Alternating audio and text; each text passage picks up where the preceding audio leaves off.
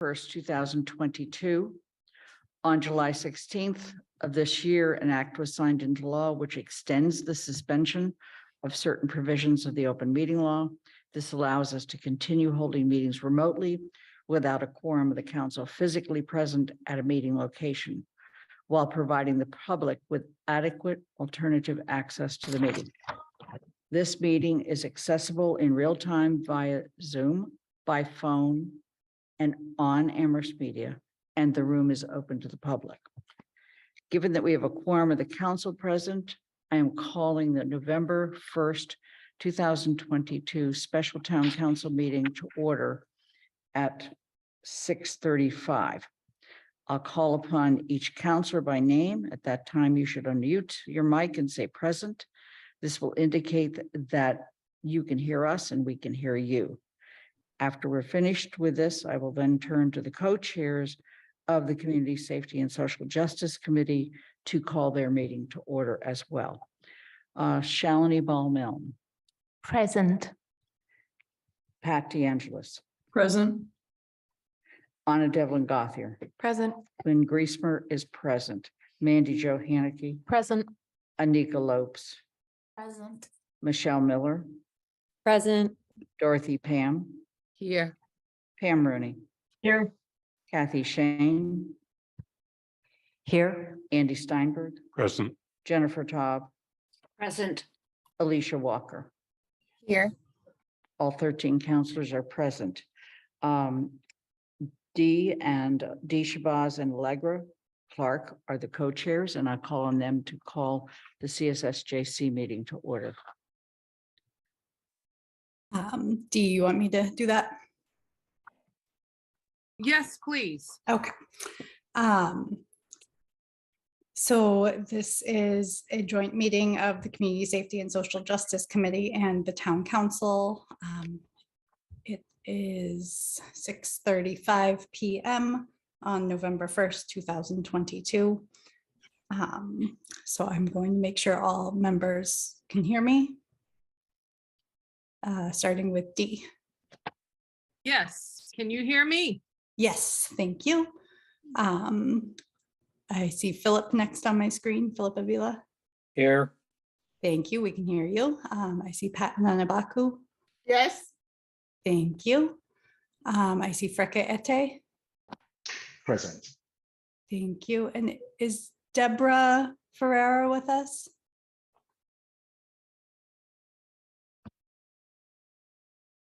I don't see her in the audience or on the screen. I believe she said she was going to have some conflict this evening and might be calling in. So I don't know if. Oh, there is a phone number in the audience. It is 14413. I'm sorry. Just read the last four digits. So I'm sorry. It's 4701 are the last four digits. If that person is Deborah Ferrara, please raise your hand.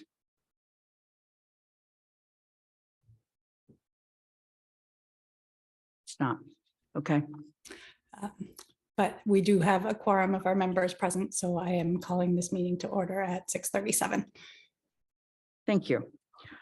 There's no chat room for this meeting. If you have technical issues, please let me know.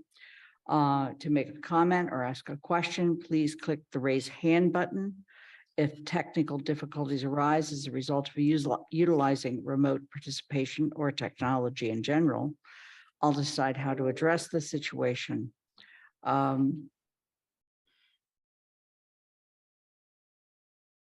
Athena will be monitoring counselors' connections, and if necessary, we will pause the meeting until you are reconnected. There are various announcements on the agenda sheet, and we're not going to go through them at this time. Before we begin the substance of the agenda, I want to take a moment to reflect on the way in which our last meeting unfolded, and especially the way in which it ended. One of my jobs as president is to make the process work. Our last meeting was not a good example of that. The motion to postpone the motion on the floor caught me a bit off guard, and I struggled in the moment to come up with the best procedural response. Charter Section 2.10C requires the debate on the motion on the floor must cease immediately. So that much was clear. In retrospect, that motion need not have stopped the discussion. Admittedly, it may have been quite difficult to have further discussion without getting into the substance of the proposed motion, but I should have pursued that option. In addition, all counselors have the right to speak to their motion, or in this case, speak to their right to exercise 210C of the charter based upon Rules of Procedure 7.2. In addition, any counselor has a right to question and or appeal the ruling of the person chairing the meeting. Because I didn't allow for either of these, I believe a difficult situation became even more tenuous. For all of these reasons, I am apologizing to the council, to the members of the CSSJC, and to all those who came to expecting to discuss the agenda item. I learned from my mistakes and will always endeavor to do better in the future. I might note that the more advanced notice I have of what counselors have in mind, the easier for me to work with them on their motions and to anticipate and manage any procedural pitfalls. Thank you for allowing me the opportunity to make these comments. On to the agenda tonight. At the conclusion of the CSSJC meeting on October 17th, I immediately began a poll for a date to continue the discussion and address the motion that was postponed. Fortunately, the next day on October 18th at 3 p.m. at the Finance Committee meeting, which was posted as a council meeting, we agreed that the motion be taken up tonight at a time and date certain, Tuesday, November 1st, 6:30 p.m. The posted agenda tonight reflects this discussion from the meeting on October 17th, and that will continue, and that will be in a moment. However, this is preceded by a period of public comment. After concluding the discussion, the members of the CSSJC will remain in the room throughout the entire meeting, and the council will move to action items. In the packet, you will find a somewhat unusual item. It is a set of motions submitted by counselors prior to noon yesterday. Upon the suggestion of another counselor, I asked for this so we could all be prepared for the range of issues likely to come up, and other motions may be introduced by counselors during the meeting. We cannot take up all motions at one time. We will begin later on during the action period with the motion proposed by Councilor Miller that was postponed on October 17th. That motion has already been made and seconded, and therefore immediately comes back on the table and is open for discussion and action. I will recognize Michelle to pick up the thread of that motion, and then I will recognize other counselors who wish to speak at that time. Following that, and prior to any vote on any motion or amendment, there'll be another period of public comment, which includes the opportunity for any CSSJC member and the public to comment. After that, the council will return to debate and action by the council on any motion before us. During that time, councilors will also have an opportunity to make additional motions not presented on the motion sheet. Before I proceed to public comment, I'd like to ask all of those in the room if you have any questions about how we are going to proceed tonight. Dorothy. I have to admit that my mind wanders when we get into all this procedural stuff. So I think I didn't hear an opportunity for the CSSJC to present. I mean, this is a joint meeting. I think you said they could talk as part of public comment. I probably just didn't quite hear what you said. Yes. They do have a chance to speak besides public comment, right? After our initial public comment, there will be a general discussion. At that time, if the CSSJC have certain things they would like to present or discuss, that is an open discussion between both bodies. Okay, great. Thank you. Okay, thank you. Allegra? Sorry, forgot where the button was. I just wanted to recognize that Deborah Ferrera is here. I don't know if that has to go on record, but I'd like to make sure we can hear her. Thank you, Allegra. I can hear you all. Can you hear me? Yes, Yes, thank you. Thanks. great. And thank you. That will go on the minutes. Kathy? Yeah, Lynn, I wasn't sure on the motion that's on the floor. Will we have a discussion on that and vote on it before we look at the other motions? Or will we first have a discussion, look at all the other motions, then come back and a vote? I wasn't sure how that will proceed. The motion is on the floor, and this will not happen until action items, which will be after the discussion period, okay? And we'll review all of that again at that time. But the motion that's on the floor, Michelle will be asked to either speak to that motion or make any other statement that she would like to at that time. We will not vote on any motions or amendments to motions until such time as we had another period of public comment.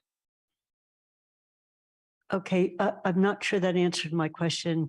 Okay. If we have another period of public comment, then we come back and vote on the motion that's on the floor, or do we get to hear the other motions? We cannot have, you can have a motion on the floor, you can have a amendment to a motion on the floor, and you can have an amendment to that motion. And by Robert's Rules of Order, if I am correct, that is the maximum number of motions to be dealt with at any point in time. So when we get to that period of the agenda, we will go very slowly. If we need to take a pause to reinforce how we're doing things, we'll do that as well. And make sure that whenever we're voting, people are very aware of what they're voting on. Okay. Are there any other questions or comments from those of us in the room?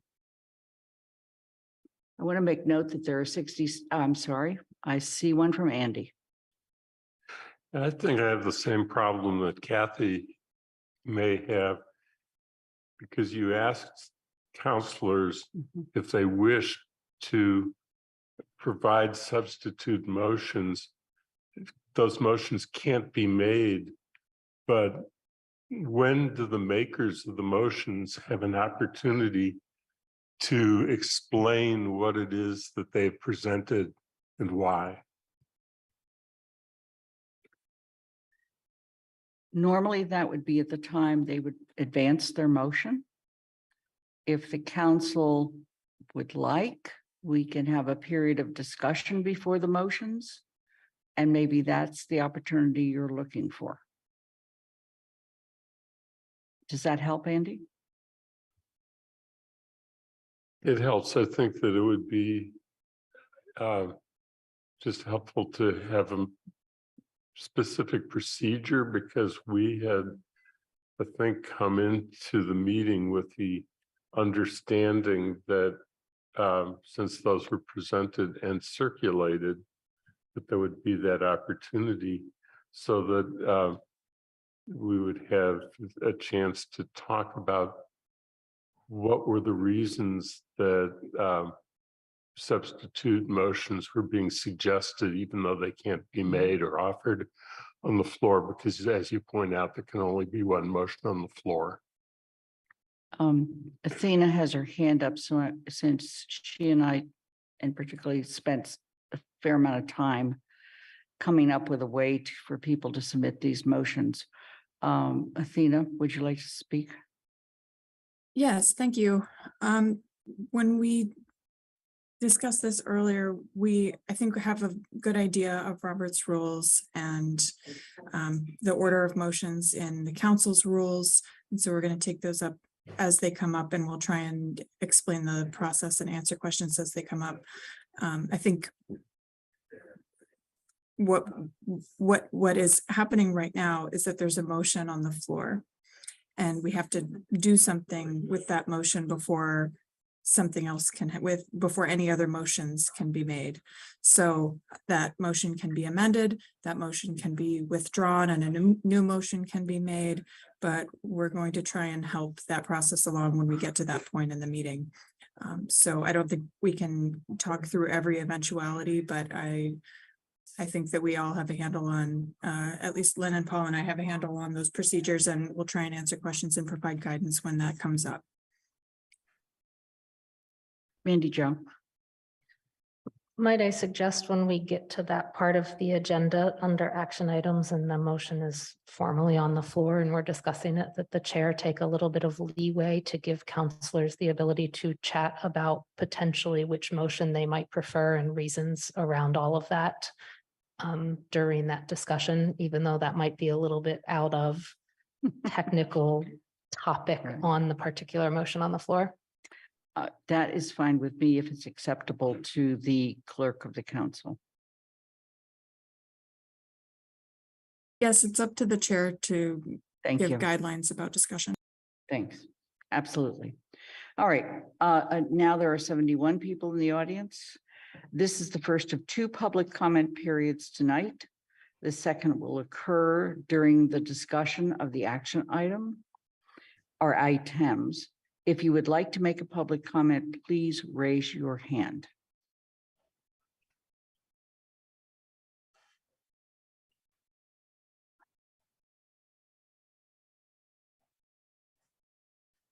Right now, I'm only seeing 2 hands. Are there any other people who would like to make a public comment? There's one in person. I'm sorry. There's one in person. Just- Right. Shalini, you have your hand up as a counselor. Is there a question? Dr. Patricia Romney had emailed me with her public comment, and she asked me to read it because she's unable to attend. So would you like me to read that? Let's take some of the public comments and then we'll work that in. Thank you, Shalini. Zoe D. Fund, please enter the room, state your name and where you live. Hey, everybody. Can you hear me all right? You can, oh, we can hear you. I'm sorry. Yes. Awesome. Thank you. So my name is Zoe Crabtree and I live in District 5. I'm here tonight in support of the 9 youth mistreated by the APD on July 5th and the CSSJC members who've been working hard to advocate for them. I'm disappointed at the way that the CSSJC has been treated and how their concerns have been minimized and deprioritized for the past couple of months. Furthermore, I was dismayed but not surprised to hear from one of the parents present on July 5th in a recent Indie article that the APD misrepresented the course of events, brought together disparate groups of youth into one big group ostensibly responsible for the noise complaint, and didn't work to understand the parent who was already there and willing to take some of the youth home. Incidents like this make it abundantly clear why noise complaints and other situations of this nature should be handled by CRESS. Like many others tonight, I'm demanding that the APD make a formal apology to the youth they harmed and to their families. I'm demanding that the town take full accountability for the APD's misconduct by having an independent investigation into the incident and releasing that report to the public. Additionally, the town should create a compensation fund shaped and approved by the CSSJC for people impacted by police harassment and over surveillance. And the town should hold Know Your Rights workshops for youth and community members. Thank you so much.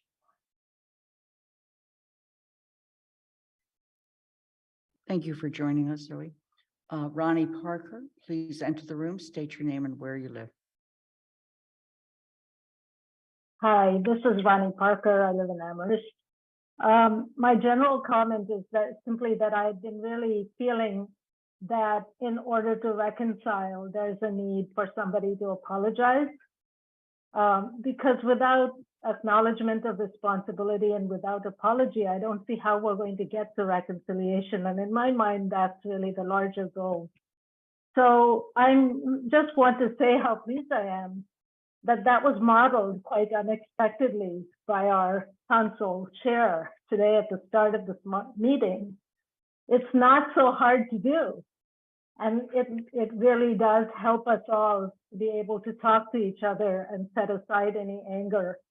So I want to thank Lynn for that opening. Really makes me feel optimistic. And I think that's the model. I hope that's the model we'll see more of this evening. Thank you. Ronnie, thank you for joining us. Bertie, please enter the room, state your name and where you live. Hello, my name is Verdi Newman. I'm a Mount Holyoke student who remains deeply connected to my home in Amherst, and I am also here to ask for justice for the Amherst 9. This would include, among other things, an apology by the Amherst Police Department and the establishment of a compensation fund to support people in finding healing and joy after mistreatment by police. As the Seven Generations Movement Collective found in their report in 2021, it is common for BIPOC residents to experience fear and mistreatment in interactions with the Amherst police. Moving forward in situations like these is not only about figuring out what is illegal, what is legal, what is an abuse of power. There are also some things that we just know. We know members of the Amherst Police Department behaved in a way that caused local youth distress. And we know that they frequently behave in ways that cause BIPOC town residents distress. We can take steps to remedy these harms.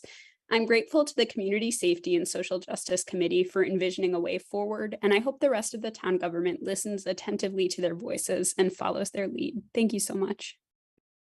Bertie, thank you for joining us. Kathleen Anderson, please enter the room, state your name and where you live.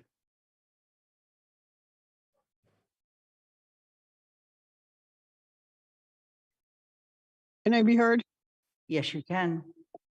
I just want to say that I am extremely disappointed in the white members of the town of Amherst for allowing this behavior to take place. There have been decades of work around social justice issues and white privilege in the town of Amherst. And it is just insane that white people continue to engage in these kinds of misbehaviors against the Black and colored citizens of Amherst. One would think that these people and this community would know better. And so now it's time for you to stand up. It's time for you to hold the police accountable for the racist behavior in which they engage with students of color and other people of color in this town. You should be ashamed that this kind of action is taking place. It represents who you are as white people, and you need to stop it. And that's all I have to say. Kathleen, thank you for joining us. John Bonifaz, please enter the room, state your name and where you live. Yes, my name is John Bonifaz.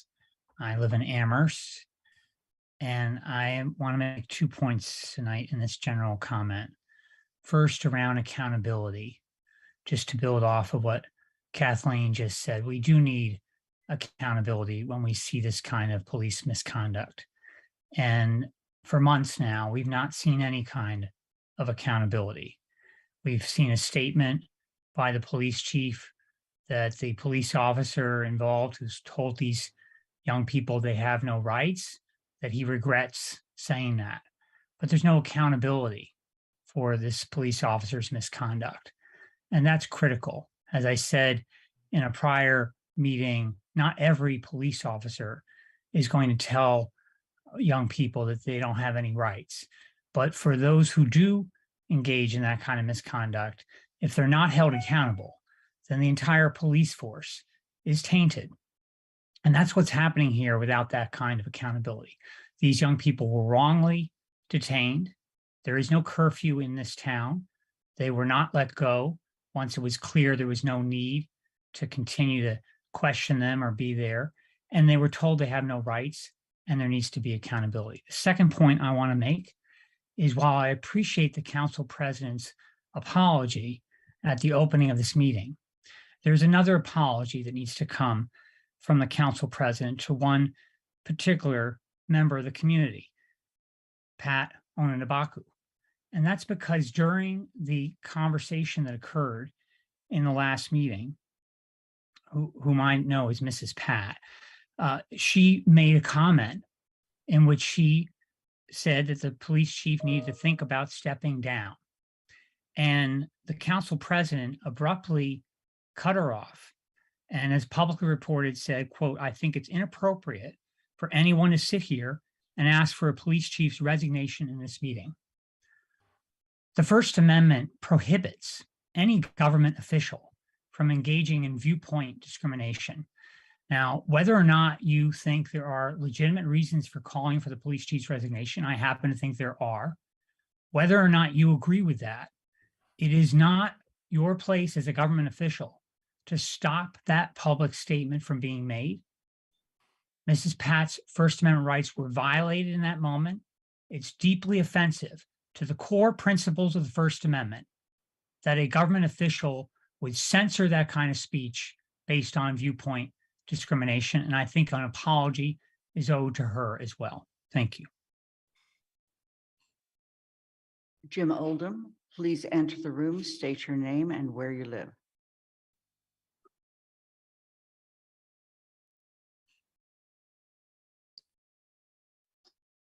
Hello, I'm Jim Oldham. I live on Columbia Drive in Amherst, and I wish to add my voice to the other strong and eloquent voices who went before me to say that as a resident and a taxpayer, what's done by the police in this town and by the government officials in this town does represent me, and it's shaming and frankly quite horrifying to see this behavior in our town. And as others have said better than I can right now, what happened in July was such an obvious abuse of human rights that the failure of the town leadership to acknowledge that, to apologize for it, and to begin a process of retraining of those who were involved, to acknowledge that that training is needed, to acknowledge the hurt that was caused from it. The failure to do any of that is appalling, is a failure and it doesn't represent me, it doesn't represent many of us in Amherst, and it shouldn't be taking place.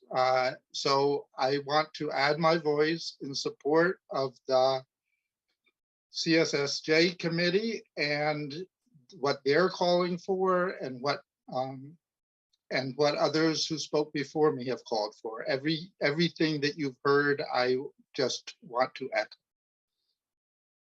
Thank you. Anita Sorrow.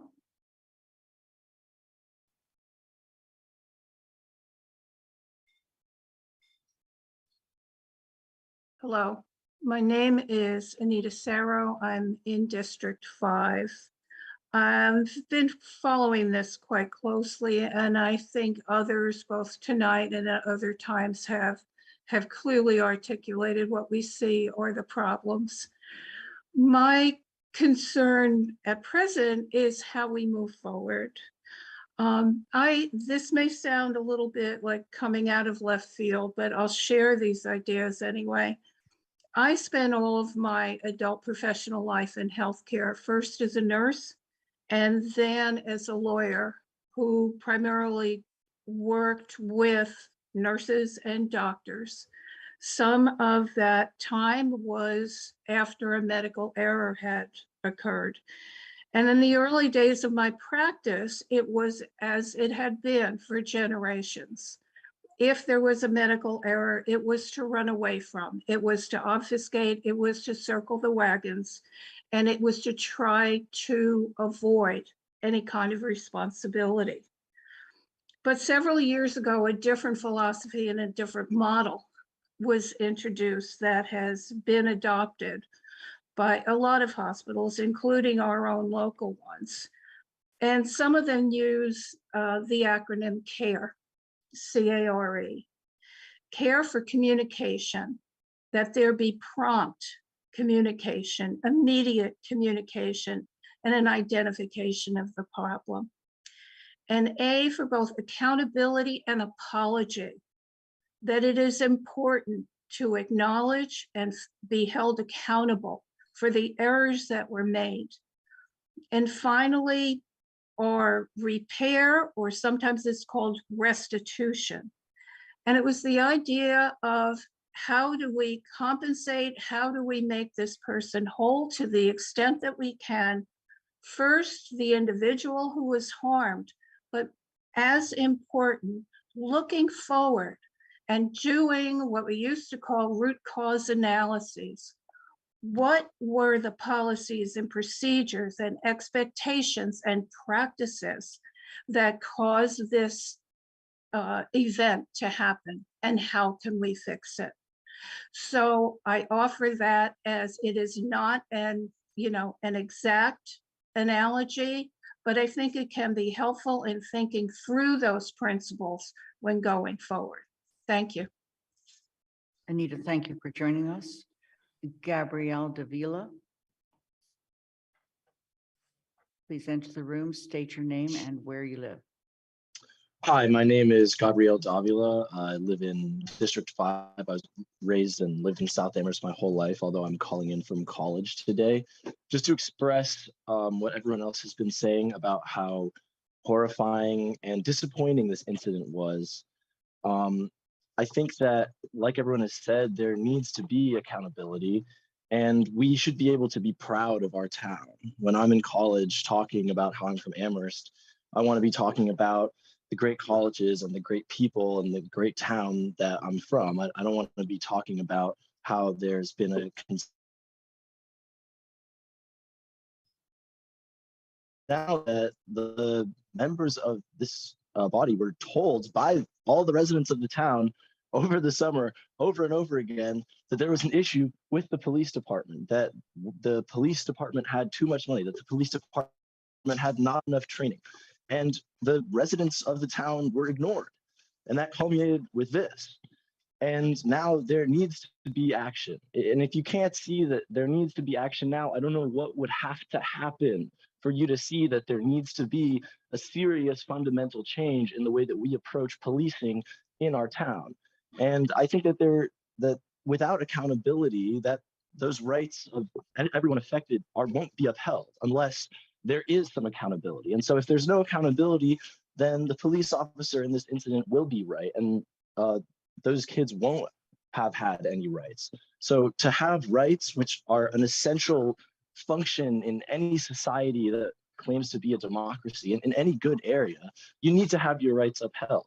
And I kind of think it's ridiculous that the residents of this town have to come in front of the people who claim to represent us and ask, hey, could we please have our rights upheld? And could there please be accountability for those who violate our rights? And could we please have training to make sure our rights aren't violated in the future? And I think that it's ridiculous that we even have to ask that.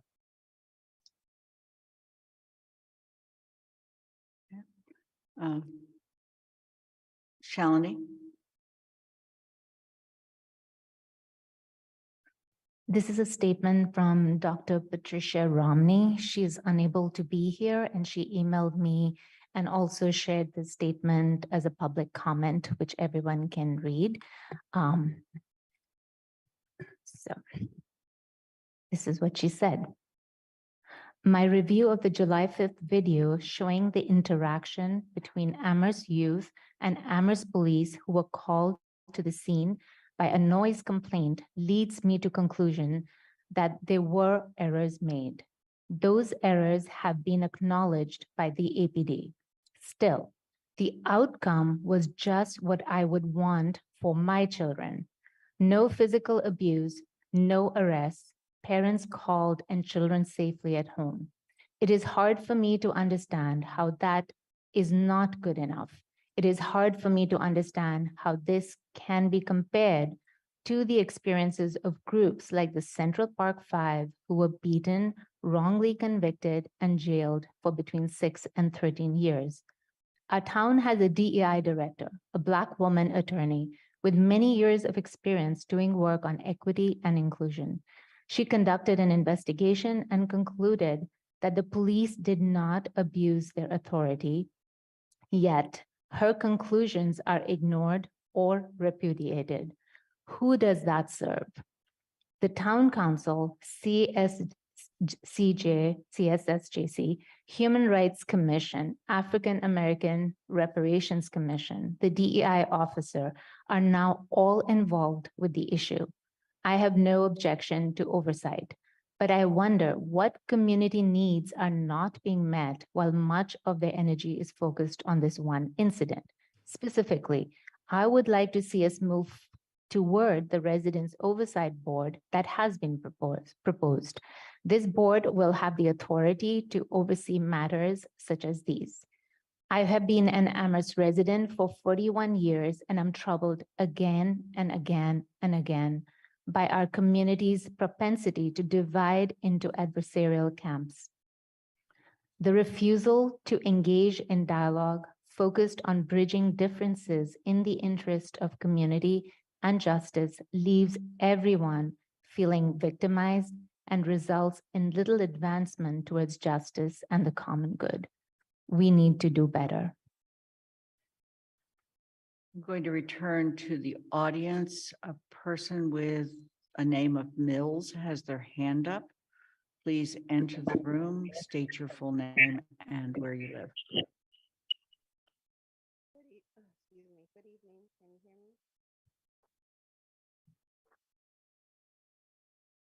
Hello?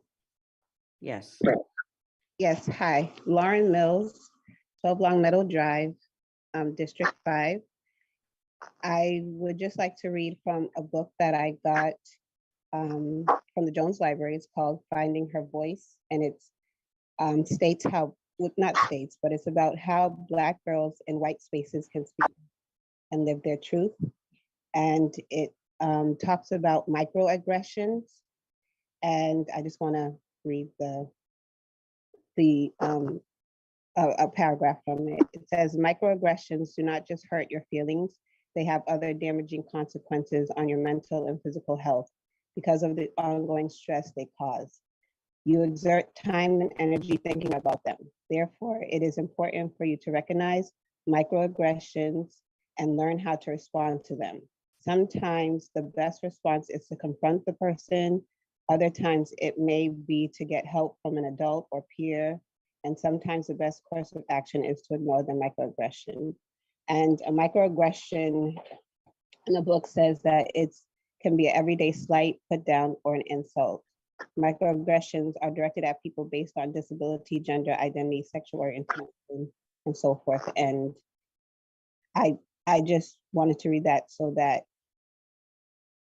some of us can think about the incident and how it doesn't just, affect someone if they're not physically harmed, but aggression can affect people mentally and it can be ongoing. Thank you. Thank you for joining us. The other two hands that are up are people that have already spoken. Are there any people that have not spoken that would like to speak? I'm sorry. Sir, please come forward to the mic. Make sure you press so that the green light is on. Can you hear me all right? We can, thank you. I'm Henry Morgan. I'm a student organizer in various campuses in the Pioneer Valley.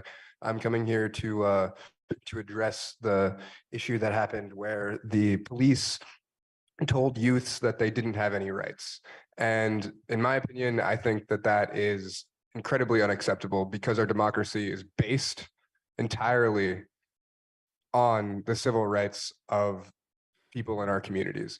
And I want to ask you guys to come here. And although we've come so far, and I know we've come so far into addressing policing, into addressing our community's need for public safety in ways that doesn't harm people with coercion or with violence, I think that we really need to think about the way that we are approaching this, to think about changing it, to think about building structures for democratic accountability to the community that is being policed, and think about, obviously, there's such an inherent need for change that this brings up. And although this is a really horrifying incident, this is also an opportunity for our communities to organize, an opportunity for communities to reimagine the way that we do public safety, the way that we do policing, and the way that we do democratic accountability.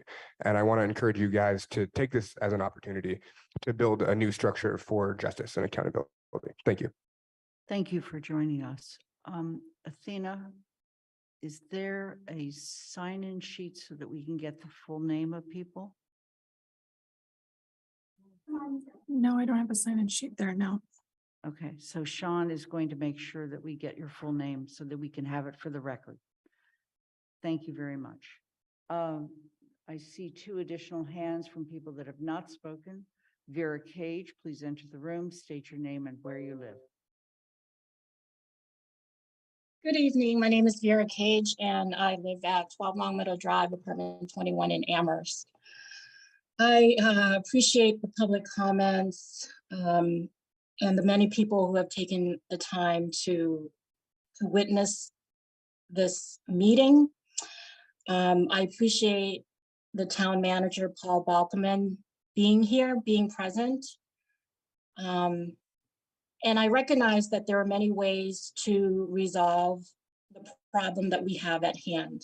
And I'm really hoping and yearning for our town manager's leadership in helping guide this way, because I haven't seen that guidance as of yet. I'd like for him to speak more to that, because I think as the town manager, his leadership is sorely needed. And I'm hoping that the chair of the town council, President Lynn Greismark, could also provide that type of leadership where the community can have some confidence in the leadership of the people elected to represent us. I would hope that people could provide a context to their comments. I know that some of us are paid consultants to the town. The previous public comment provided by Dr. Pat Romney,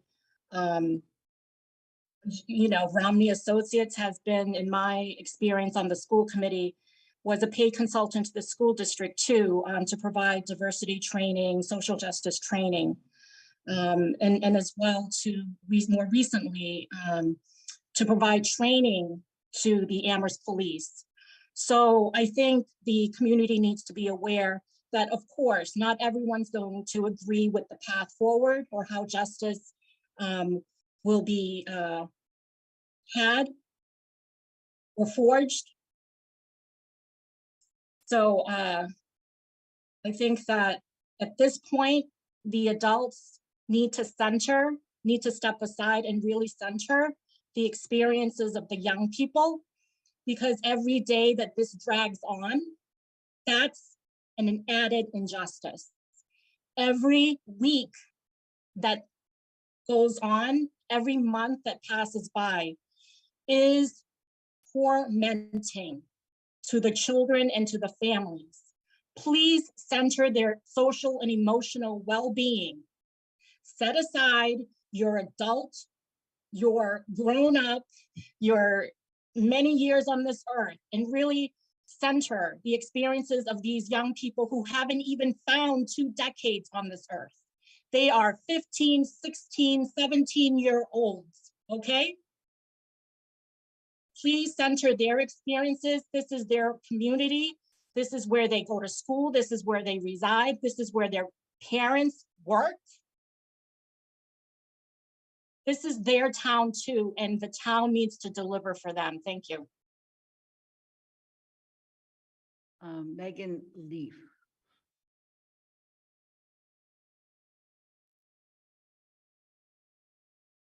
Hi. Yes, my name is Megan Leaf. I'm an Amherst resident. I've lived in the town for almost 12 years. I'm in Precinct 1 near the North Zion Church. I don't have any official role or capacity at this moment, though I was a paraprofessional in Amherst High School for 3 years and did my student teaching internship for my master's degree at Amherst Middle School. So I've spent a significant amount of time working with youth in our town. I don't necessarily have something unique to add on top of what's already been said. I more so just want to echo and support existing sentiments that there was an injustice that was done and there are actions that should be taken. Specifically, I want to support the need for an apology to these 9 youths and their families, the need for APD to take accountability for what they've done, including an investigation into the incident and records released to the public in line with what you have already been asked to do. I support the compensation fund that would be shaped and approved by CSSJC. I support the idea of the town of Amherst having a Know Your Rights workshop for youth and other community members. And in general, I just want to say that like has been said, like there could be multiple ways to pursue justice in this instance, but something that is really important and currently to me seems lacking is a sense that it's important, it's worthy of a wholehearted attention. You know, I wasn't at this meeting, but as I'm aware, some progress was almost made in a previous meeting, but then it was cut short by a member of the council. And I think people's confidence in this elected body and in this governmental system is really impacted by how we see our fellow neighbors be treated. And so this is an opportunity for the elected officials of Amherst to step forward and show sincerity, open-heartedness, concern for the real lives of people in their town, and a willingness to move beyond what your own mind might have initially felt was warranted towards what many, many people are telling you would actually achieve the goal of justice, healing, and just healing on this incident. Thank you. Kathleen Traphagen, please enter the room, state your name and where you live. Hi, thanks. I'm Kathleen Traphagen. I live in District 2 in Amherst. I don't have any official role. I just wanted to make a point about, and this is maybe jumping the gun for the next comment period, but about the need for many voices, especially the voices of the Community Safety and Social Justice Committee and the African Heritage Reparations Assembly and others, to weigh in with power and a voice and accountability. And the reason why I say that is I was listening to the last meeting to the chief, and it really occurred to me that the police department's perception of the way that they are really seen in this town is really off. So there were 2 things that he said. One was, well, you know, or it was also in the report, well, we didn't get very many official complaints from the families in this incident. There's just no perception or like understanding of the idea that these families may not feel comfortable filing an official complaint and going through that system. And so the jump that he took to, I don't have a problem here, there's no problem here, is just wrong, frankly. The other example was when he was asked, why have you not apologized? He said, well, we called up the families and invited them for pizza and they didn't want to come. So again, like, yeah, the families may not want to join you for pizza. That's not accountability. They don't feel comfortable. Do you not understand this? Like, there is just an amazing lack of knowledge of the way that the police department is perceived. And I think that whatever happens next, one of the elements has got to be working with the police department so that they truly try to understand the way that young people and other folks see them in this town, so that they don't make these conclusions, which are utterly wrong, about I don't have a problem because I got no official complaint and nobody wanted to go to pizza with me. Like, that's just, as Kathleen Anderson said, insane. That's all I have right now. Thank you. There's two hands up, or two or people have spoken to before. I'm going to suggest that we go on with our discussion. If you'd like to speak again at the second public comment, that there'll be an opportunity to do that at that time. With that, I'm going to turn to the council and the CSSJC and have us begin our discussion.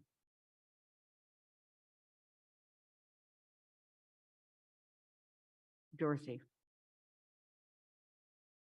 Dorothy, you're not muted. You're unmuted. Got you. I think you made a mistake in not allowing the two people to speak again. I think that's, so you don't have to apologize again. I think just rethink that. There's only two people.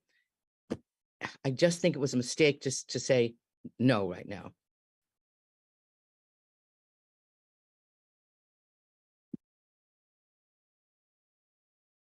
The people that had their hand up, Gabrielle Davila is still there. Would you like to say additional comments at this point? Yes, I would. And thank you to the other member of the committee for bringing that up. And I appreciate being allowed to speak again, as I think is reasonable in this type of town hall setting.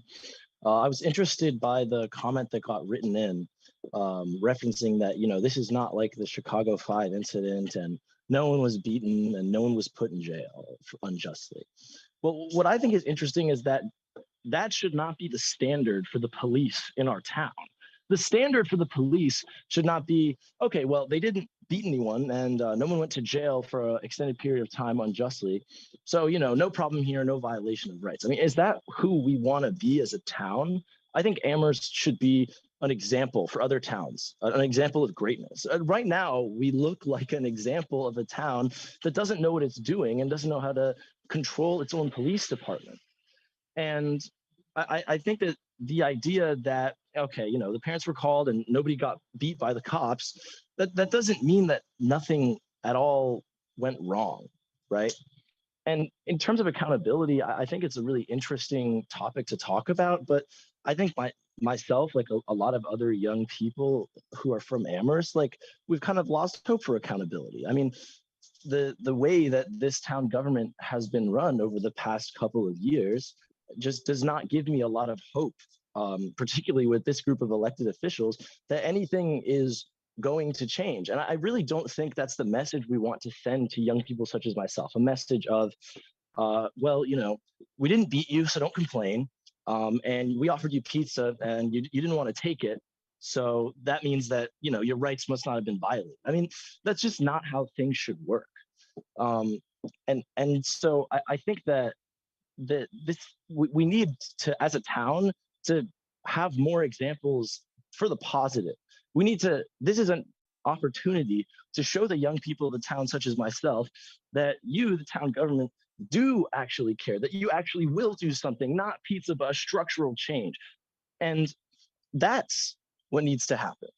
And so I think that, we the young people, we want to see big things, right? We don't want to see some, like, what are we asking for right now? We're asking for an apology. Like, yeah, an apology would be nice, but when someone's rights are violated and when someone is told you have no rights, the solution is not an apology that we're being forced to come to this meeting and beg for. Like, the solution is a change in the police contract. And to be honest, I think the solution is a change in the elected officials that have really shown no regard to the wants and needs of young people such as myself. I mean, how can you expect us to think that you're going to seriously hold the police accountable when you wouldn't reduce their budget? And I mean, right now, based on what I just heard, there's not even a sign-in sheet at the town meeting. So yeah, like, young people such as myself have a very low amount of expectations for this body. And I want this to be an opportunity for the town of Amherst to show young people like myself that you are actually going to do something. Kathleen Anderson, you were the other person with your hand up.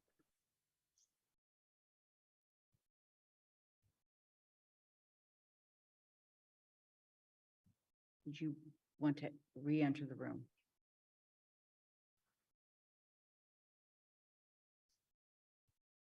Okay, at this point, I just want to support the last two commenters because they're essentially going to say what I wanted to say. In addition, I'm one of the co-founders of the Study Circle's Dialogues on Race and Class. For 4 years, we engaged with over 350 town members in dialogues around race and class. Currently, there is the Jewish community that is doing the Stolen Beam conversation. And I would just recommend that all of the, particularly white people in this town and on these committees that are represented here tonight, that you participate in those conversations.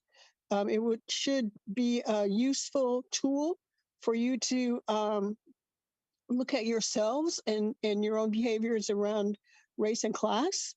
And perhaps that will create the kind of change that particularly the last two, and Vera Cage, Kathleen Trapphagen, and I'm sorry, but I can't remember the name of the young man who just spoke.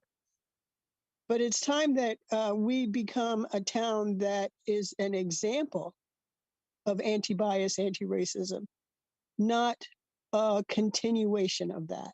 Thank you. Martha Hanner, you've raised your hand. Please enter the room, state your name and where you live.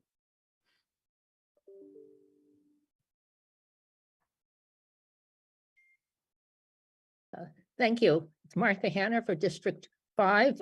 May I just ask Athena to tell us how many attendees are listening tonight? There are 75 attendees in the audience and 24 panelists in the room. Thank you. I think that shows that there is a concern here in our community. Thank you. Thank you, Martha. Are there any other comments? Right, then we're going to people who have their hands raised that are in the room, and we will come back to public comment once we are into the action items. Deborah Ferrara. I think Allegra, you may have been before me. Did you want to go? Or do you want me to go? You can go, and I think Dee and I had some kind of remarks that we wanted to share. Okay. So yeah, so for me, I mean, you know, I'm here sitting in a car waiting for my son to come out of practice, you know. I'm just really frustrated because we're here again. We're here talking about this issue. I don't know why it's just so difficult to really get to the point of the police taking accountability for what transpired, town manager coming out and saying, taking accountability, you know, the compensation fund being put in place for the families and the young people, for an apology to be made. I mean, Lynn, I have to use you as an example. When Ms. Pat asked for the chief's resignation, you were quick to say that that was incorrect. You know, so why is it that we're months down the line and this has not happened? And I'm sitting in a car more hours doing the same thing. And then you had the last counselor try to shut down conversation.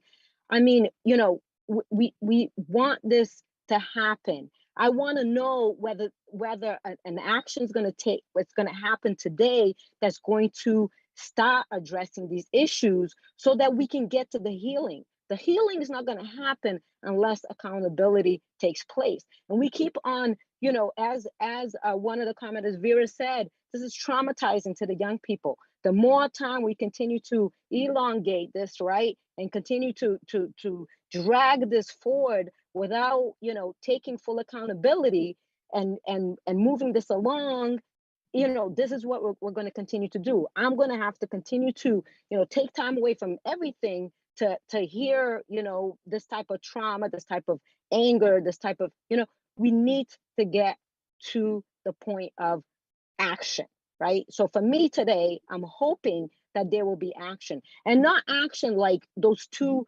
reports that transpired last time at the last meeting that were full of holes yet again. No, all generalities, no details, no answering of any questions. That's why I had a gazillion questions, right? That only some of them were answered by the chief. I mean, nothing.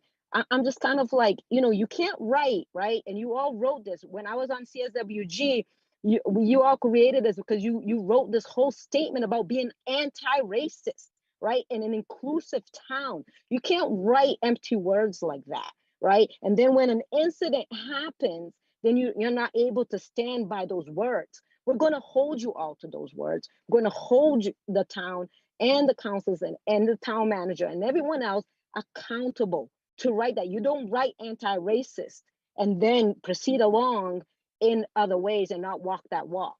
So for me, I want to know, right, are we going to get to do what we need to do today and start really giving these families and these young people, what they need, which is you do have rights. You are cared for. We care for you in this town, and we're going to show that because like I said, Lynn, you were quick to try to admonish Miss Pat.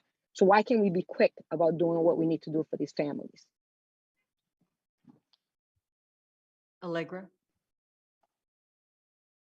I wanted to take a minute to thank everybody who's in the audience, everybody who has given public comment so far, and to thank Deborah for her comments. I know that our last meeting ended pretty contentiously, and I agree with what Ronnie Parker said. It's modeling the behavior of apologizing. Hopefully that can help this conversation tonight go forward, and hopefully that will bring some resolutions forward so that we can have action on the things that we've been asking for. And so I know that specific to the motion tonight is a concern around the July 5th incident. And there are 3 specific things that the CSSJC had asked for in regards to that. One being the Victim Compensations Fund, one being accountability through releasing any investigative reporting, and one being an apology. And I think the previous speakers were absolutely right that demanding, inviting somebody for pizza so that you can apologize and then not apologizing because you didn't have pizza doesn't make much sense. I wanted to share that there are additional demands that CSSJC had put forward back in July. And those are more related to the structure and practice of policing as a whole, and not just related to this July 5th incident, but to everything that goes on with the police department in this town from now until whenever. And I think that this conversation needs to remain fresh because there was an incident on the Hampshire College campus on October 19th, and a letter went out to the entire Hampshire staff, students, and faculty regarding Amherst police coming onto campus, detaining a student. And I'm just going to read a few excerpts. The student was not engaged in dangerous behavior and was entirely compliant with the directives of officers. Despite posing no threat to the officers, they placed the student in forcible restraints before questioning them. Hampshire College objects to this treatment, and it should not have happened. President Wayenbach spoke with both the Amherst town manager and chief of police to express our concerns and objections about the decisions that were made in this situation. Amherst Police is a community response, and when utilized by our campus, will follow its own protocols and procedures. If you find yourself in a difficult but non-life-threatening situation, please call campus safety and well-being before using 911 or contacting local police. So the dean of students of one of our universities sent a letter to everybody saying, please don't call the police to our campus. That's very concerning. And I just want to end my remarks by saying that the remaining asks that we had put forward in July are to freeze all Amherst Police Department hiring, including any vacant positions, until CRESS has been operational for at least 6 months to determine whether CRESS would be a more appropriate way to resource the community, engage the community in visioning sessions to help heal from systemic and structural inequities, create the resident oversight board to increase police accountability in the community, establish protocols and use the CRESS department in all nonviolent community calls, eliminate pretext stops, consent searches, and sector-based community policing to reduce the opportunities for contact between the police and BIPOC drivers, and create a youth empowerment center for BIPOC and all youth under the DEI department to provide positive opportunities for youth in the community. And those are all, again, taken from the Community Safety Working Group's recommendations, but we are still upholding those asks. Thank you. Thank you, Lego. Dee? Yes, thank you. And thank you for people in the community being engaged and concerned. Thank you to the youth that are showing their support and really trying to have this community win. They want us to win. They want us to be better, but they want accountability. And we really need to listen to that. I know the letters of William Stewart of Leverett are in the packet, but I just want us to kind of highlight some of the things Mr. Stewart brought to bear on his letter to both the town council and to DEI. He says the July 5th police and youth interaction. I'm not a resident of Amherst, but my family's part of Amherst Regional Public School community. And I was one of 2 adults. So here's a witness at the scene that evening. So the letter he wrote to DEI Director Nolan Young, he outlines 5 different types of discrimination. I'm not going to go through all of them, but the ones that I think are particularly unsettling that he witnessed. He says the 3rd type of discrimination was language-based. Neither officer spoke Spanish, and they were ignoring the mother of one of the youths who was present, who had offered to drive the youths home. It was not until I arrived, and he identifies himself as English-speaking white male, an English-speaking white man, that the officer's tenor changed and the detention of the youths ended. The 4th was race-based discrimination. 6 of the 9 youths were Black, Indigenous, or people of color. None of the 9 have said they feel safe coming forward to tell their side of the story for fear of retaliation, including his own child. The 5th type of discrimination was evident in the way the officers explained their behavior to me. So they began commiserating with the white man. They told me the youth were being detained because they could have been anybody, even college students. Then they tried to commiserate with me about how much trouble college students make and how many noise complaints they are responsible for. It was as if we would share a common bond of animosity towards college students, and that this treatment of local youth was justified unless they could prove they were not in college. He ends with the police, they abused their authority, and that they need to take responsibility. So I urge folks, if you have not seen that letter, to read through it, but it just drives the point home about these young people were traumatized. And I just want us to in light of what's been shared through the letter that was read by Town Councilor Shalini, trauma is the lasting emotional response that often results from living through a distressing event. Experiencing a traumatic event can harm a person's sense of safety, sense of self, and ability to regulate emotions and navigate relationships. So this is long-term effects of trauma. So we're coming up on November 5th, 4 months since the July incident. Concerning what you all have charged us to do, this is clearly not what we were supposed to be doing, right?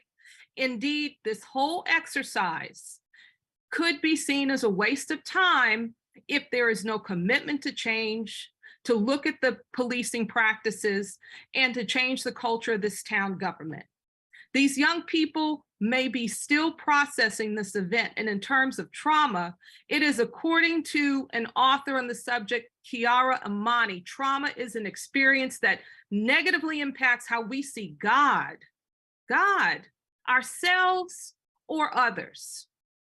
The youth, particularly the African heritage youth in the July 5th incident, exist in a world of racial trauma already. And then there's this event where they are detained, identified, sat on a curb, told that they have no rights. What do we know about the trauma this added to their lives? And how dare we presume that some of the adults saying this is a non-incident? A 2020 study found that 44% of the Black participants reported symptoms persistent with depression and anxiety. Only 1 in 3 Black Americans in need of mental health care receives treatment, okay? So when we talk about trauma, we're already existing in trauma, and this is on top of that. So this protracted process amounts to a diversion of the real work concerning equity, the APD, and the town manager. It really is. We are here tonight, however, to support the repair and a process of resolution because it's emblematic of the work we have taken on the CSSJC regarding community safety and moving the community towards equity. Chief Livingstone has already spoken with us a couple of times, and he may truly believe his narrative, but it does not comport with the video, what the parents, William Stewart, has shared with us, and more importantly, what the young people have shared about July 5th. The chief's narrative reflects his support of his officers, and that is in part why we are here in this moment. He has expressed some regret over the erroneous statement of the officer, but that does not amount to an apology. That recognizes what took place, what was wrong, and the recognition of harm to the youth and their families. And now, as this drags on, the harm to this community, the harm to this community. All we have heard besides admitting an erroneous statement is that of speculation. Had they left the young people alone, we would have had a larger problem. The chief may believe this narrative, but other facts have emerged that express a different version of events. And I'm ending here. What we do know is that recent reports from DEI and APD neglect to include the perspectives and realities of the young people. That's not personal. That's just a fact. A representative from the CSSJC appointed as a spokesperson and authorized to speak on behalf of the families to the town manager and APD, Ms. Pat, has not been invited to meet to this date with the DEI and the town manager or APD to talk directly. The town may feel that they can ignore this trusted member of our community, but again, it's ignoring the wishes of the families. In the end, we all want a speedy resolution and repair that centers the young people and their families, and want the town manager or town council president to explain why that is not possible and why it's not happening. Thank you. We're continuing the discussion at this time. Are there any other comments from counselors or members of the CSSJC?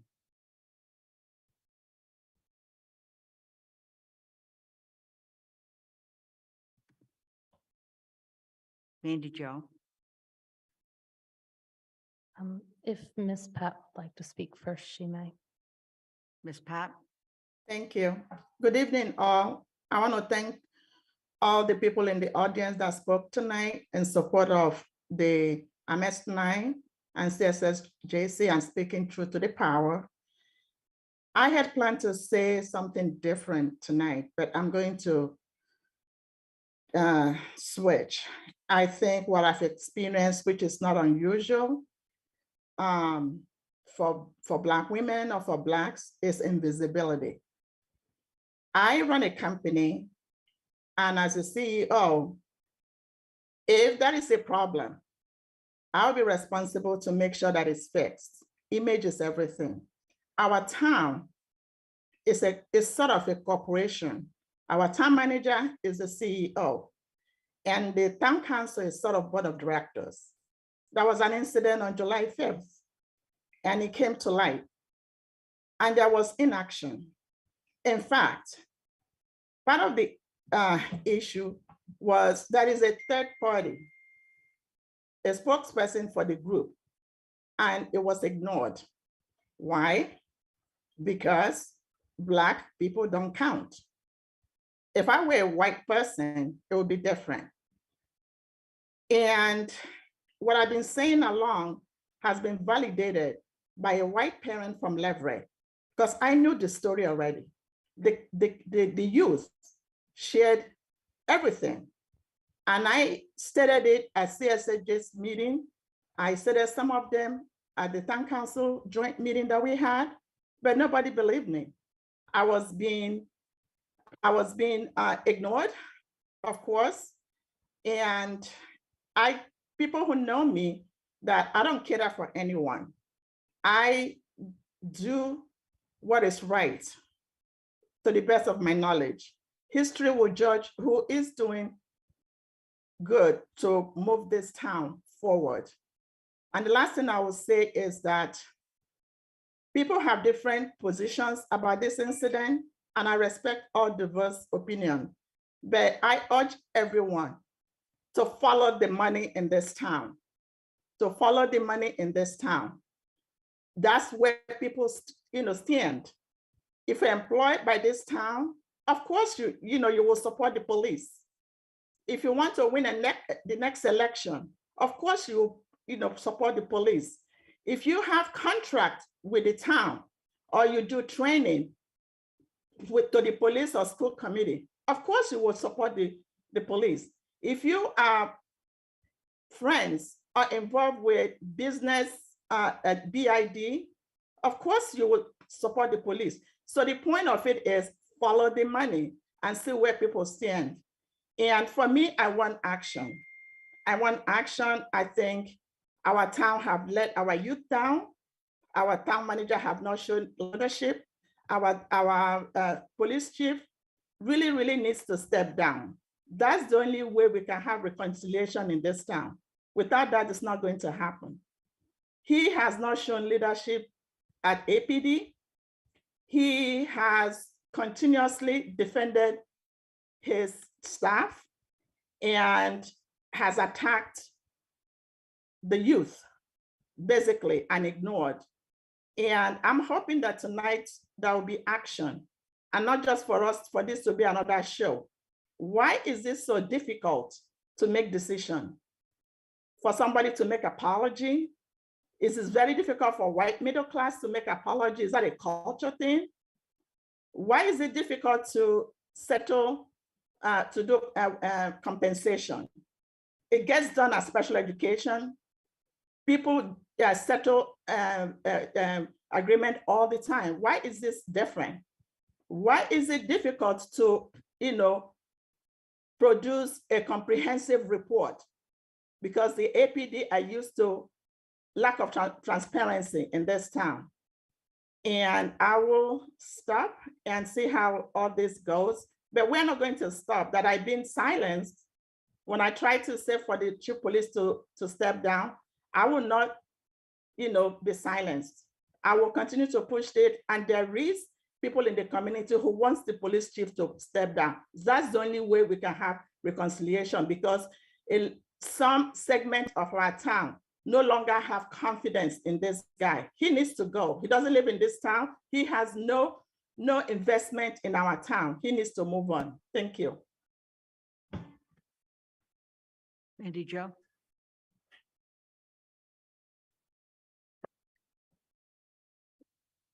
I think this is our third meeting discussing this incident, and it's really the first one that I've gotten an idea of what's being asked of the council. That could be my own fault. I'm not going to fault anyone else. But I have struggled with what, as a council, a legislative body, we're being asked to do. So I want to say thank you to some of the CSSJC members that just spoke to be clarifying what they're asking, at least the town, to do. I'm still not sure where the council falls in this. And what I heard was they would like a concrete apology from, at a minimum, the chief and the town manager for the statements that were made by the police officer. That they want accountability through the release of an investigative report, and that they're formally asking for a victims' compensation fund to be formed, and for the 9 youths involved in this to be compensated for harm. I think that begins and allows us to begin a discussion now that we know what's being asked. And it's probably a bit late for us to have finally figured that out, or for me to have finally figured that out. I probably should have figured that out months ago. But I've struggled with, as a legislative body, what can the council do? We are not the CEO, as Ms. Pat said, that's the town manager. We hire and review the town manager, not the police department. On accountability, we've had investigative reports published. It's clear that there is a difference of opinion in this town as to whether those are sufficient or not. I'm not sure how we get to a resolution on that in my mind, because some of the parts of the incident probably need to remain private. And, you know, there's privacy laws involved. There's other things involved in terms of seeking accountability for officers who made a mistake in the words they used. Personnel records are private, and I'm not personally willing to challenge that. I don't think we can challenge that. That's what our state law says. You know, I think, but we can begin a conversation now with some of these things. I know I'm running out of because we get 3 minutes, but I just wanted to say, conversation is hard. But when we have an idea of what is being asked of us, we can at least begin that conversation. So I'm hoping we as a council can take those 3 actions and begin discussing them. I would also like to add to that, one thing that I've been thinking of is how do we have a conversation around procedural change on the police department in procedures, but also a conversation on response to noise bylaws. And I will expand on that potentially a little later, because there's been conflict amongst residents as to how this town should respond to noise bylaws, complaints, and calls. Kathy?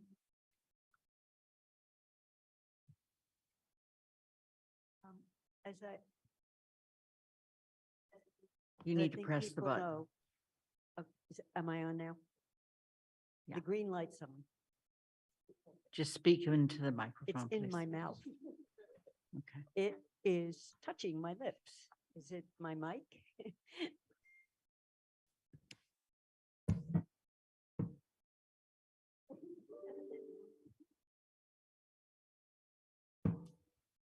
Is this better? Oh, Much better. much better. Thank you.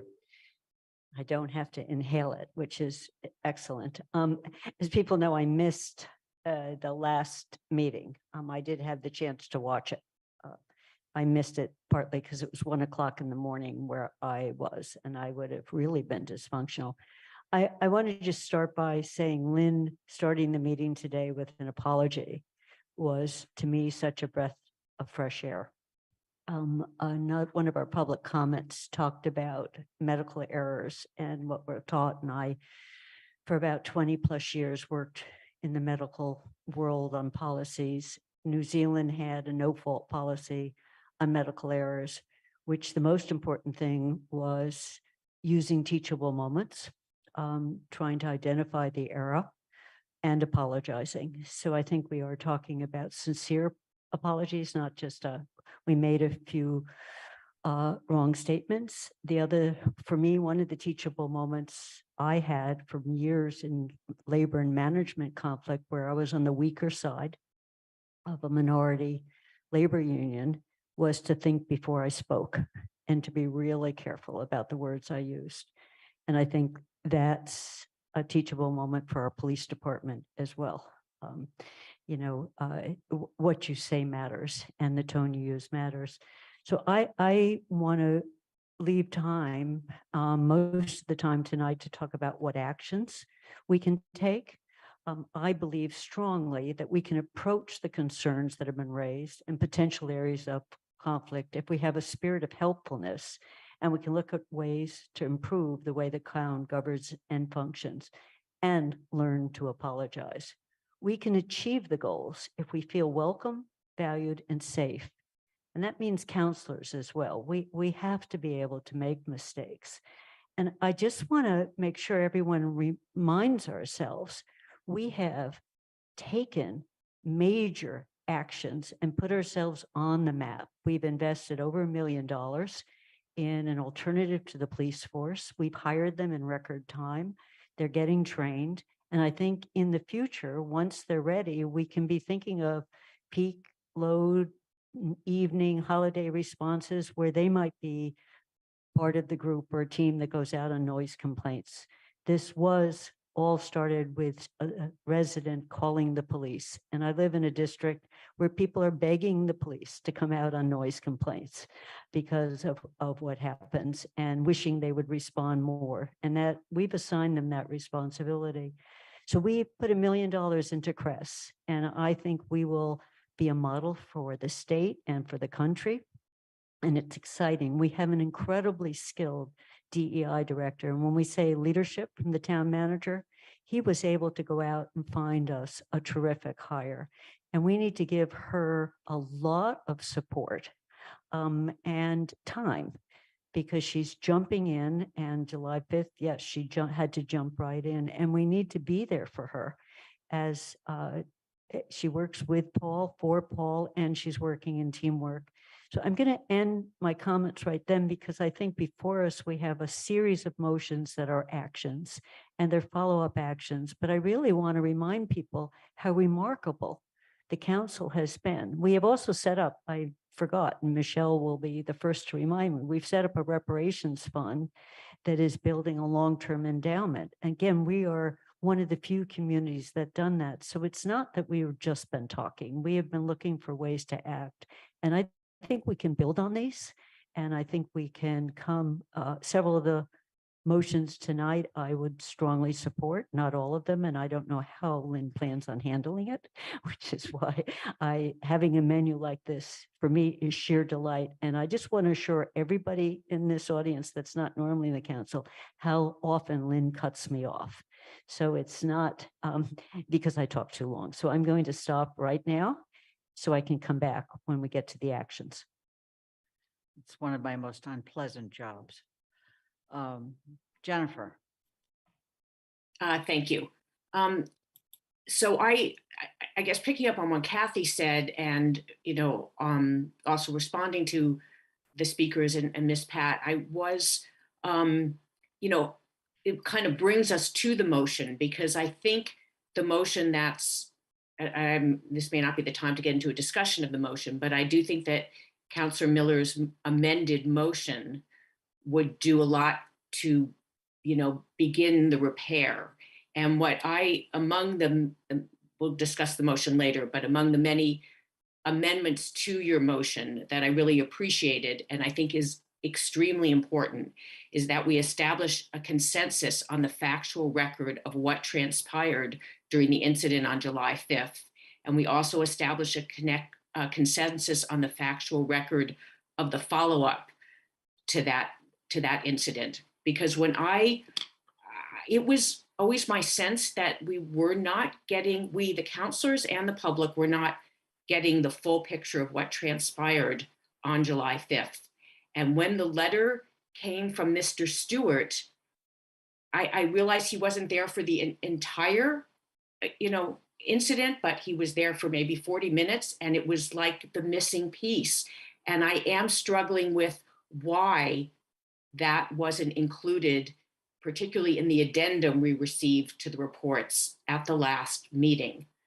And I should have appreciated it from I did, but I've even more so appreciated the trauma that was involved, if in fact, not if, I mean, that there wasn't a group of 9 until they were rounded up together, and that some of the youth were just at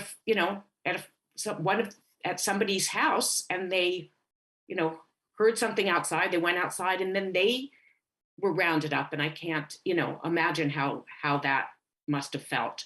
So it was, so I I feel badly. I am struggling with that we didn't respond in the way we would have had we had that information sooner. And so I think it's very important that we do reach some shared consensus on what happened that evening and then on the follow-up. And when you bring that together with what happened at Hampshire College, which we just learned about this past weekend, it does beg the question of that protocols have to be looked at, because we have been told that responses to both incidents, the department was following protocol.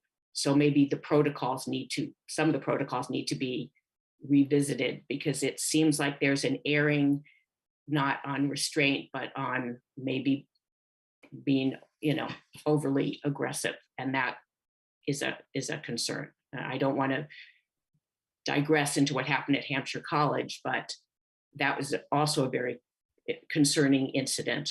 And it hurt me that the Dean of Students felt that they needed to instruct the community, to contact the town and our police department as a last resort.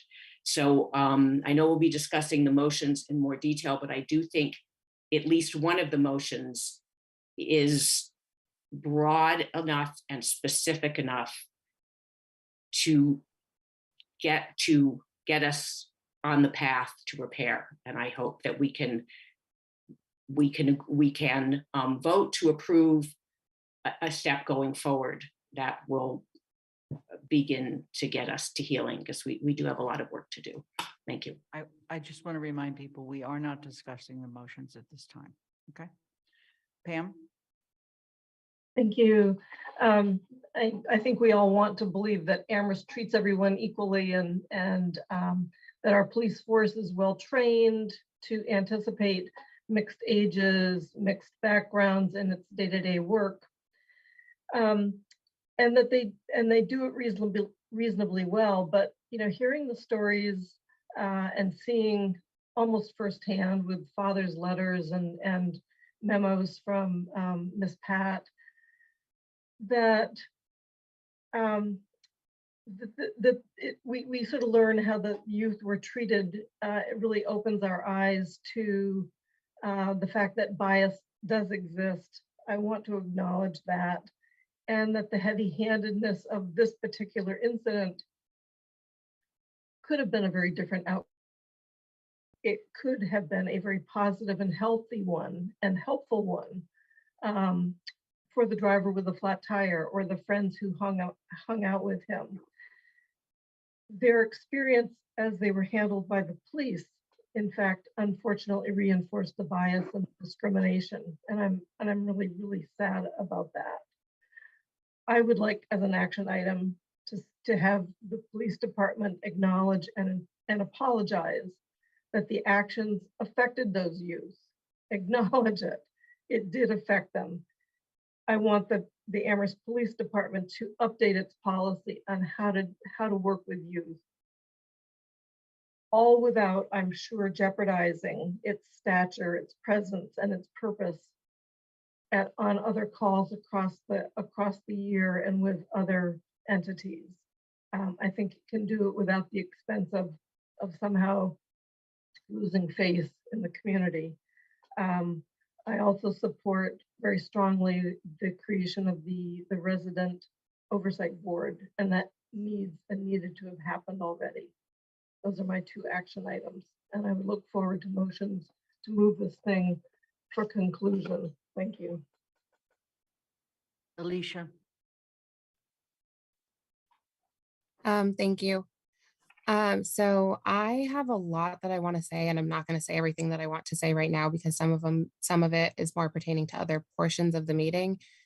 Partially that, and partially because this is a very difficult conversation and I'm feeling like very emotional right now. And one of the things that's like one of the emotions that I'm really strongly feeling is anger, to be very honest.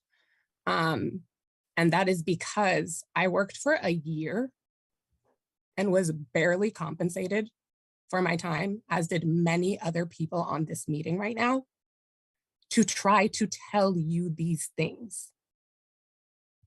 So for the response to be, I'm just now understanding what you're asking from us when there is a whole written report from over a year ago and a whole matrix that we created as a council with concrete steps that we could have taken earlier to hopefully prevent things like this from happening,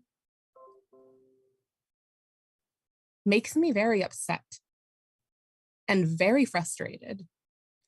And I'm upset and frustrated because like it affects me, but also because it affects so many people in this community. And I think this conversation really, really fails to honor perspective.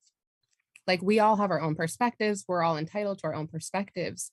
But when you're trying to think about and deal with a conversation that is coming from the perspective of someone else, that is where I think we do not succeed as a town. Because you can't understand people if you don't believe them. And we don't believe people who have different perspectives than we do. This incident is very concerning. I have lived in this town for my entire life. There are a lot of people on this meeting who have not lived here in their entire lives, who did not grow up here as a person of color, as a low income person of color, and now as a parent of children of color going to school here. I have seen this happen so many times. This is not the first time. And that is why the CSWG was created and we came up with all these things and we talked to other people. This is not a unique experience of some people. And that is why we can't just say like, oh yes, we are only going to address this incident. Yes, we need to address this incident and we need to make like real changes because these things will continue to happen. And they have been happening before this. Just because we don't believe people, because it wasn't caught on video, does not mean it wasn't happening.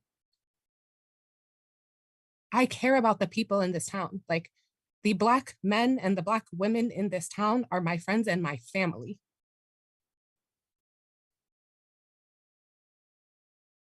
This happens too much. We don't need to have this conversation anymore. We just need to do something.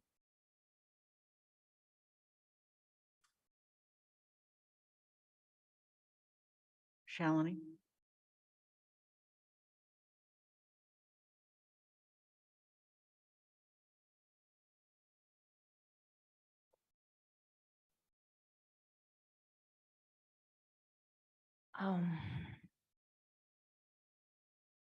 I'm so sorry, Alicia.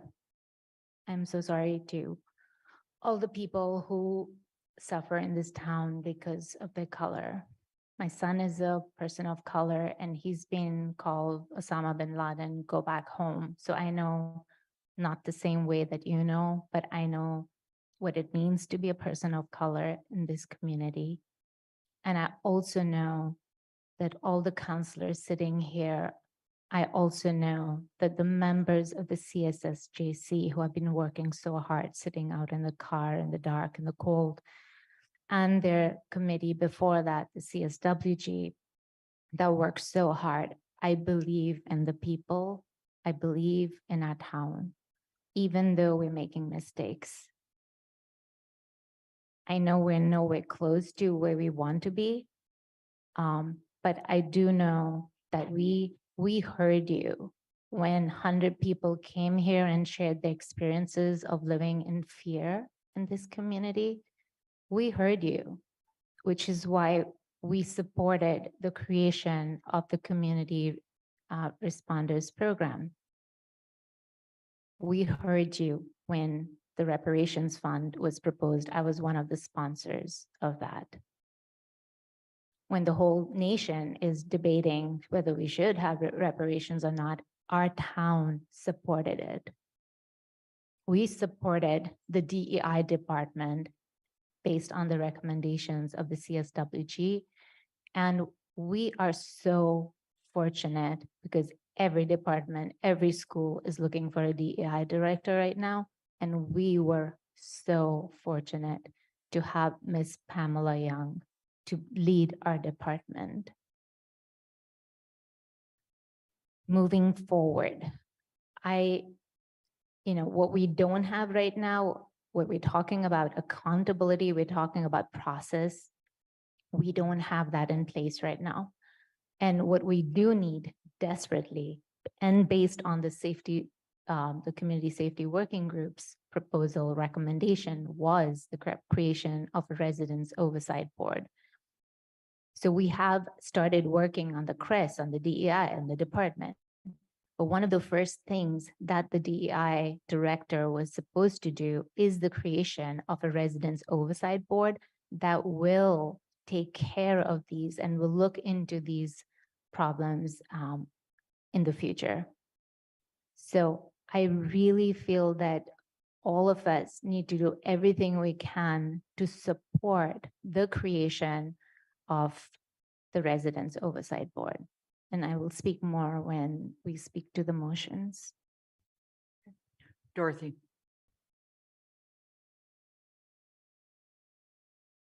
Okay, I agree that is a good thing, the work we've been doing, the new committees that we have formed, and the new departments we have formed, and the people who've been able to speak and to try to reach us through those new committees. But the thing I want to say now is that it's a very grave mistake to underestimate the effect of trauma and anxiety, because I feel that that's what's been happening all this time. You've had parents and people from the BIPOC community telling you that the youth are really traumatized, and other people saying, why? What's the problem? It turned out okay, didn't it? And I just have to relate it to an experience of mine, which does not have to do with race because I'm a white person. But years ago, I was a victim of an attempted rape in the bathroom at the school where I was teaching in the South Bronx. And it was stopped by some students who came in and stopped it. So at some point, somebody said, so what's the problem? Nothing happened. Well, I'll tell you, that was 40 years ago. Was it 50 years ago? I don't know how many years it's ago, but I cannot enter a public bathroom without that anxiety overcoming me. And I have to look under every door to see if there are any feet and anyone hiding in there. Trauma doesn't go away. The fact that I continue to live a life where I can go out in public and overcome it, and the kids are able to get up and go to school and function, doesn't mean that their trauma is nothing and it's not important. It is very important, and I am very upset about it, and it has not been treated well by this town. It has been minimized, and people have just really not believed others when they say it's real. And I do thank Mr. William Stewart. His letter was great. I want to know why it wasn't revealed to us. It was sent to the DEI office a long time ago, and I didn't get it till recently. I don't feel that we have really been dealing with openness. I think we need to be more open, and I think there has to be accountability. And I think that we have to stop thinking that if we just follow little rules and do the meeting the right way, somehow it'll go away, because the problem's not going to go away.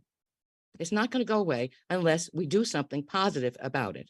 And we have to treat the anxiety and the trauma of the young people seriously. They feel that all the lessons they were told about behave well, speak respectfully, the police are your friend, they're not going to get you if you don't do anything stupid and silly. They've kind of lost some trust. I hope they can regain their trust, but it should not be underestimated that something very bad happened here and it's been ignored. And I would like to hear some of the leadership of the town speak strongly about that. Thank you. Mandi Jo.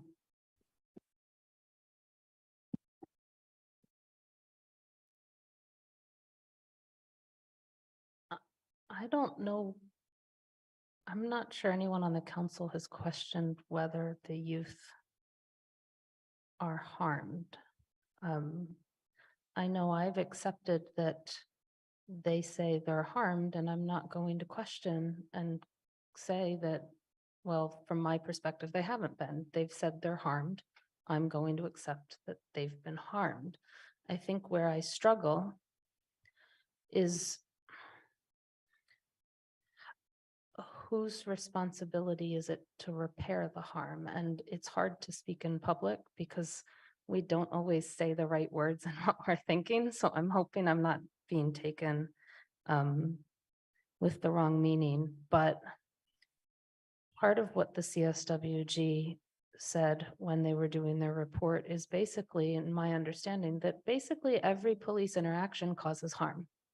whether that's with a white person, with a Black person, there are differing degrees of harm, but every interaction does, because sadly, that's sort of how it's designed in a sense, is it creates an emotional harm.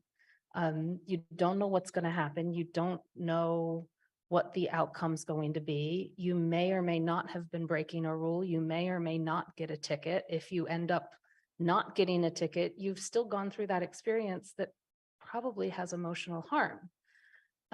Where I struggle with the repair question is, does every interaction result in a harm that is there a different type of harm that should result in some sort of compensation that I'm hearing requested from the from members of this community? Or is the harm that was suffered the same harm basically that is suffered by anyone who has the cops called on them?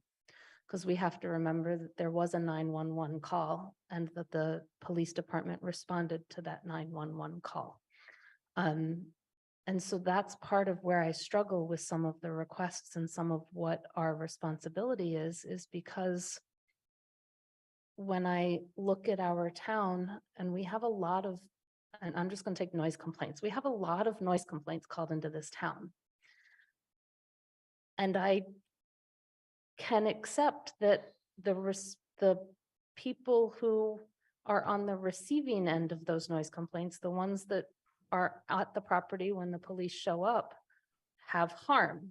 They have emotional distress when the police show up.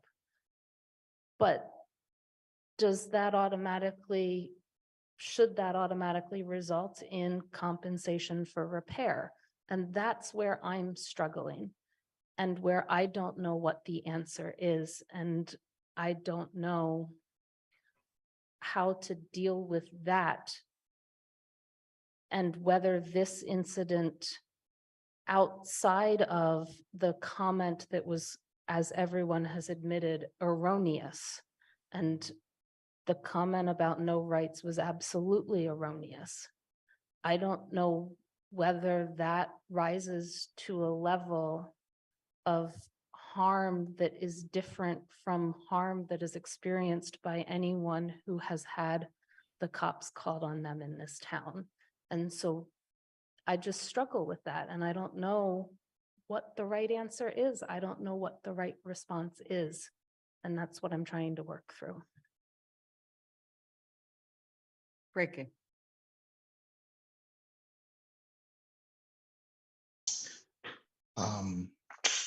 Part of the reticence that I seem to observe with this committee and with the town in general comes because we will end up using words that could be misinterpreted.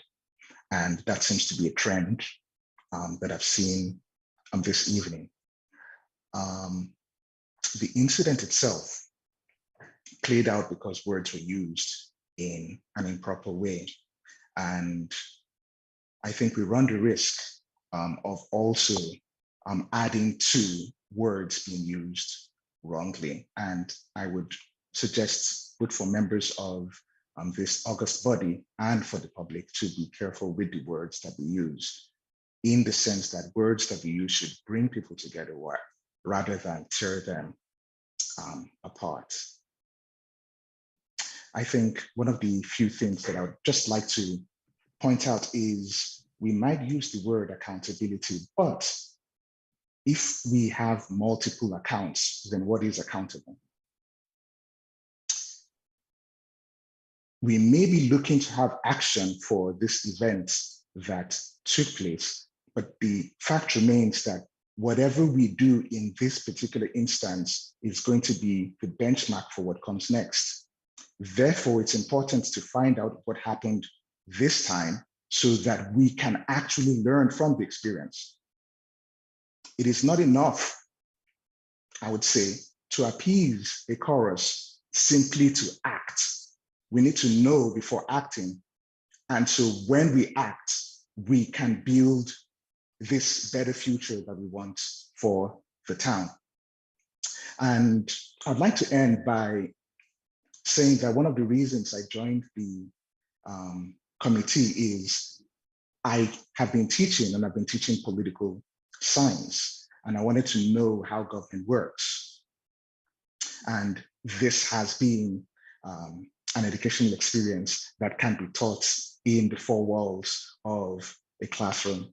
And for that, I am appreciative, but I would hasten to caution us that by our words, we don't undermine the system of government that we have. What do I mean by this? What I mean is we have a representative system, and sometimes we need to, as representatives, act and deliberate in a way that would be reflection for how we want deliberation to happen in public.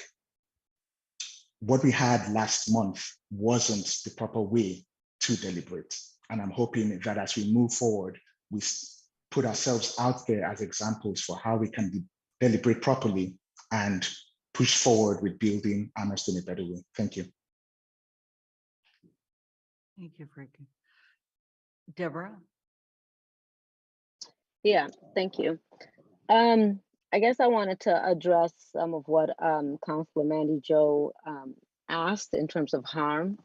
I think, again, like Alicia was saying earlier, you know, we at the CSWG, we hired 7th Gen, and we shared accounts, right? They went into the community, they spoke with a variety of different people, of, you know, different languages, cultures, ethnicities, all of whom said that the way that they were treated or mistreated by the police was very much, you know, the harm that occurs, right? So in terms of when you're dealing, and so I'm Councilman Joe, when the police are dealing with, and we talked about, right, the creation of the police as patties that used to chase down African slaves, right, from back then, and that was the inception of the police, right?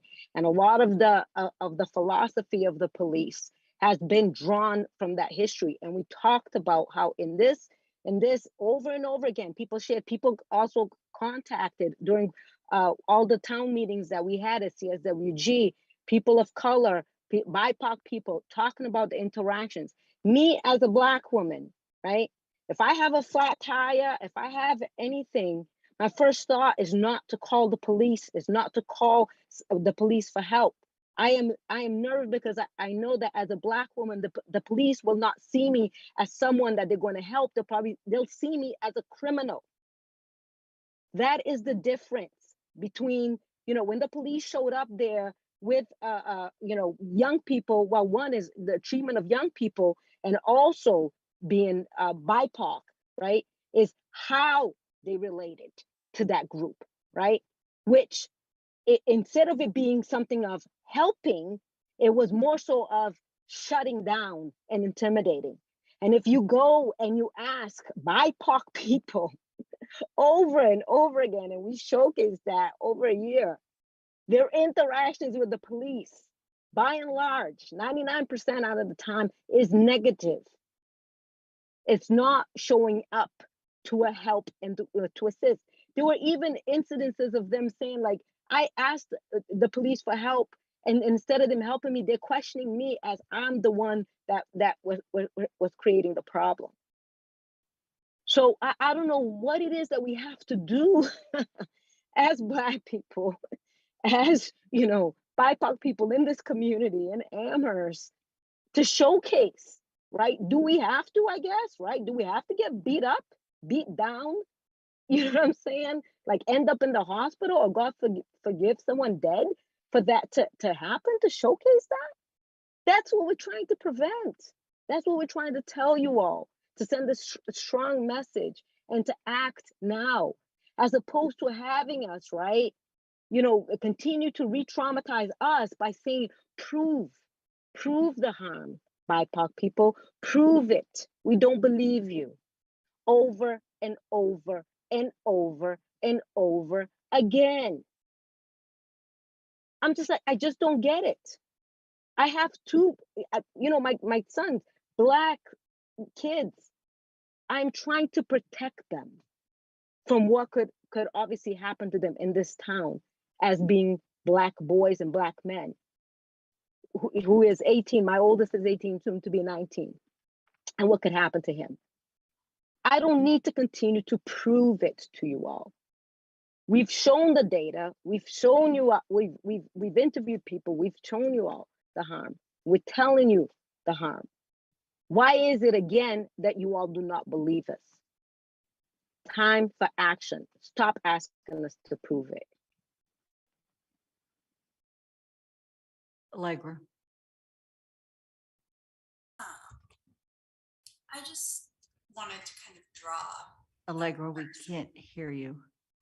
Can you hear me now? Not very well. How about now? No. How about now? We can hear you better. We're sorry we can't see your face, but. I'll try this and let me know if it doesn't work. So Better. I just wanted to draw maybe a comparison to the recovery community. And you might have heard that in Alcoholics Anonymous, if people are doing step work and they get to the 9th step, they're supposed to make amends to people who they have harmed.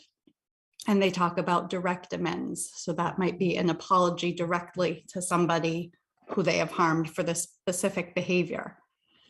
And they talk about a living amends, which is changing the way that you are, or changing the way that your behavior always will be, to make sure that the harm never happens again. So I think, kind of to Mandy Jo's point of how do we know which harm is, deserving enough of repair, I think the answer is all of them. And whether that repair is just a direct apology or direct, compensation through a justice compensation fund, if one is established, we also have to think about the living repairs, or the ongoing changing of the system, so that the harms aren't revisited to that person again. So that's where the CSWG's other recommendations come into place, by reducing the size and scope of the Amherst Police Department, so that there's less opportunity for the BIPOC residents to come into contact with the police department. And especially in, I think one of the biggest examples given was in traffic stops. So we're not doing consent searches. We're not doing, we're not pulling people over on a whim and then making up a reason for why, pretext stops is what it's really called. We're putting these alternatives in place so that we're providing supportive services to the community, so that there's not going to be the interaction with the police in the first place. That is another way to reduce the harm. And, I hope that comparison is helpful and accurate to what the CSWG's intentions were. But that's kind of a way that I've conceptualized it in my own thinking about it, and the proactive safety model that I think the CSWG put forward and the CSSJC is continuing to ask for. Thank you. Allegra, I just want to mention that your sound was fine once you got into it or did some final adjustment. And so if you would like to turn your camera back on, I think it would be fine. Okay. Yeah. Shalini? Yes, I'm still hearing the same sense of urgency that we need a process to determine the harm caused, and how that can be, what is the reconciliation process for that. But I would be remiss if I didn't talk about the context of this specific thing. So they're two separate things, I believe. One is that we all agree that we need a process, we need a residents oversight board, including the police. The police are also supporting the creation of a residents oversight board. They've supported the community responders. So we're all on board with all of these recommendations. But aside from that, And then that's because we're responding to the urgency. We know we want the change, right? The second thing is this specific incident. And I feel that since we were only given a 53-second video, no one came forward with a longer video. So the context is, it was mentioned in the DEI director's report, and I believe it was in the police, but I missed it. And I believe many people have missed the context within which the statement was made by the police. And I just want to highlight that. So in the starting of the video, the police is saying, dude, I don't need to hear that you have your rights.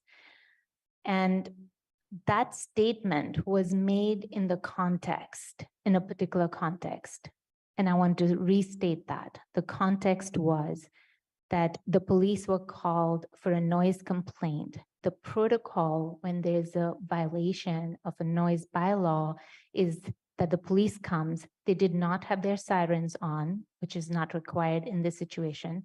They arrived at the place and they asked for identification, which is part of the process. Now, if we don't like that process, that's a separate issue and we can discuss that.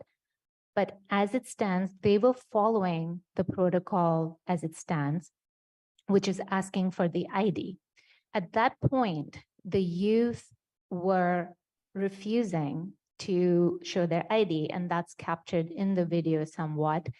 And it was substantiated by other people who have come forward and spoken to me and will not reveal their names because, again, they are concerned about the backlash. So there are people who are supporting the what happened there was that the youth were refusing to show their ID, that why do you need our ID? And there could be many reasons why they were refusing to show their ID, and not going to go into that. But it was in that context when the youth said, I have my rights and you don't have a right to ask me for the ID. It was in response to that. The erroneous statement was made. It is still incorrect. It is still wrong that the police said, dude, you've lost your rights. But when you hear it in the context, you've lost your rights because you have violated the noise bylaw and you need to show your ID. The impact and the intention of that statement is very different than when we think of it as police going around and using their power to abuse power. So I just wanted to offer that context. That being said, I am not judging the harm caused to anyone because we can never speak for anybody. But what I do hear is, again, the urgency to create a residence oversight board so we don't spend 3 months, so many of us struggling because we are not the right body to do that. And so again, I am urgently asking us to support the DEI director and giving her all the resources she needs to start working on creating a residence oversight board. Thank you. Dee? Yes, so, Shalini, I'm going to focus on the last part that you said, because that's really what we're here for, to talk about the urgency. Going back to the context, and these young people weren't charged with anything, you're putting false you're putting false statements out there. I mean, if we go back to William Stewart's letter, he's telling you that these were 3 different pots of youth that were brought together. So, what I don't understand some of the motives of people to prop up this inconsistency with people who we employ and pay to protect us, to protect our youth.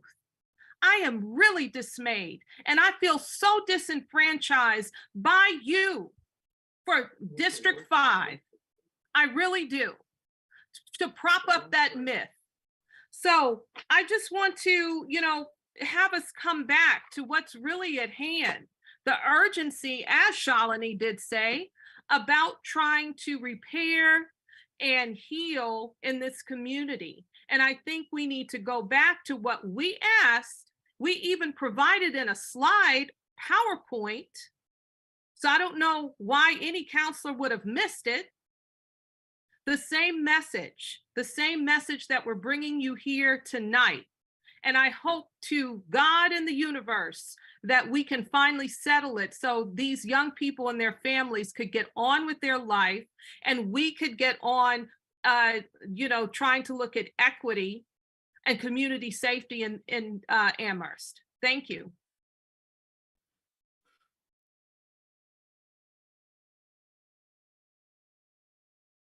Philip? This is the first time that I'm speaking tonight, so I just want to thank everybody for speaking and members of the community. I've been a little bit quiet just because I'm reflecting on myself as a Mexican-American citizen on Dias de los Muertos, so I just want to give attention to that for that moment. But I want to talk to the point of protocol and procedure and systemic racism. We can have things in place that may make sense, yet the protocol is different for others. And I'll give you an example for my own personal self with the APD as a resident of this town. I work in this town and our alarm system goes off pretty often because people put in the wrong code. It goes off, and to my understanding, you go out because it triggers a police response, and you show your ID, you verify who you are, and then you move about your day. I was sharing this information with a fellow colleague of mine who is white, and I told her this, that, you're gonna need your ID, you're gonna need this, like make sure say who you are. And another person came and also white said, "What are you talking about? I never show my ID." I said, huh. So I went around to my colleagues, ones that I trusted, all white. And at first I thought it was possibly a gender thing. I thought maybe, I might be a scary male walking around. So maybe that might be it. Then I went to my white colleagues that are male, and they said, no, never shown an ID. I was the only person in the building that has to show an ID. And I don't know the reason why, other than that it has to be the color of my skin. And so therefore, if it is a protocol to ID someone, that an alarm triggering is going off makes sense to me. Yet that protocol is not practiced to any of my white colleagues. It's only practiced against me, a person of color.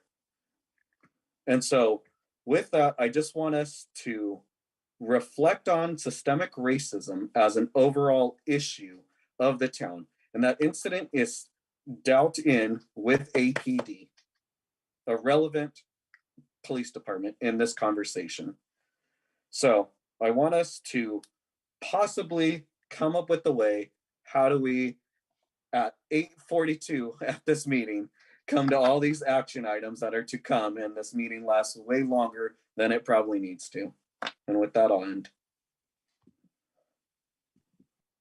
Philip, that's a good point.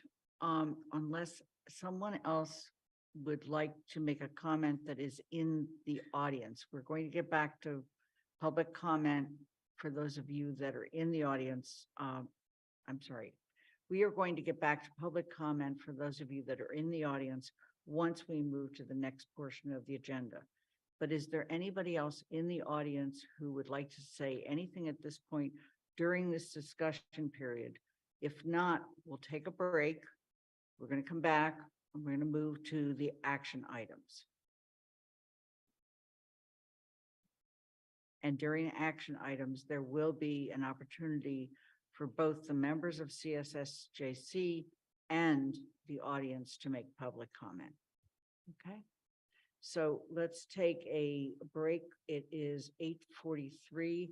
Let's plan to be back. Lynn, there's someone with a hand raised. Two people. sorry. with their hand. I'm sorry? There are two people with their hands raised for the public comment you just opened. No, we didn't open public comment. I'm sorry if that was misunderstood. We're going to open public comment again once we get into the action items. Is that acceptable, Pat? Yes, so we're taking a break and then we're coming back and you're We're gonna going to have take these a break, people and speak. then we're going to come back and we're going to move to the action items. Michelle? Just to clarify, you did, Lynn, just say if anybody else in the audience would like to. You did. I misspoke. I'm very, very sorry. If there's anybody else who is in the room who would like to make any other comment, I do apologize for misspeaking. And for the people who are in the audience, there will be another public comment once we move into the action items.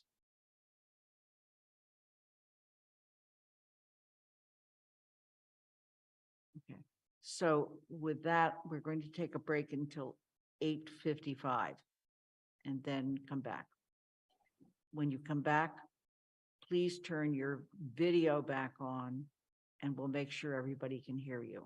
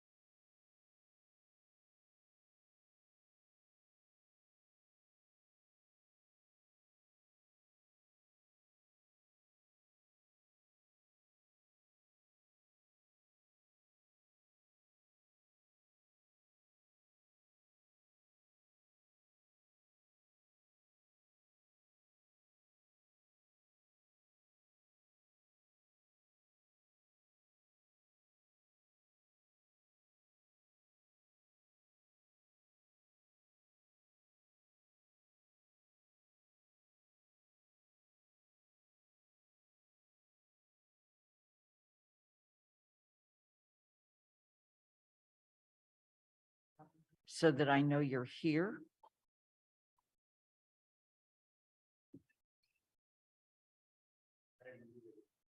Okay. We need to begin to reassemble. Turn your video back on when you are back at your computer so that I know that you are here. Lynn, I am here.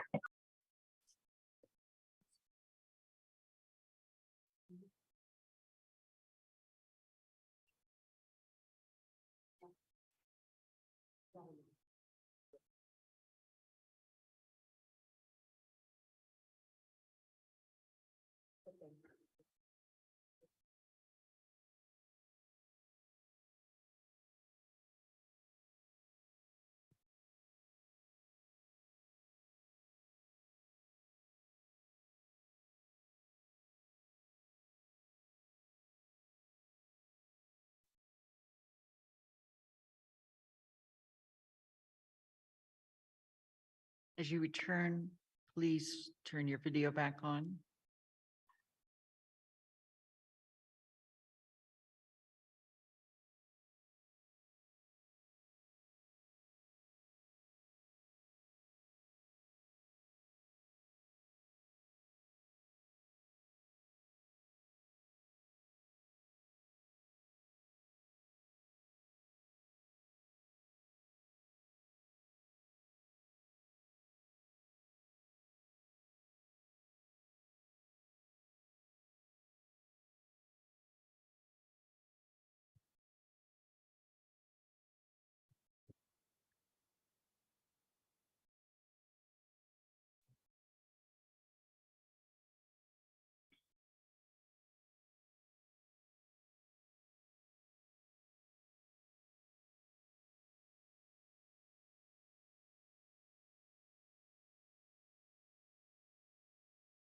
As you return, please turn your video back on so that we know you're here.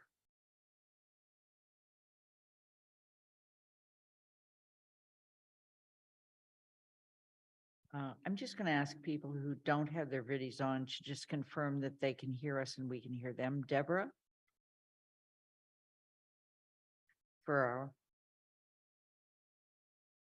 Yeah, I can hear you. I can't have my video on because I'm driving. Absolutely, Deborah. We understand that. That's why I decided to check with voice Okay. versus videos.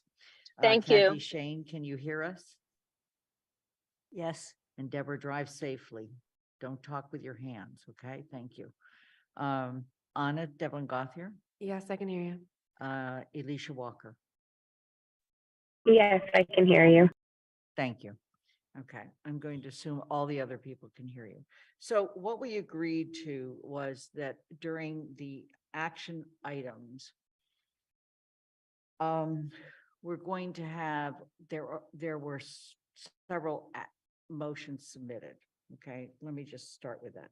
Several counselors submitted motions by noon yesterday. Those motions are posted along with the original motion in the packet, and we're prepared to pull every one of those motions up. And while I had discussions with the town attorney at the motions, none of them are inappropriate. It's just that a lot of steps would be needed to be taken to do some of them. And we can talk about that as we go along.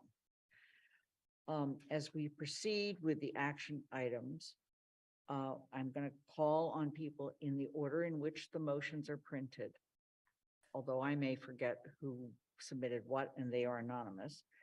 And as Andy and others have asked, we're going to let people speak to their motions. But I want to make an observation before we move on. The real difference between the motions before you now, although there's more motions that could be put before you, are, do we form a working group? And if so, what is its charge? And, or do we ask the town manager to address and his staff to address certain issues? And if so, what issues do we want them to address? Okay. Now, again, there may be other motions that I have not seen. although I'm aware of at least 2 that have been worked on since then. So with that, we're going to start. Athena, or is Sean putting the motions up? Or am I? I'll put them on. I think it's best if Sean or you can.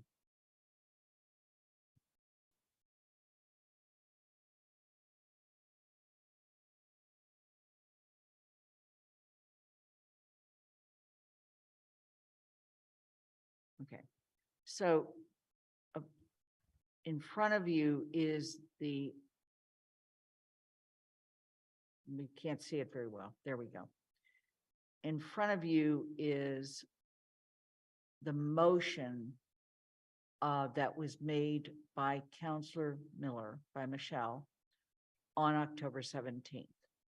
That motion is to refer the matter of the incident occurring on July 5th involving 2 police officers and 9 youths to the CSSJC, HRC, AHRA to collaboratively review the incident with the input of the DEI department and other appropriate staff, and in consultation with the town attorney for the purposes of making a recommendation to the town council to repair the harm and reconcile the incident by November 21st, 2022. I promise you, I'm not going to read all these motions. But Michelle, would you like to speak to that, Pat? Yes, I'm looking at this and it says motions postponed by Councilors Haneke and Dan Angelis. I'm sorry, the phone is ringing. I'm assuming I did not propose to postpone Michelle's motion. I'm sorry, Pat. That That's was a bad copy paste on my part. I'll take That is that out. absolutely incorrect. Thank you. It was a motion to postpone by Councilor Haneke. So, Michelle, you made this motion. You never had an opportunity to speak to it. And since then, I'm aware that you've given me another motion. Would you like to speak to this and also some sense of your next motion, which is the motion that's on the sheet, and it's the next one? And you can take these motions down for the moment. Yes, thank you. I would like to speak to the previous motion as well as to the new motion that I'm proposing tonight. And I have tried to reserve my speaking time until now, so thank you. When I proposed a motion at the October 17th meeting, my hope was quite literally to create motion following months of inaction and recognizing that we are in conflict as a council and as a community about how to resolve this incident. While I wasn't sure what the ideal approach was, I had some goals. The first goal was to move the matter out of the town council so that deeper, more meaningful discussion could occur. The second was to defer to committees that were charged with issues related to human rights, public safety, social justice, and repair, all germane to this incident. Committees that are composed largely of Black and Brown residents in a community in which an overwhelmingly disproportionate level of power is in the hands of white people. The third was to create a process that, in my heart and mind, gave the community the best opportunity to heal and repair the harm that this incident has caused. In Ms. Romney's words, to engage in dialogue focused on bridging differences in the interest of community and justice. I believe in the process of reconciliation, of consensus building, of wading through the layers of complexity necessary to create meaningful and sustained change. I believe that repair is possible, even in response to the darkest of matters. Tonight, I'm proposing a new motion that honors the spirit of my original motion and fleshes out what I see as a healthy and powerful pathway forward. This does not and should not preclude the council or the town manager from taking immediate and direct action on the recommendations made by the CSSJC, such as the creation of a resident oversight board, a justice compensation fund, and an immediate review of police policies in their July 29th letter. In fact, many of my colleagues have suggested such actions in their draft motions, which I'm looking forward to hearing more about tonight. While I wholeheartedly believe in this approach that I'm offering, I'm open to other approaches that will bring justice and healing and that will honor the committee that was put in place to advise on these matters. Before I read my motion, or maybe I won't read it, maybe it's not going to be read out loud, but before the motion is read or however we'll proceed with the motion, I want to clarify two things. Establishing consensus about what has transpired is the first step in a reconciliation process. Consensus does not mean we will all agree on all things. It helps us to navigate through our conflict and differences in an intentional way. It helps us to build trust and create spaces for listening to diverse perspectives. From that space, the group can develop a proposal that honors the deeper wisdom of the community. The purpose of my proposed committee is not to reinvestigate the matter, to cross over into executive roles, or to violate the privacy of a staff member or members. It is about creating a democratic process guided by committees that were created to address such matters, made up largely of Black and Brown people, to develop a recommendation that can repair and heal our community. And so with that, however you'd like to go forward with, would you like me to read the motion, Lynn, or? No, why don't you describe the motion? Okay. Sure.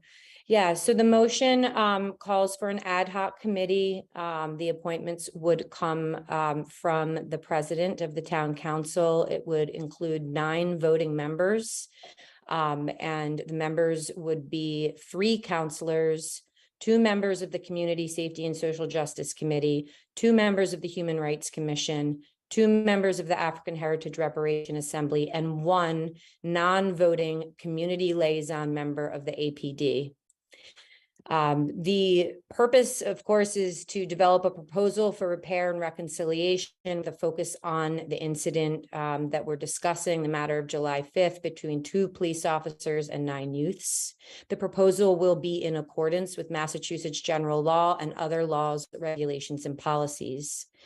I propose that the committee shall clarify definitions and establish a shared language, shall establish consensus on the factual record of what transpired during the incident, establish consensus on the factual record of follow-up regarding the incident through the present, identify and recognize specific harms caused from the incident through the present, research and explore models for repair, including procedural, policy, and compensatory options, and then to develop a proposed plan for repair, including a concrete process for handling future similar incidents. And the town manager, APD, and the DEI and CREST director would participate in meetings and discussions as relevant and deemed appropriate by the body. We would obtain legal review by the town attorney as needed, and then report back. And I am very flexible with this date. This date was February 6, 2023, which does seem way too long considering how long we've already waited to address this. However, if we're establishing a committee and going to go through this process, it could take us some time to do so, but I'm open to an amendment on that. And then, of course, the report would be provided to the town council with its recommendations by whichever date we decided. Okay. Thank you.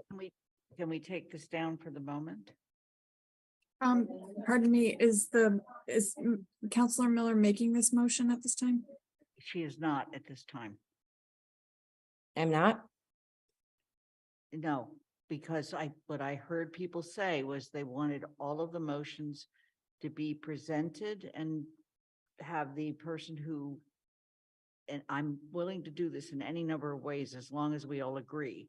The person making the motion would present it, not look for seconds or anything else, and that they would then speak to their motion, which you did, And then we would go on and make sure people understand the rest of the motions that are in the docket. Is that what we agreed to? And That sounds like a fair process to me. okay. So Dorothy, you have your hand up. I just wanted to say, I thought that Michelle did a great job in her thoroughly thought through and researched motion.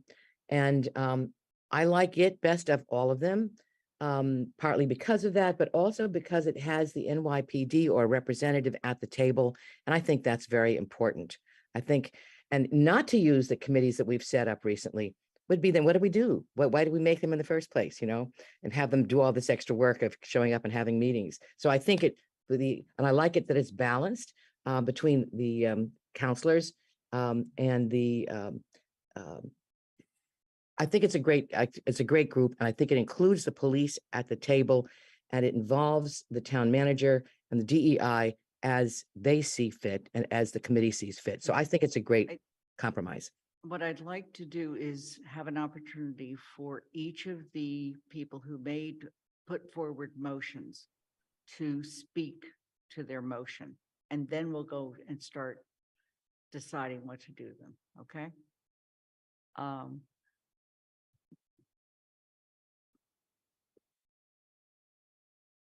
And let me just say, motion 2 actually was one of my 2 motions. And Lynn, can we ask a question? Michelle, a question? Absolutely, Kathy, go ahead. Okay, I just want to ask you, Michelle, are you the substitute motion? Are you substituting the motion that has the different parts to it for the motion you made a week ago? I'm actually withdrawing and offering a new motion. That's what I was asking. So that the motion on the table, you're withdrawing and saying, here's what I'm proposing. That's what, so I'm actually going to put an X through one so I know how many I'm working with. Thank you. Sure. Pat, is this a clarifying question?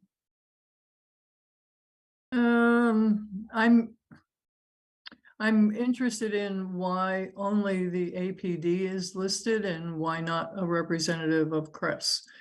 But I can hold that question. Let's again try to get the various options out on the table and see if there are others. All right. The second motion is one of the 2 I submitted. I keep looking for solutions and never sure I have one. And this was similar to what Michelle offered, but it's more limited in its scope because it was to recommend to the town council a program of action to promote repair and reconciliation in the Amherst community. I am more than glad to speak to why I limited this, but I can also save that because there is a second time that I also have a motion at the very end. But let me just say that I am concerned that, and you can take the motion down, okay? I truly recognize and acknowledge that people have been harmed, okay? And I truly recognize the determination and serious commitment of the CSSJC members to make sure that that harm is recognized and addressed. What concerns me is, I'm trying to choose my words carefully, and it's very hard. What concerns me is that because of what we've learned, mostly through the African Heritage Reparations Assembly discussions about their discussions regarding a fund for money that would go to individuals, is that could take a long period of time because it would need legislative action. Whether we want to pursue that or not is not, that's not my question on the table. It just would take a long period of time. And I would like to see us begin to do some additional things that help repair the community. Okay. Whether the committee structure is the right way to go or not, I debate that to this day. Okay. But my goal was trying to put forward something where other pursuits can be happening, but there is a discussion and some commitment to activities that help repair the community and, excuse me, create the conversations that I think many of us, while we may be afraid to have them, we need to have. So that was my goal in that motion. I'm not going to go into anything more at this point, but Andy, you had the next one. Yes, I did. Let me first say that, well, some people are not sure. In fact, I was listening very carefully to all of the comments and discussion that was happening in the first part of the meeting. And I chose not to speak during that entire time because I decided at this point, it was my learning opportunity. And the only way I could learn was to hear from all of you. So I want to thank everybody who spoke at the beginning part of the meeting. What happened at the last meeting, and I think we all were distressed by the way that it played out in the end. And I regret that when we got to the point that Michelle made the motion that was on the table at the last meeting, I had several concerns about it. I appreciated the fact that she was trying to think about establishing a process to move forward. There were some concerns that I had about it, and I think that her substitute addresses some of the same issues that I put in the amended version of her motion, which is motion 3, because I wanted to make sure that we had a small enough group that it really could work together and have effective conversation. Because one of the things that was evident in our last meeting is that when it gets contentious, a large group, and that would have even been larger than we had because it was combining 3 committees, could have been quite out of hand. Second of all, I felt that the lack of council representation was problematic. And the third is that I didn't want to use any language in the motion setting it up that assumed a finding that the committee would ultimately be charged to make. And I was a little bit anxious about some wording along those lines that was suggesting an outcome or of a process that we were just setting up, or findings that we were just setting up. So that was the purpose of it. I don't see any reason to pursue the motion that I have made as motion 3, because it has now been incorporated in several others. Remember when I wrote it, I did not see anybody else's work and nobody saw my work. So it was all a matter of each of us working independently of each other. And so I'm not going to ask to pursue mine separately because I think that the principles are incorporated elsewhere. The other thing that I wanted to say was in regard to number 5, which we will get to in a moment, that it is a model of moving forward with getting the oversight board established and looking at the process to establish the oversight board and what the oversight board might look like. And I'm very intrigued by that concept. So I'll leave it there. Thank you. So Andy, I am taking from what you just said that you are withdrawing your motion. Yes, you can go ahead and make that assumption. I am withdrawing Thank the you. motion. Okay. Thanks. Motion 4. I believe Mandy Jo, your motion 4. Yep. So there are two there because I wanted to separate two separate issues instead of trying to combine them into one motion.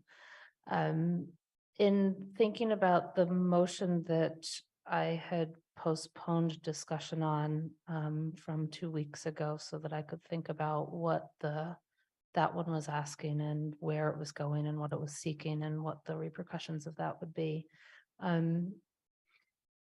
I came to a conclusion that I think it's more appropriate for the town manager to be doing the investigation than for us to be forming another committee or asking other committees to do so. You know, our charter tasks our town manager with supervising, directing, and being responsible for the administration of town activities, for administering personnel policies, practices, contracts, rules and regulations, and for investigating and inquiring into the affairs of any town agency under the authority of the manager.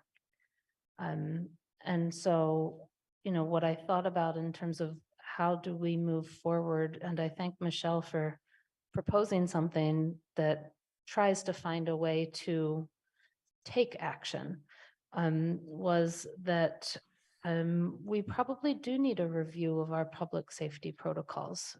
It's clear that there is unhappiness with how those protocols are being executed, or whether those protocols are even appropriate or industry standard. I don't know the answer to that. I'm not sure any of our committees could know the answer to that. But I would entrust that our town manager could figure it out, or hire or consultants, or consult the right people to figure out what industry standard for response to particularly incidents involving minors should be. And so the first of the two motions is to look at dealing with how do we deal with incidents or calls that when police show up or CREST show up have minors involved. I don't know what the best answer to that is. And so I think the manager's the right person to task with looking at those rules and regulations to make sure they are appropriate and what our town wants, but also fall within the appropriate standards or protocols that are out there. And then the second one is in a response to the calls for a resident oversight committee. I am not sure that residents who have no experience or limited experience in overseeing public safety actions is the right way to go for an independent oversight authority. It may be. I'm not expert enough or knowledgeable enough to know if that's the right way. And so the second motion is trying to task the town manager again, because I think he's the more appropriate place to do this, to figure out what the options are for having some oversight, particularly when there are community concerns about the response to an incident. And that oversight not being personnel within the public safety department, whether that be our DEI director, whether it be a combination of other staff in town, whether it be a combination of staff and community people, I don't know. And so this motion goes to trying to say, let's explore those options and see what we have option wise, what we could do, and what we believe. Give us some thoughts on what the most appropriate for our town may be. It may end up being a resident oversight committee. It may end up being something else, but it would give us, I'm hoping, a way, the recommendation back and the report back would give us a way to talk about specifics instead of just a general, we need a resident oversight committee, or we need some sort of independent investigative authority. We'd be able to talk about the specifics of how that would operate, who would be involved, and things like that. So that's where I was going with my two motions. Dorothy, do you have a clarifying question? Yes, just so you're proposing not to study or clarify the issue, but to work on some of the things that the committees have recommended, which seem reasonable. But you've left out the committees that we have created, which have BIPOC people on them. And I think you guys know that I have really been a fan of the town manager. But at this moment, he's a white man, and I've heard some people of color saying that they thought maybe it was time that they had a chance to actually try to deal with one of these things. And so I would suspect the town manager would not want to have the whole burden of this put on himself, which is why he has been such an enthusiastic person in creating CRESS and in helping set up the committees. So I'm just putting forward that as a possibility. Thank you. Anna? Thank you. The second motion, Mandy, is this not currently underway? And I'm curious to know if this is saying start over for the work that's been done from the DEI director on establishing a process for the resident oversight board. How does this differ? Is it the same? Does that? I'm actually, Mandy, Joe, do you want to address that? Sure, please. I don't intend it to be a start over. I would expect it to be in any work or any reporting to incorporate everything that's already been done, but to also, if that's the way the that we think is the appropriate way, a resident oversight board, that's great. I just don't know. So I didn't want to say that's the right one, go do that. But I also think it's a way to endorse through council action any of the work that is already being done. Okay, thank you. Pam? Thanks. I like the fact that you are pushing forward on safety protocols, public safety protocols. I like the fact that you are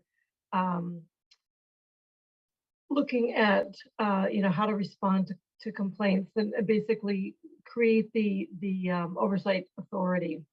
However, I'm a little concerned that what you're asking is for the supervisor to create a team basically without specificity, but create a team that reviews internal processes and does not appear to allow independent thinking or thought. And there's obviously, again, no inclusion of the groups that have already been formed. So I like some of the action items, but I don't think I could support either of the two motions without some of the others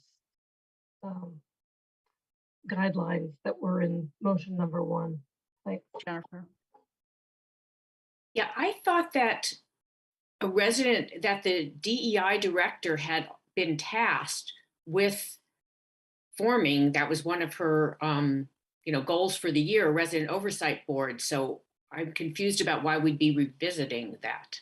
I was assuming that was in process. I guess that's a That has question. been our understanding, is that it's in process. Mr. Bachman, would you like to speak to that? Sure, I have other things to say, but maybe at this moment, yeah, it is in process. The DEI director has a schedule and a plan for implementation. I think, we could look at expediting that through including an outside consultant who could come in to make that move faster. That would be one consideration that she and I had talked about. But again, so we don't need to revisit whether we want this. This is happening. Yeah, that's up to the council. If it would like to reiterate and reinforce that this is an important thing, that you would like to see a recommendation by date certain. My concern was that it not be revisited and not happen. So I just wanted clarity that this is happening and it's already been a council recommendation or goal.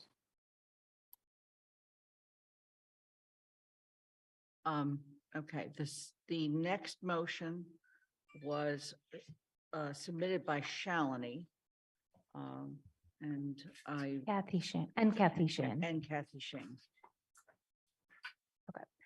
So there are two parts to the motion that Kathy Shane and I are proposing. The first part speaks to the urgency we've all been hearing about accountability and a process that's needed immediately, urgently to deal with complaints against the police in general. So with respect to that goal, one of the key responsibilities that Mr.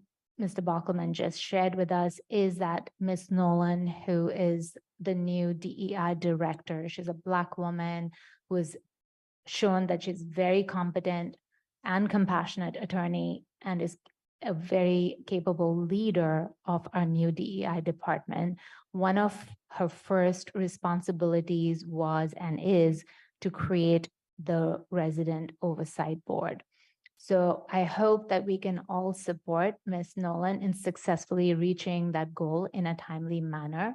And it is my understanding that the creation of a Resident Oversight Board, for the reasons that Mandy Jo just shared, is like, who's going to be in it? How do we create it? And so it is a highly complex and specialized job, which is why we are recommending that we signal our support to Ms. Nolan by directing the town manager to hire a consultant if necessary, which we think, I mean, if necessary, but to work with the DI department in the creation of the Resident Oversight Board. So that's the first part of the motion, to direct the town manager to hire a consultant to collaborate with the DEI department.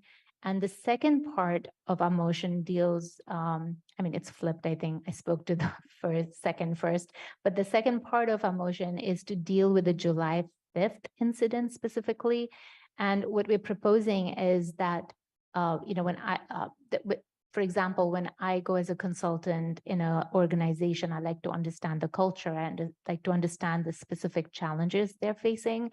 And so similarly, the consultant that we are hiring could use this July 5th incident as a case to review, to look at all the information and to use that to inform not only the creation of the Resident Oversight Board, but also to use that to review and propose potential procedural changes in the operation of the police department. So, Kathy, did you want to add to that? Shalini explained it well. I just want to add some thoughts because we actually tried to write it with very few words. So the first part of reviewing information, I think we mean a thorough review of it, and it's to learn from the July 5th incident, including we might want to approach 911 calls about noise with youth differently, with high school age youth, and think about what the follow-up is and how we speak with people. So we didn't write all of that in, but it was really to come back with, how can we prevent this from happening again? And that was one of my concerns with the original proposal that was on the table, is it was just one incident focused. I think we need to be creative and move on. We have a CRESS and a DEI just beginning, as I mentioned in my early remarks. We can build on them. I think there's a potential for CRESS to be part of a team once we know what their workload is, once we know what the peak load is on when they're responding. They're not ready now, but we're staffed in a way that 6 months, 8 months from now, they could be part of a team responding on weekends. And we could have that be part of the recommendation. And I agree, we have assumed there will be a Resident Oversight Board or recommendation, but I don't actually remember voting on it. So I wanted to make sure we had a motion to make this happen. And Paul just suggested that we give a date certain, at least on when each of these when each of these would occur. We're putting in place some very powerful tools to use.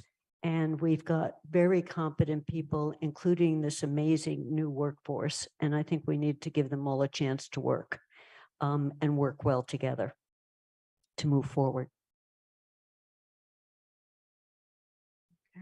Thank you.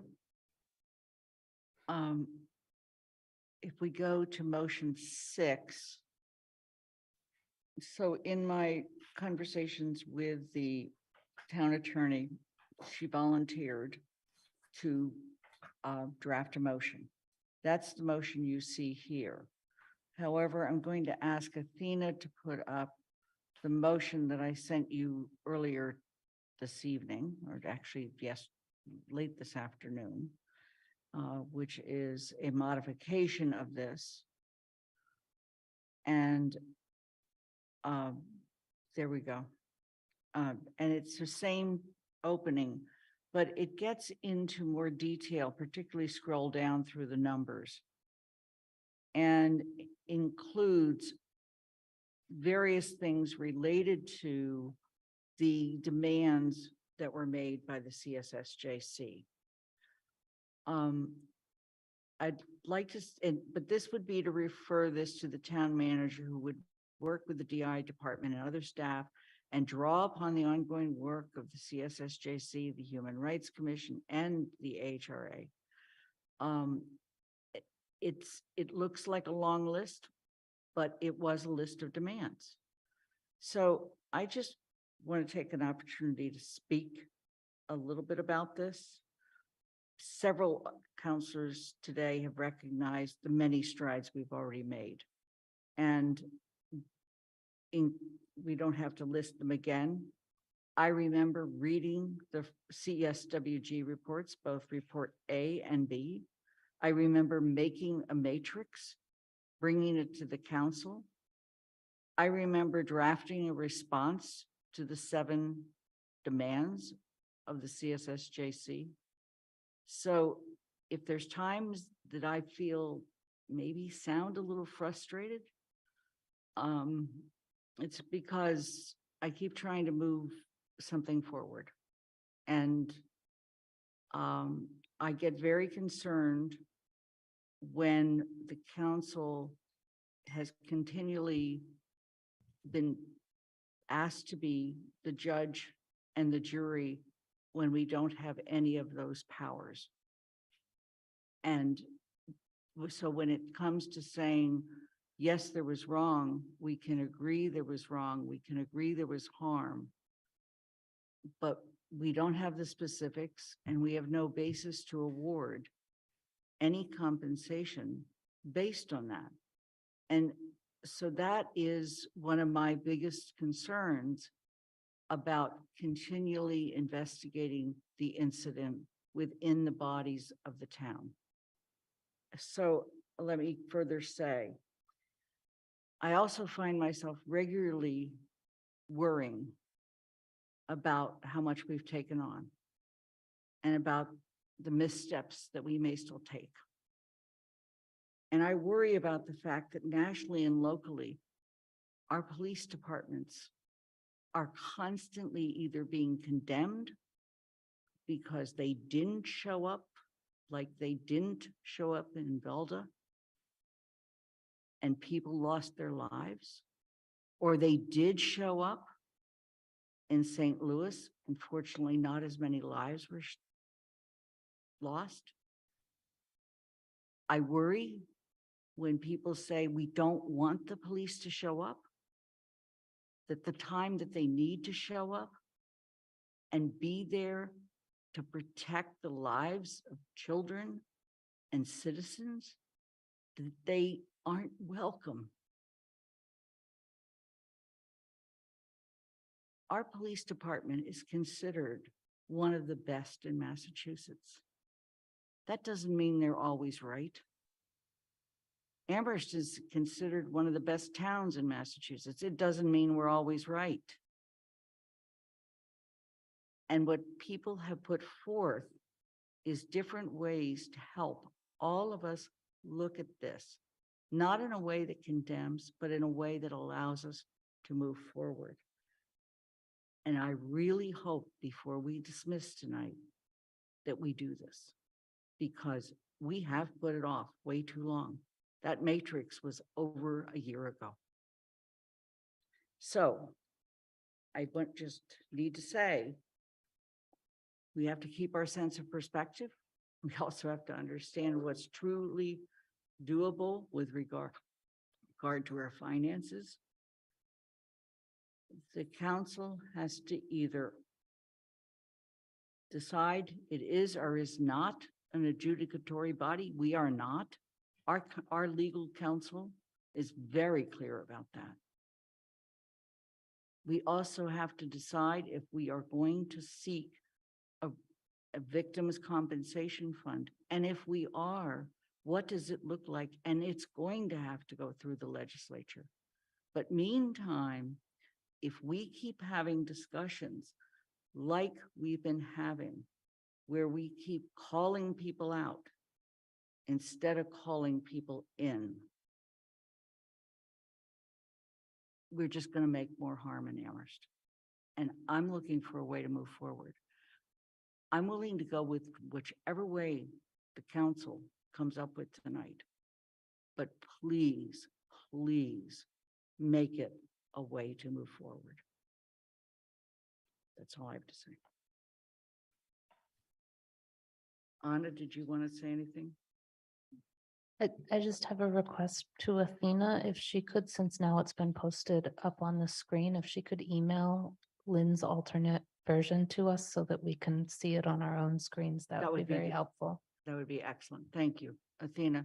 It also, when she emails it to you, it is an option 1 and an option 2. And the option 2 is greatly pared down. And I, at one point, worked to try to take away the opening language because I don't want to get into the debate of the words. But I want to deal with the substance, gang, and I want to deal with it so that we leave this meeting tonight with a path forward so that we're not sitting here a year from now and we've done some great things, but we still are upset and we still feel what's been going on. Thank you. Anna? I do know that Anna might have another motion. Spoiler alert. So in hearing the rationale behind some of the motions today, one, I want to thank folks for writing them and presenting them. It was really helpful. And I'm not convinced that my thought needs to be a motion necessarily. However, and if it's not, it could be something I do on my own and not as not on behalf of the council. But I think that one of the things that has emerged for me very prominently in this is that clarity of process is so important. And one of the other things that has emerged for me is that we have not addressed each point by point of the letter that we received from the CSSJC in our initial draft response, which we never approved, I know. However, we never went through every single point. And that's not to say that we as a council are promising that we will deliver on every single point. We would have to vote on that. But I believe that we need to address what process would look like for each of those items. So in considering how to move forward, I got a bit stuck on the original motion that was on the table because in my opinion, CSSJC had already given us a list of items that they believed would move us towards repair and reconciliation, as well as reduce and prevent future harm. I'm a process person. I'm a process nerd. I love thinking about this and figuring out how to work on these systems so that we can clarify how to make change and how to move forward.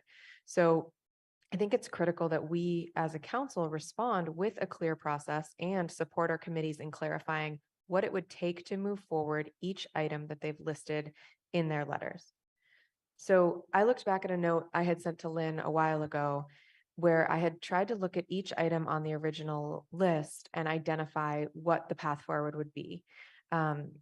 And then Lynn provided a different draft response because we weren't working on it together because we weren't in the subcommittee, but I had sent her my thoughts. She wrote her draft response to the council in early October. What my motion would do, it would allow, can I read it? Am I allowed to read it without making it? Okay. So it would task the town council vice president to identify the appropriate first steps in a process needed to move forward on each of the 7 demands from the Community Safety and Social Justice Committee letter dated July 29th, 2022, determining whether each item requires direct council action, directs the town manager, or directs the town manager and town staff with reporting back deadlines. So the motion means I would look at each item and determine whether it, not by basis of opinion, but by basis of whether it's legislative, executive, et cetera, whether it's the responsibility of the town council or the town manager. I originally thought of also drafting motions for each item on that list to say this would be the first step in each item. However, I believe that the motion crafting for each of those items should be the prerogative of a counselor who would choose to bring forward a motion on that item to the council, because that's how we get things done, right? We make motions on actions that we want to see taken.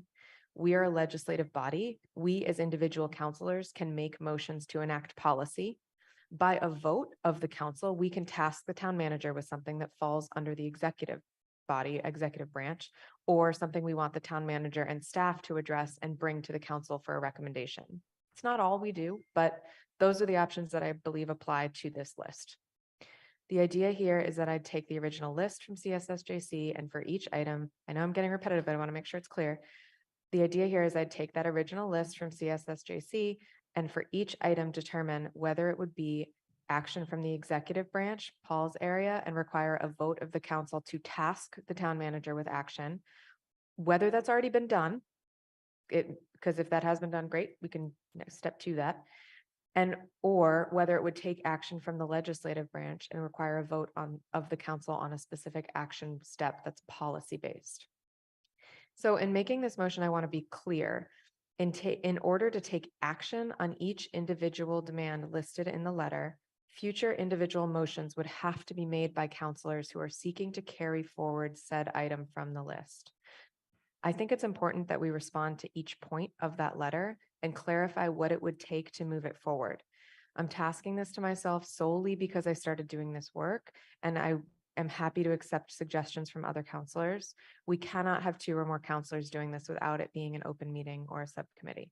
So what I then am seeing is that there are motions that are addressing many of the points and taking action on many of the points in the letter, which is amazing. And there are some things we have not talked about. And I think it's important that we identify for our committees and for ourselves, hey, if we want to take action on items 2 and 3, I don't know what they are, I'm just referencing random numbers, it would mean a counselor would need to craft a motion to ask the town manager to prioritize it, or it would mean a counselor would need to draft legislation for this. We don't have a lack of clarity, and I believe, Mandy, this might have been what you were referring to earlier when you said you weren't clear on what was being asked of the council. We have not clarified which is legislative action for ourselves, which is legislative action, which is executive action. And then we have not taken ownership of our responsibility as counselors to then say, I'm picking up the banner on this and I'm going to carry it forward and write that motion and put it on the agenda, because that's the next step, right? Once we know where it needs to go eventually, one of us has to pick it up and say, I'm bringing this to the council, I'm putting it on the agenda, we're going to discuss the motion that I have written to move this along. So I'm not necessarily convinced this needs to be a motion. I'm happy to just do this. But I think we need to really consider that we have not addressed every single point in that letter and clarified what it would mean to move forward. Before we move to any questions, I'd like to pause for a moment and say, I have also just forwarded the motion that was sent to the council that was up on the screen that I made to the members of the CSSJC. And I'm asking Athena to post that as well so that it is available to the public. Now I'm going to ask Anna, would you like me to email to the town council and to the members of CSSJC the motion you just made? And would you like it posted? I'd like to hear from Alicia first, if that's okay. Okay, Alicia. Thank you. And I have a little bit to say, so if you all could just bear with me while I make the connection, it will take a couple of seconds. Because I, again, want to just bring forward some of my emotions and my frustration with this entire process. And like some of my frustration comes from, like, I understand we're trying to find a path forward and I'm very happy about that. But we have been in this position before. And so some of the remarks that, like, we don't know what specific policies can be changed and we need more information on these things is false, because we worked with LEAP. They investigated all of the police policies. We have an entire report with specific policies that can be changed. We have made these recommendations over a year ago with the help of professionals. not just random people on a body. Seasoned, knowledgeable community members who are also professionals. Like this was not just willy-nilly thrown together. We have concrete recommendations to the council that were made well over a year ago in terms of the police policy, in terms of the resident oversight board, what the charge could be, what the composition of the members could be. All of these things are already concrete recommendations with consultation of professionals with a year work of research from this specific community to back it. We don't need more research. We just don't. And that is the frustration. And so the piece that is really stuck for me, why I do like Michelle's motion, because I do also agree that it is important to have consensus. It's important for all of these things to also happen. But what Anna said, I think is like so critically important, because everything that can't happen, our reason is, well, the policy, the procedure, the this, it's written this way. And so when we're talking about what is in our purview as counselors and like what we have authority to do, it's strange to me that we are sitting here acting like we don't have as much power as we do. Because we can make a recommendation as to anything that we cannot do ourselves. We have done it before in terms of like requesting funding for the library. Like it is not in our purview to actually obtain that funding from the state, but we are recommending people and we are putting our voices where we think our priorities are and what is important to us. And we can do that again. We can do that for any situation. We can instruct the town manager to do anything that we think is important that is not in our purview, but is in his. We can also write recommendations to the finance committee. We do all of these things all of the time for other issues. There are a lot of things we can do. And one of the things that I think we really should do and can do, which would be really important, is identify specific policies and procedures, which is why I love what Anna is saying in terms of going through each specific point and laying out what the policy and procedure is. We can identify which policies and procedures are preventing us from moving forward, and we can change them. That is in our purview as a council. We made all of these policies. There were people on committees that made all of these policies. All of these policies that are here that are preventing us from doing things can be changed, and we can be a part of that process. And so I think that Anna's specific recommendation is like a perfect starting place for that, to go through each thing that we want to see happen or that might be possible, and to look at what policies would allow us to do these things and what policies are preventing us from doing these things, and what does the actual process look like? What processes are working for us as a town in making change, and what processes are preventing us from moving forward, because we can change those things. And so while I really support actually like a combination of things that have been suggested tonight, the conversation is still slightly frustrating.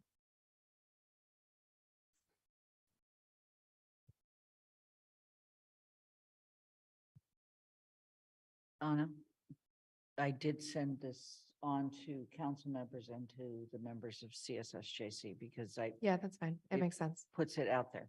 Yep. Pam, Thanks to everybody that has put the work into this.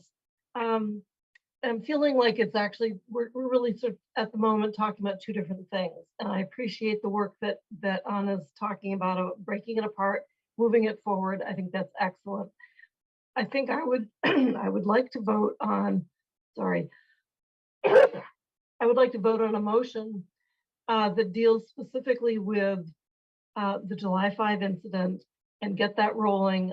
And I strongly support motion number 1 amendment in order to get that going. But I would also say, okay, so then step 2 for the council is to say, thank you very much, Anna. Would you come back with a report and a breakdown of your items, you know, in 2 weeks or whatever, you know, let's break it apart.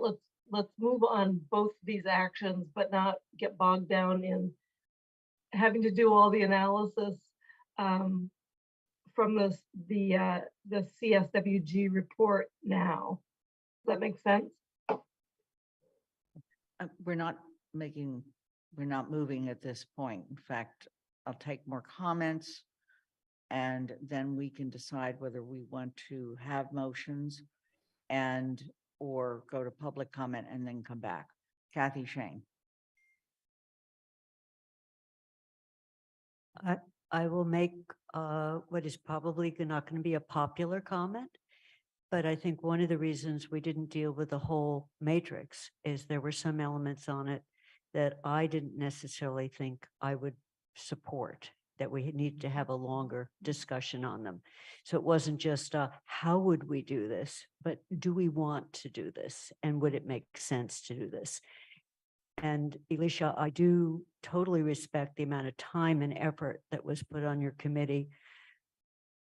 But I also think there are experts and then there are experts. These are complicated issues that can't, most of them take time. So just as we brought on a CREST workforce, we know conceptually what we hope they're going to be able to do.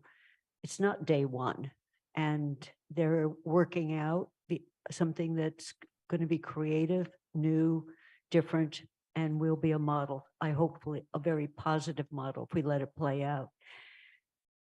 So in my past life, I had to deal with competing experts regularly and just sit down and have the time on complicated issues to figure out, do we want to do it or not? And I'll just end there because we do have finite resources in the town. People may not believe it, but when we look at our budgets, they're finite. And right now I am in a panic about trying to refocus on getting an elementary school built for our kids, where over half the kids are minority and we have a high number of low-income kids. And so I think we need to say we're also dealing with competition for scarce resources, and just acknowledge that. So I just want to say, Lynn, it wasn't that we didn't focus on the whole matrix, but there were elements of the matrix we never got to because it wasn't like this is number one. We never even talked about it. And that is why I think Shelley and I focus more narrowly on two things we want to do. And I don't want to spend a lot of committee time on just one incident. I want to talk about it broadly. So maybe we're talking about merging some of these emotions, because I don't think we just want to go back over the July 5th, get all the facts right and talk just about that. We want to talk about the protocols, ways of preventing it from happening again. Or if it happens again, knowing how to deal with it better than a 4-month process. So I'll stop there. Sean, we're going to need to use the clock. Okay, thank you. Andy? Yeah, a lot of what Kathy said is what I was thinking too. I really appreciate what the Community Safety Working Group recommendations were. They were quite extensive. I understand that there's overlap and change in the current list that we have from CSS WJ, because it's reacting to a specific incident, and so that it's focusing a little bit in that direction. But in the end, the point that Kathy made was the point that I was going to make, is that we don't have infinite resources. We have very limited resources.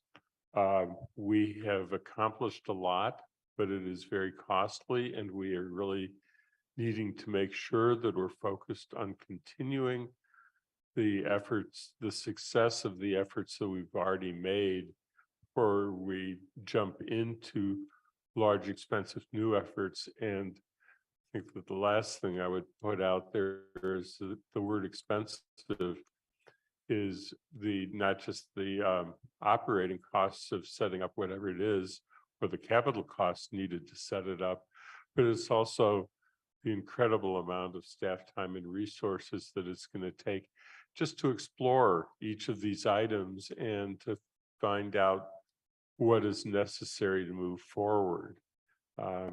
So I have a lot of hesitation, because I think it's important for us to spend some time as a council thinking about the question of priorities, and not try and go into an episode where we're trying to do everything and therefore find we can do nothing. Alicia?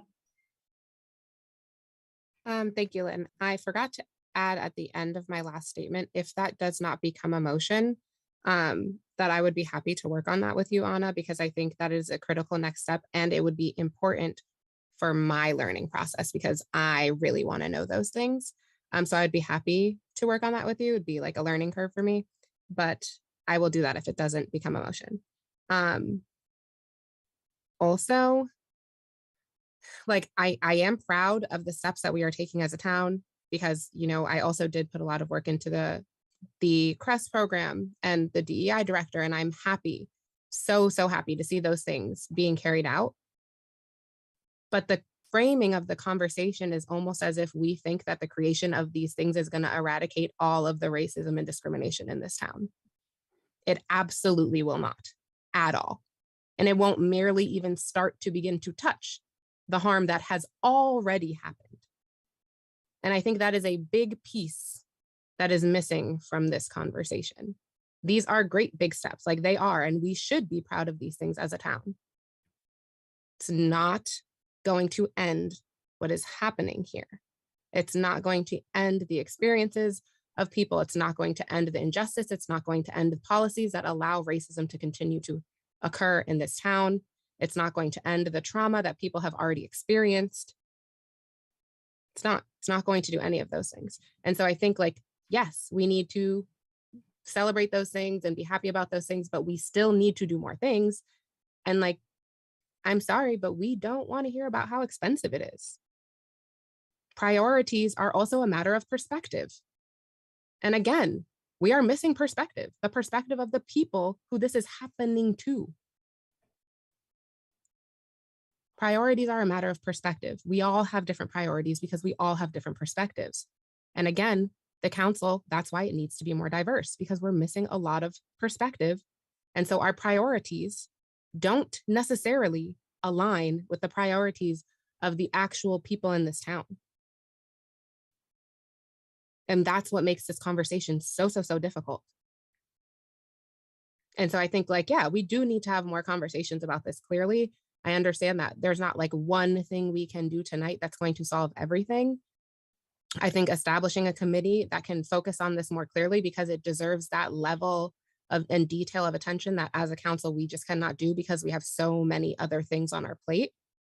But I don't, like, I just always have trouble with the framing of the conversation as if it's not urgently critical to the daily lives and well-being of a lot of people.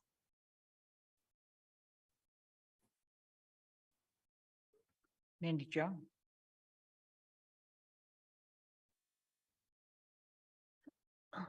I support a lot of what Kathy and Andy said, and I just want to recognize for Alicia that you're right. We all come here with different perspectives on what our priorities are, and that's what makes conversations around budgeting really difficult because it is a zero-sum game in some sense. There's a limited pot of money, and elevating one priority generally necessarily diselevates, not the right word, but reduces another priority or the funding you can spend on another priority. And so that's what makes budgeting so hard. I want to go back to the first motion that was discussed because I think a couple of counselors have said they might support that one. I still struggle with that one, partially because of the committee creation, but also partially because if we as a council have an idea of what needs done, i.e. something like we need to get the resident oversight committee going, or we need to review the policies of the protocols that are used in response procedures used by the police department. If we have as a council know that that's some of the things we want to do, I'm not sure we need a committee to come back and tell us that's what we should do. I feel like we should just tell the manager to do that. And that's why I struggle with sort of the creation of a committee it's described here as to quote, develop a proposal for repair and reconciliation with a focus on the incident. But if we've already sort of potentially reached a consensus on what at least some of that repair and reconciliation would be, why wouldn't we just direct the manager to execute that as CEO? So I guess that's why I'm hesitant. That's why I favor the motions that just go directly towards asking the manager to do something, which would be sort of the latter half motions instead of the first motions. Michelle?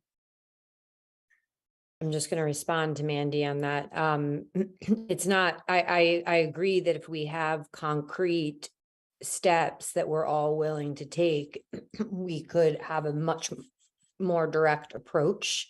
My concern is that those committees need to be guiding the process and they need to be involved in the process. So for example, if we say, you know, that we're going to establish a board, or that whatever these specific goals that we're talking about tonight, if we're ready to move forward on them and ask the town manager to do so, they need to be guided by these committees, in my opinion. At least the CSSJC needs to be guiding that work. And I think that the concern is that the town manager would take it and it wouldn't, and this isn't a fault to you necessarily, Paul, but just that it wouldn't happen in consultation in the public light of day. You know, it would be happening and being developed outside of that and then be brought back to us. So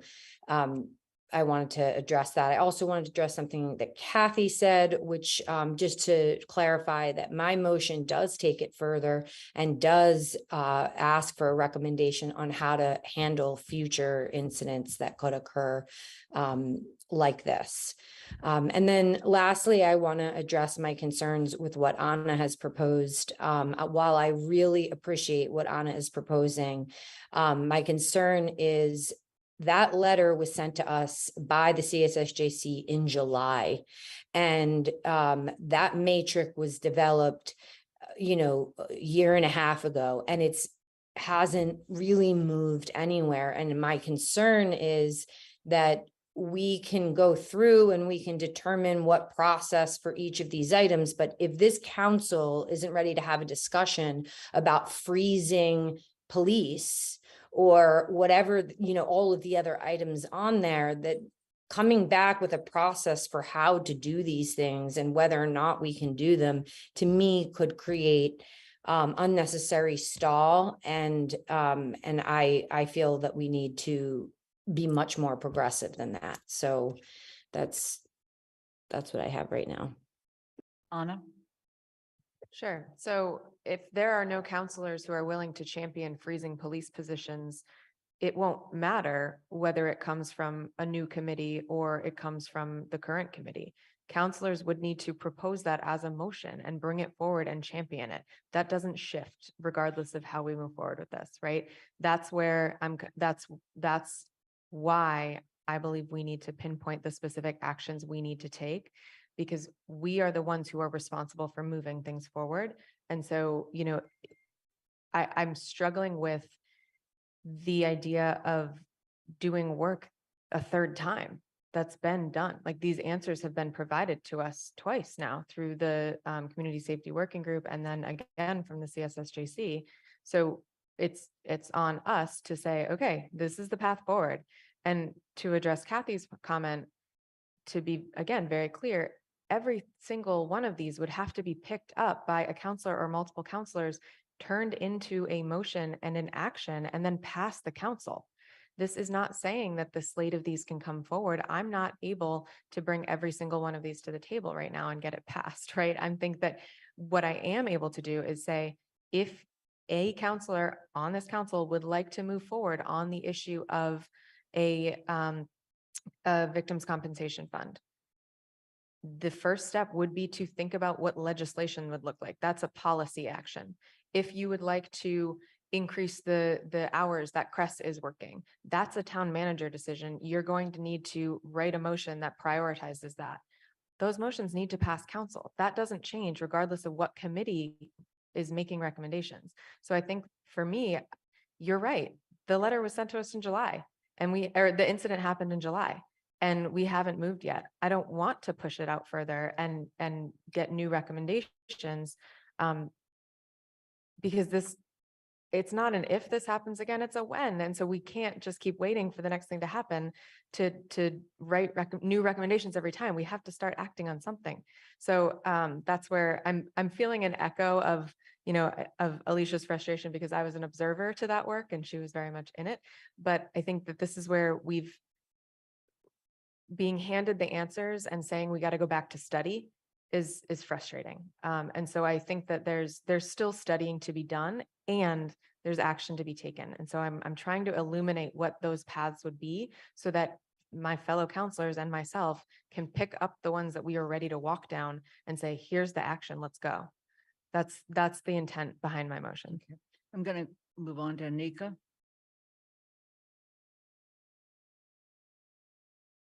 All right, thank you. So I want to thank everyone who spoke and who's with us today. And I'm recognizing that we have 74 participants, and I'm also looking at the screen. And we have the CSSJC represented here, majority people of color. We know the makeup of the AHRA. I'm not sure of the makeup of the HRC. We see us in council. And so I do want to acknowledge something Alicia said is we need more diversity. None of us here, all of the people of color that you see, though, doing our best, we do not, no matter what anyone has said, we are not speakers of the whole. We do not speak for the BIPOC community as a whole. Ms. Pat speaks for the youth, as she has been appointed to, but in general, we do not speak for the whole town of Amherst. None of us, not one of us do. And I think that it puts a lot of weight and pressure, and it's very, it just doesn't make sense to look at us that way. And I think also with, some of the groups appointed, we can't always just be appointed because we are people of color. And I understand that right now there are so few of us. And I hope that we continue to do the work that brings people in, because we do not represent all voices. I do appreciate, Anna, in what you're saying does allow, I think, for more immediate change and understanding. A lot of the urgency that's been asked and has been asked, a lot of it is going to continue to go in circles because there are legislative issues, and that's just what it will do. We already know the establishment of the police and the history in America, and it's okay to say that, and it's okay to demand that that's looked at and implement what changes can be made. But we're sitting here often just really going around in circles. If we're not able to kind of move along the path that Anna is suggesting, being able to look at things and say, well, what could we do now? And if we can't do this, what would need to be changed in order to do so?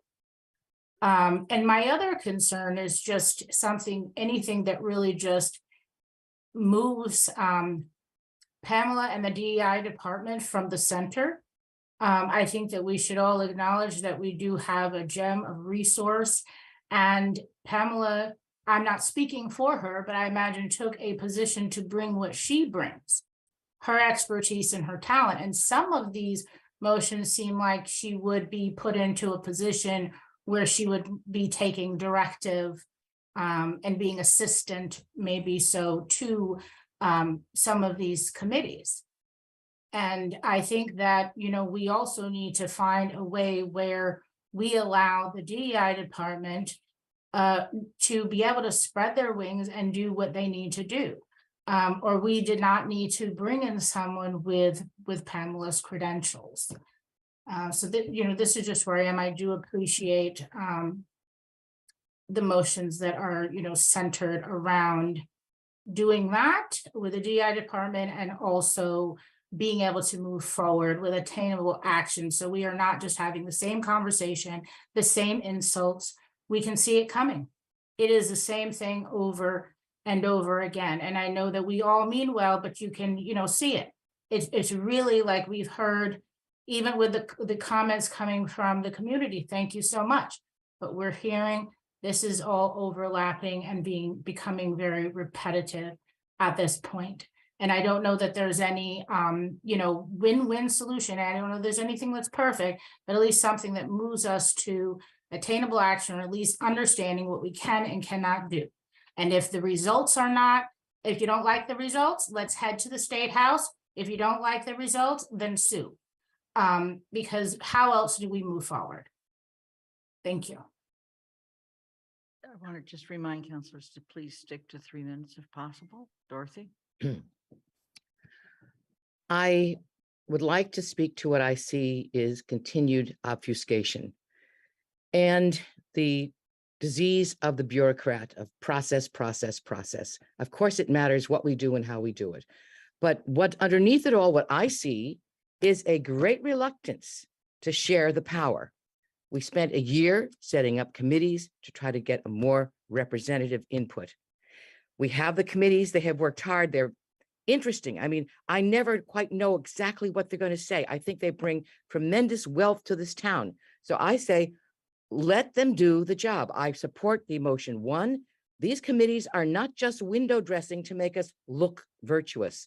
They're very busy people. They have jobs to do, and they're taking their time to do this work.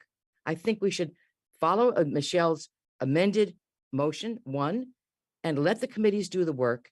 And again, I said, I like the representation of the police department, and it says very clearly that the town manager and DEI will be involved as they see appropriate. So I think it's a great way to go. And otherwise, if this town council wants to do anything or get accomplished some of the goals that we have set out, which have to deal with other aspects of life in this town, we should let these committees, which we have created, do the job and come back to us. And then we have the right then to vote or recommend or pass on or do whatever we want to do. Thank you. I'm going to take comments from 2 more counselors, then I'm going to open it up for public comment so that we can then go to motions. Alicia? Thank you, Lynn. I actually had 2 questions, and one of them was going to be if we could have public comment before we vote on the motions. So that's great. The second question was, can a committee representative or a person or persons who are on a committee serve as a community sponsor, for example, a counselor who wants to write a motion or propose something? A person or persons on a committee that is not the council have every right to approach a counselor and propose working on them on motions. Is that what did that answer your question? Yes, but it would have to be a person and not a committee is what I was trying to encompass. Could a committee be that, or would it have to be a person from a committee? Or It's a slippery slope, okay? And we've seen it a couple times. For example, a couple counselors and residents started talking about rental registration. And finally, it was time to bring it into a council committee, okay? So there's a point at which we've often had people talk to counselors and say, I'd like to support this bylaw or a general bylaw, or I'd like to support this zoning bylaw. And then those counselors have counselors have gone with that. So yes, it can be done. When it starts getting to be, 3 people from this committee and 2 counselors, then we start getting into the slippery slope. Does that help?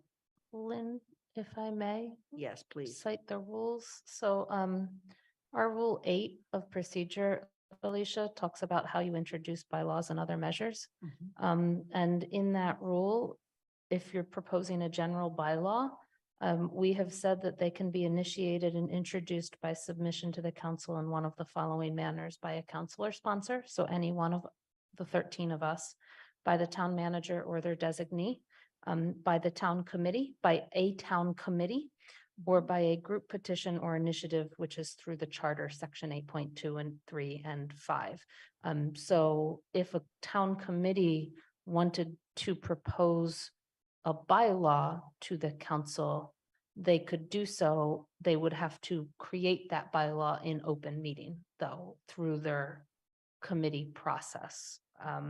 Zoning bylaws have a little bit more where they can come from through state law, but a general bylaw can come from a town committee. I hope that answers and explains it a little more. Yes, thank you.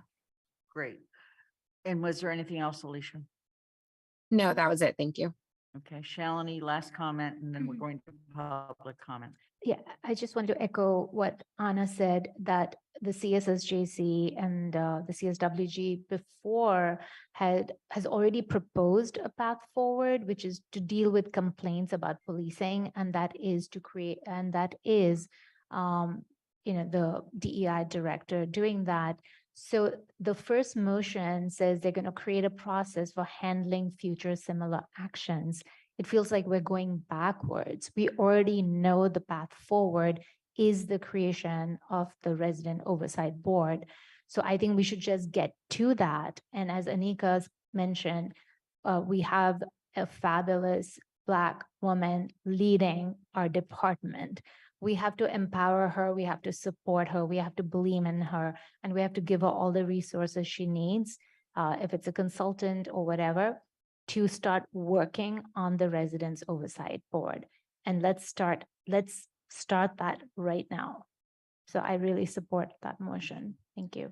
All right, we're going to move to public comment. I'm going to start first with the members of the CSSJC who have sat here so patiently, and ask if there are members of CSSJC who would like to make public comment at this time. Allegra.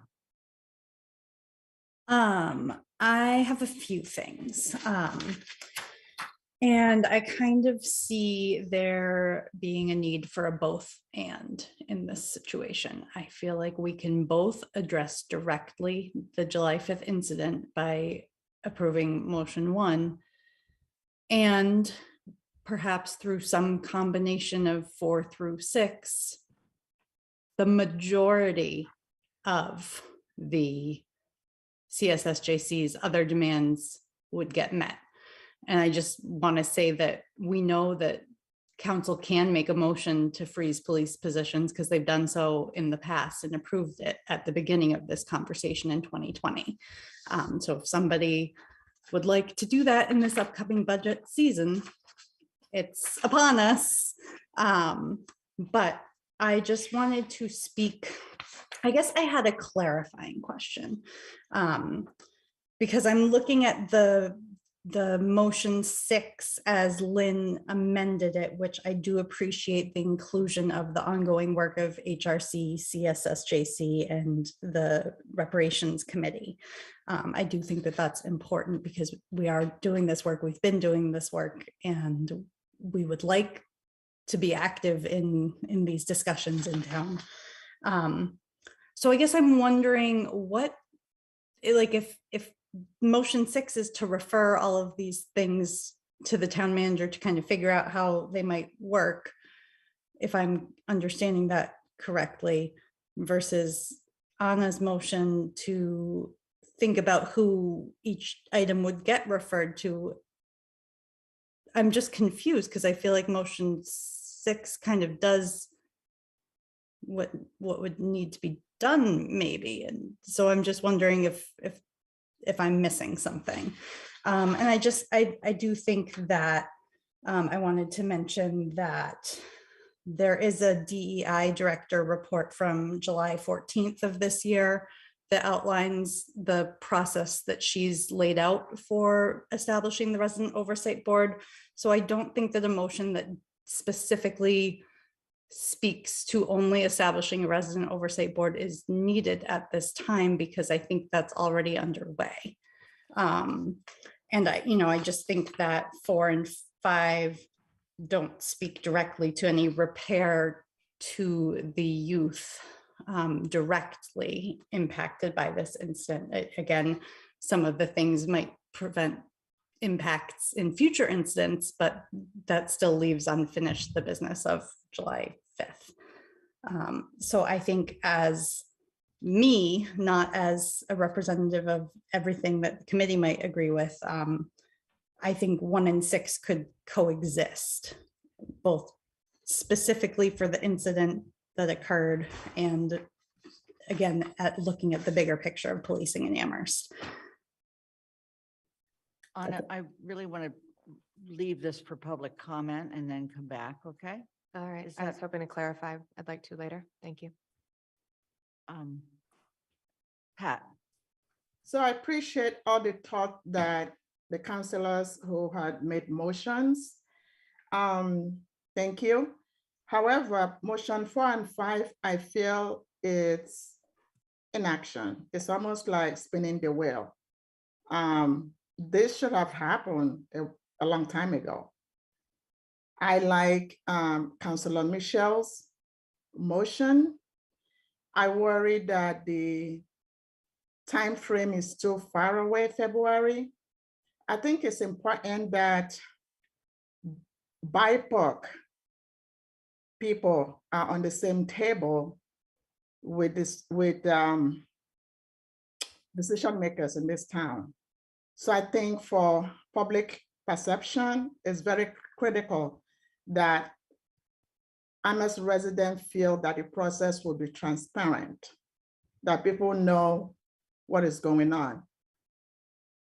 And I also feel that involving town manager with the proposal from Councilor Michelle makes a lot of sense. Let's face it, we understand that the town council is legislative branch and the town manager actually is administrator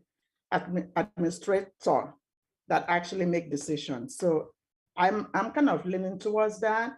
My only struggle with the one that Councilor Lynn put in is no mention of compensation fund. And I think repair will not happen if we don't address that. I feel that, you know, we should try to divide the issues, like the July 5th incident need to be addressed immediately. And I get the long term also should also be addressed, but for the immediate where we're meeting should take priority in order for us to heal. But that's what I'm leaning towards. I just want to make sure that the voices of the youth are centered when whatever the town council vote on, that we have BIPOC folks trying to represent what the voices of the youth and their families be included in all the process. Thank you. thanks, Pat. Dee? So I'm just going to agree with a combination of 1 and 6. I think we need to attend to the short term, as indicated by some of the counselors, and then attend to the long term issues having to do with police policies and practices. Resident Oversight Board, when we envisioned it, we were looking at various models. It's important that as everyone, has noted, our very bright and capable DEI director. It's a process in many towns where there is an executive committee set up, small, to help make those decisions with the DEI director kind of as the executive director, but a committee set up to then build a resident oversight board, or in some communities, a commission on police practices, which does very similar work.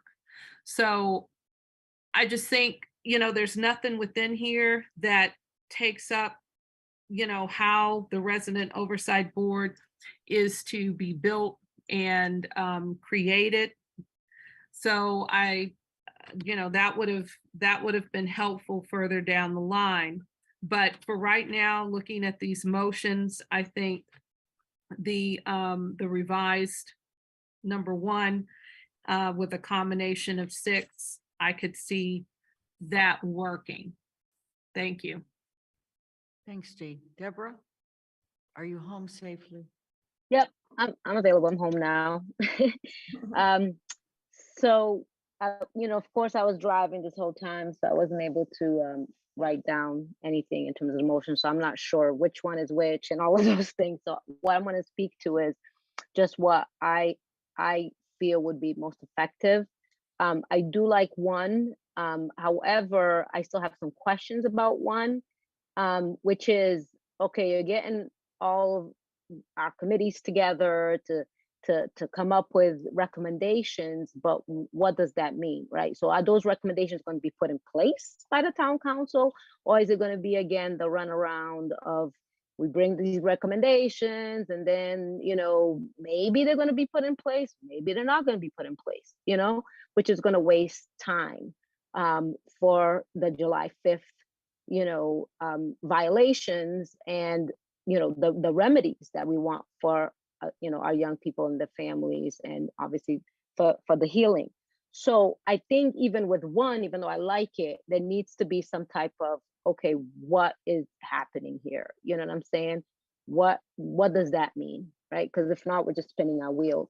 And so then I like what Anna had brought up, and Alicia had talked about it too, almost kind of combining that into 1, if that gap was addressed in terms of what these recommendations mean, which is to say, yeah, we already had a list, right? CSSJC that we brought up.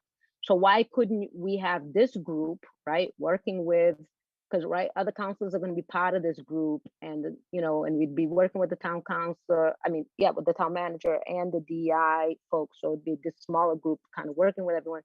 Why couldn't we have this group kind of look at, the list of demands that we have and really kind of figure it out, right? Why can't we respond to each, right? So combining the 2, because I think that it's just going to waste more time, and we don't have more time. The town has spoken, like this happened in July. Why are we now going to be going into God knows what, another 6 months to address these issues? We have the list that CSSJC brought up, and we have committees and folks that could work on this together. So why can't we just get this done, as opposed to kind of prolonging it? And then in terms of the oversight, that was already, the DI director already has a timeline in terms of putting the oversight committee in place. I like maybe providing her with a consultant so it can happen quicker, because I know she said that it would be too much for her to do, and it wouldn't be in place until next year.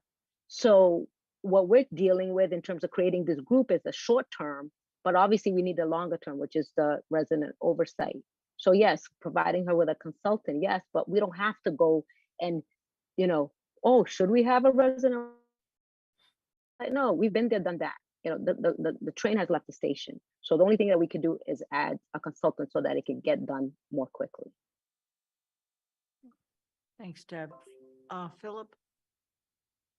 Yeah, I'll echo what my fellow CSSJC members said. I like the idea of 1 and a combination of 6, and then to kind of piggyback off of what Deborah was saying, the motions and counselors focus on the resident oversight. Pamela has said that there's a timeline for it, but to Deb's point, it is a timeline with a small staff. And if this town council has given this budget to the DEI department to not expand the staff, to not expand other people, which we have talked about in our CSSJC meetings, then maybe an outside consultant does need to be brought in. So that focus to me, again, kind of goes back to what Andrew was saying, or Andy was saying about money and figuring out money, and Councilor Haneke as well, kind of saying, which one does a council kind of put and hold more valuable. Right now we have money going to the library. Right now we have money going to the school. We just got a grant to have money go to the sidewalks. When are we going to focus on the racial issues of this town, and where are we going to find the money and the time to deal with that? And I'll leave with that. Thank you. I'm going to now go to the audience, and I see two hands. Alexis and Ronnie Parker. Are there any other people who would like to make public comment at this time? I see a third or fourth. All right, let's start. Alexis, please enter the room, state your name and where you live. Hi, sorry, can people hear me? Yes, we can. Okay, great. Hi, I'm Alexis Reed and I live on West Street. I want to thank Counselor Walker for her comments because she spoke directly to my frustrations. As a body that made a proclamation to create an anti-racist Amherst, which the success of that can only be determined by the victims of racism, it's very unsettling, especially as members elected into this position of power, when there's confusion about what you can do to take action on your own proclamation. It sounds like headway has been made here tonight, though, but like as a member of the AHRA that must rely on your action and votes for anything to actually manifest out of the fund, this sentiment of like, what can we do, or are we supposed to be a part of this restitution, is troubling to say the least, especially from counselors who appear to be very knowledgeable about the charter and its powers. Anti-racism is the active process of identifying and eliminating racism, changing systems, organizational structures, policies, and practices in order to redistribute power. And we've been able to identify it in various committees. And I'm thankful for the committees and that I've been given an opportunity to fight for my family in this assembly. But who is actually doing the anti-racist work here? Only you have the power to implement changing the systems and redistributing power and putting them into actions, like Councillor Devlin Gauthier said. The conversation on priorities is telling us that we're not really ready to make this commitment. We want to, but we're not ready to do so with the powers that be in Amherst. And that's fine, but let's be honest about where we are right now with our community if we can't make the financial commitments. Please reflect deeply on what Ms. Ferreira said about who feels safe even calling the police for help. Ms. Onanibaku spoke from her real and valuable experience. Respectability politics should not be weaponized against the real hurt and anger of our BIPOC community members. How comfortable should we make should someone make you feel in defending their own humanity and experience, especially when being appointed to recommend actions that would affect their lives in Amherst? Various counselors have been able to come to the defense of the police in countless meetings, regardless of who that alienates amongst the community. And when members of the community speak against them, suddenly we need to come together. So I'm really asking you, we need to make the choice and to walk the walk together. So thank you for listening. Thank you. Ronnie Parker, please enter the room, state your name and where you live. Hi. Oh my God. I am so sort of horrified really by this conversation. I just don't even know what to say. We're here to talk about some children, our children who've been humiliated, who are suffering trauma and will suffer trauma. You've heard data about it, but you can ask any dark person who has ever found herself in public looking like a poor person. You ask any person, they will tell you a story and they will tell you about the length of the trauma. And I can tell you mine, but I'm not going to because I just have so much more to say. In terms of what you actually have to do, I think there's too much bureaucracy, too much budget discussion. It's very clear what you have to do. You have to, whoever is in charge has to talk to the police officers through whatever channels to make an apology.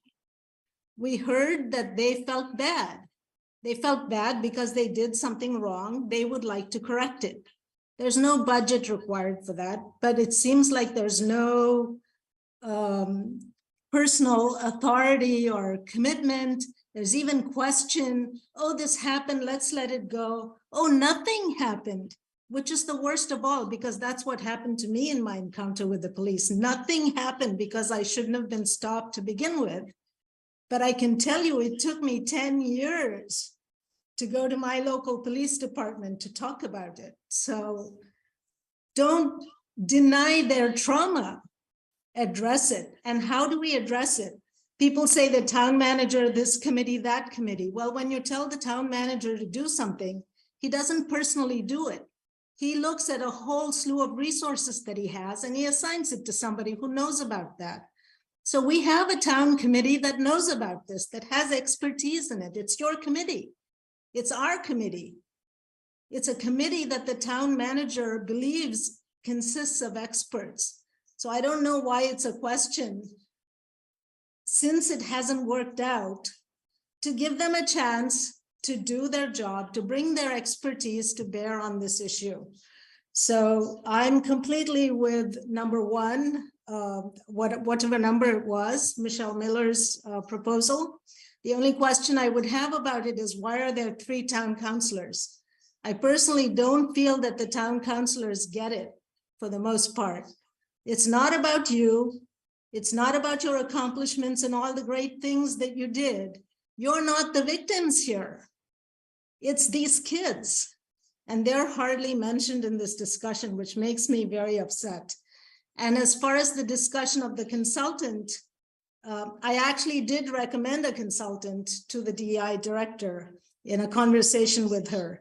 I believe, and she knew this person and had worked with her, I believe the consultant is needed for the town council and for the senior town management. You don't need a consultant to tell us about Amherst. You've got the SJCC. You've got people right there, right here. They're part of our system. Let's draw on them. You don't need a budget for them to work. You don't need a new budget line.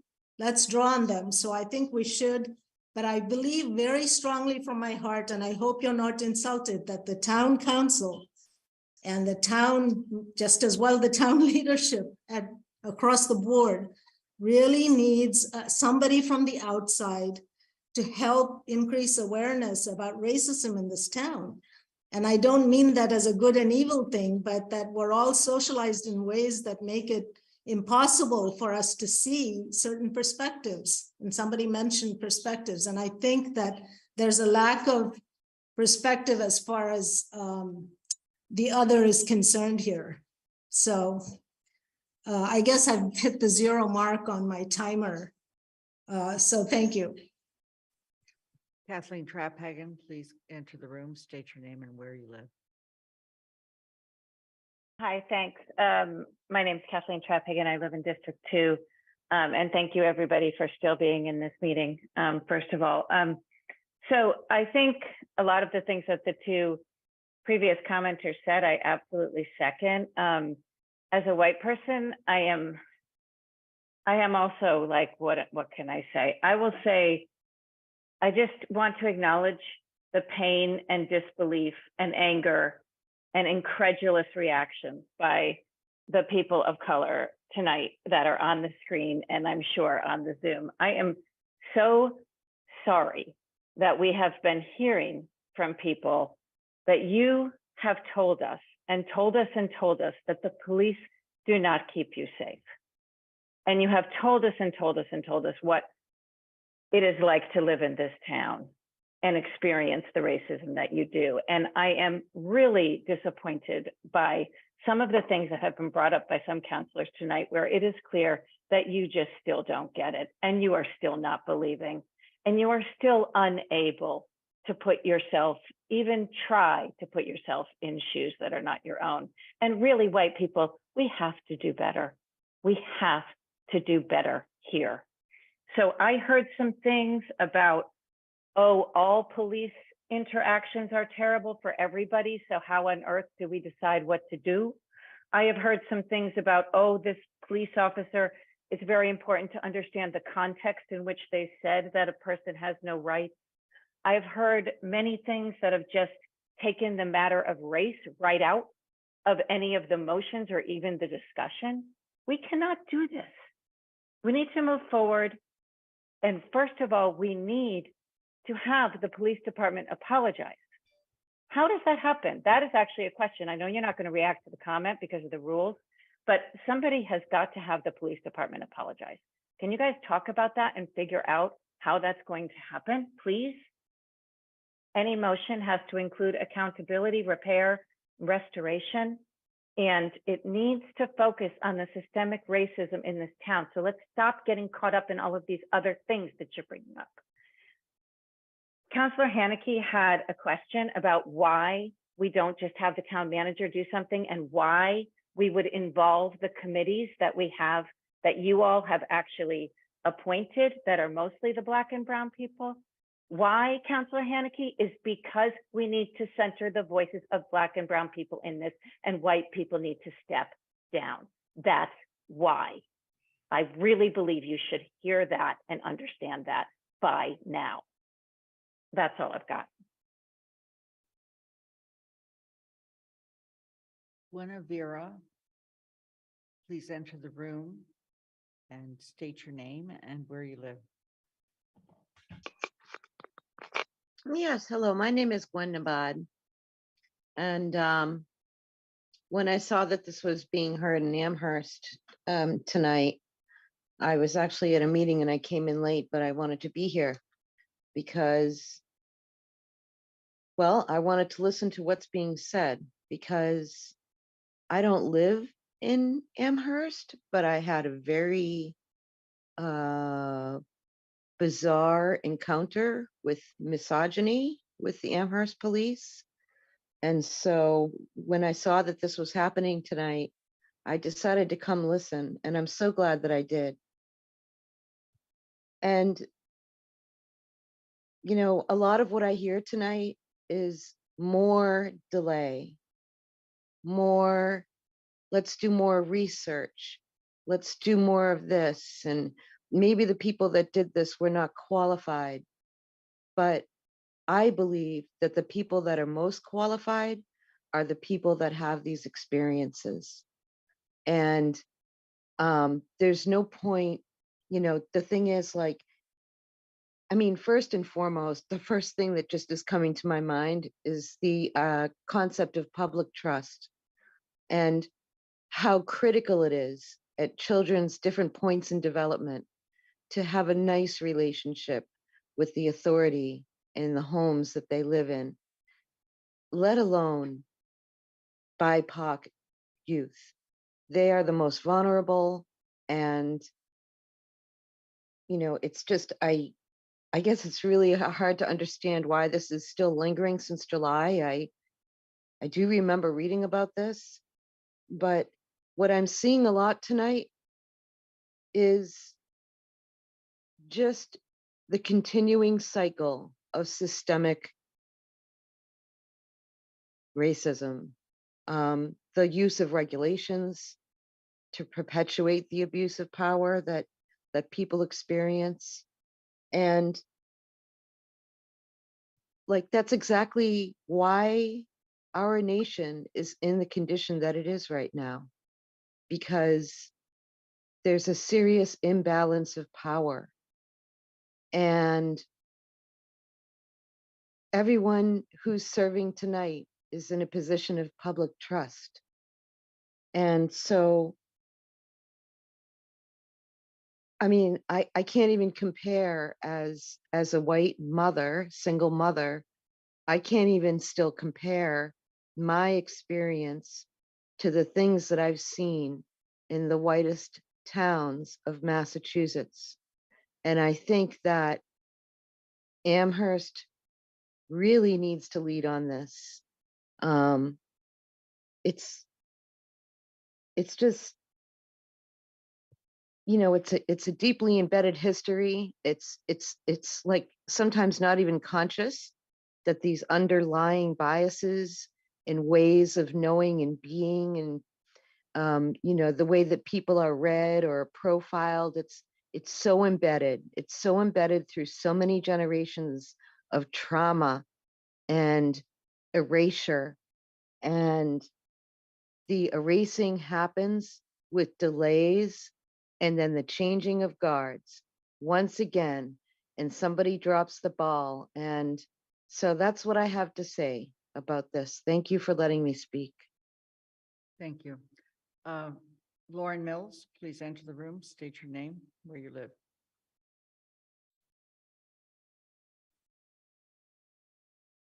Yes, hi, good evening. You can hear me, or good night. Lauren Mills, District 5. I have a few points that I'd like to share. I appreciate all the public speakers that just spoke. And I appreciate those counselors who do get it. One being Dorothy Pam, I appreciate you. I had the question in my mind, who forces a forced apology? And like some of the other callers have mentioned, and CSJC, one of the requests, and I'm sure from the families as well, is an apology from the police chief. And I would also like to know what the process is for that and how that can be accomplished. Also, at the listening session of the first AHRA public listening session, a counselor mentioned counseling. And if that is recommended, who would pay for that counseling? And I think that would be a good start. If that's something that is willing to be provided, you know, I think it should be pursued for the families. I would also just suggest to town council members to maybe set up a meeting with youth, starting with the middle school. I have two sons that go to the middle school, and maybe your perspectives would be opened more if you talk to the youth of this community, of this town. And I would just really strongly suggest that you speak and hear what the youth have to say in this town. And just lastly, council member mentioned, who is accountable for repair. And I think for me, the answer is we are all accountable. We're all accountable for the repair. Thank you. Brianna Owen, please enter the room.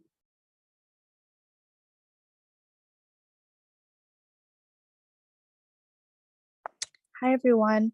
I hope everyone listening and those who will re-listen later open the packet from this evening and read Mr. William Stewart's email. It illustrates the corruption that happens within the town, and this is just the first time it's in our face and we cannot ignore it. This meeting, I've heard counselors say they've answered the trauma endured by the BIPOC community through programs like CRESS, the DEI department, and the creation of the CSSJC. You have all halfway funded every recommendation the CSWG has put forth.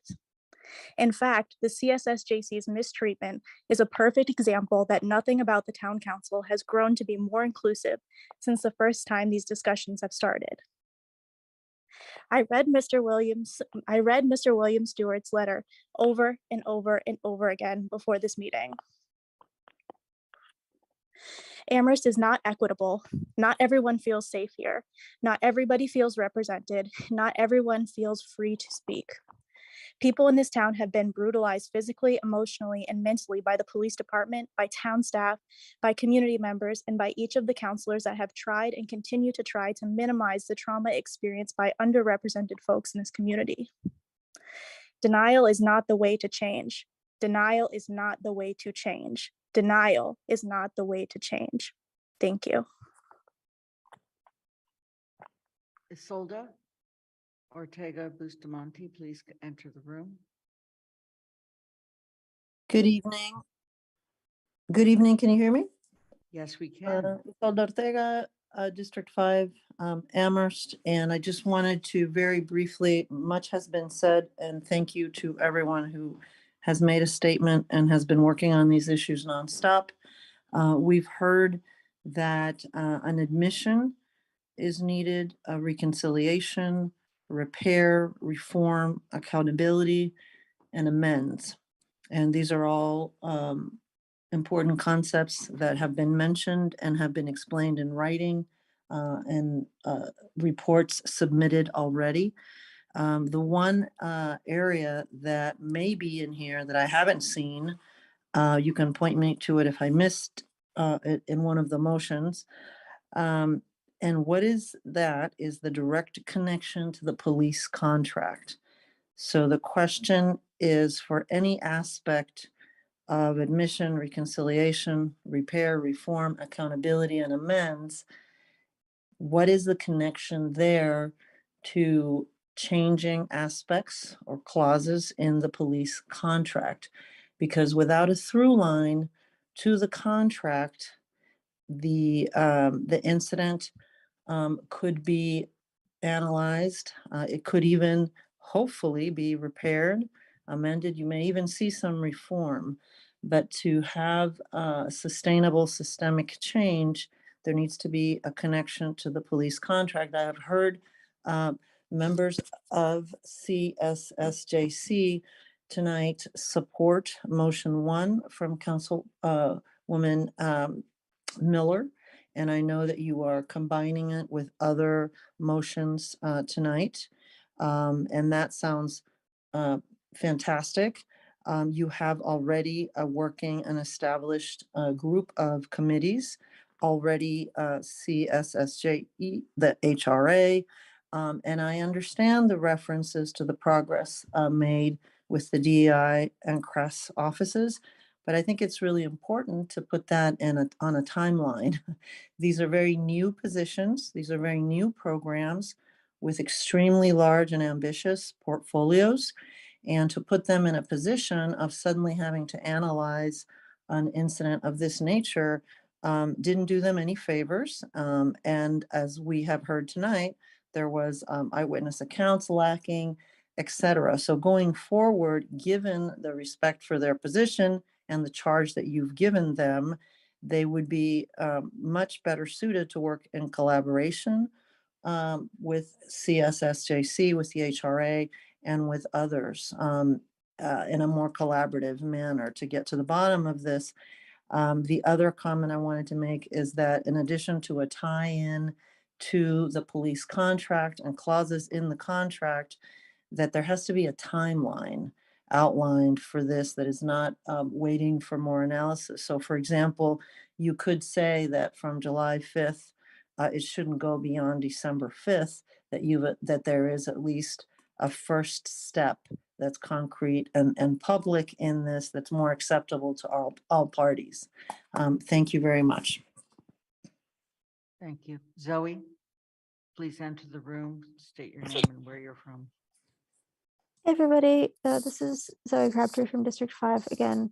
I just wanted to reiterate and uplift something that I heard Councillor Walker say and that I was reflecting upon as well as folks were going through the motions, which is that we already have a review of police department rules and regulations and procedures. I don't know if any of those specifically addressed police department rules, regulations, and procedures in relation to incidents with youth. But it is very frustrating, again, to hear the desire for more research and more review when the first batch of recommendations from extensive research that included outside professional consultants to create haven't been fully taken up. So just wanted to second that for you, Alicia, that it sounds like other folks are also feeling that in addition to you and I.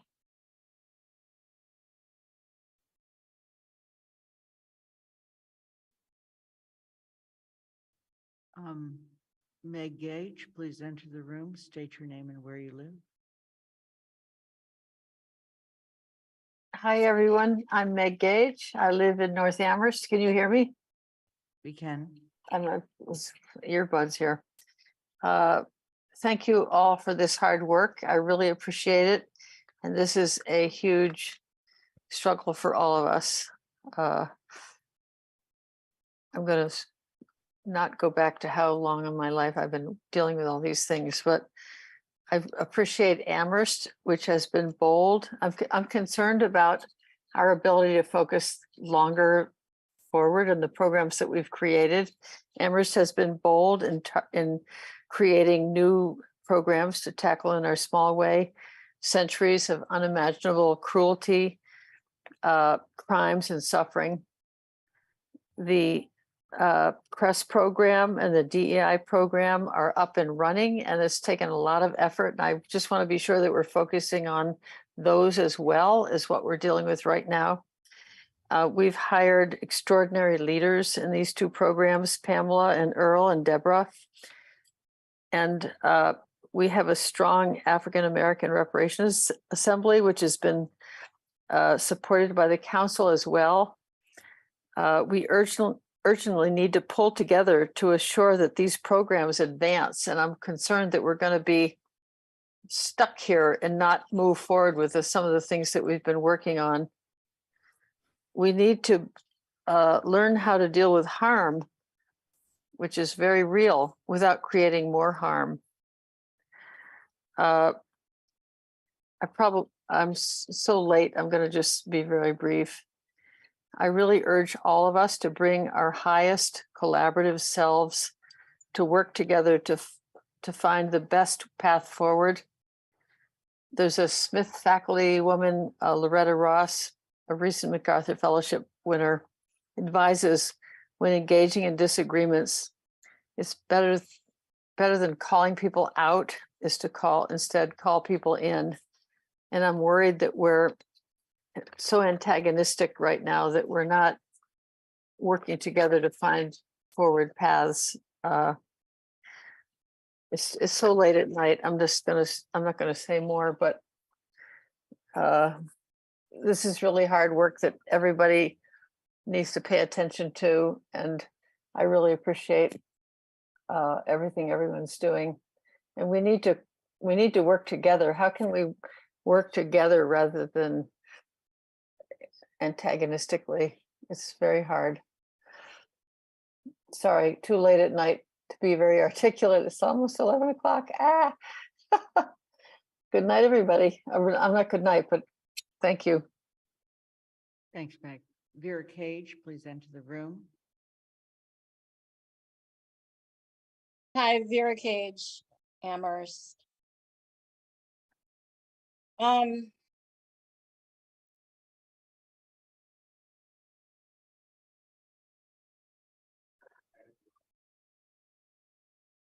Hold on. I'm sorry, Vera. We have to bring you back in. Or we have to unmute you. What did you do? Hi, can you hear me? Yes, we can. We had a Okay, little Vera technical Cage. snafu there, Vera. Sorry.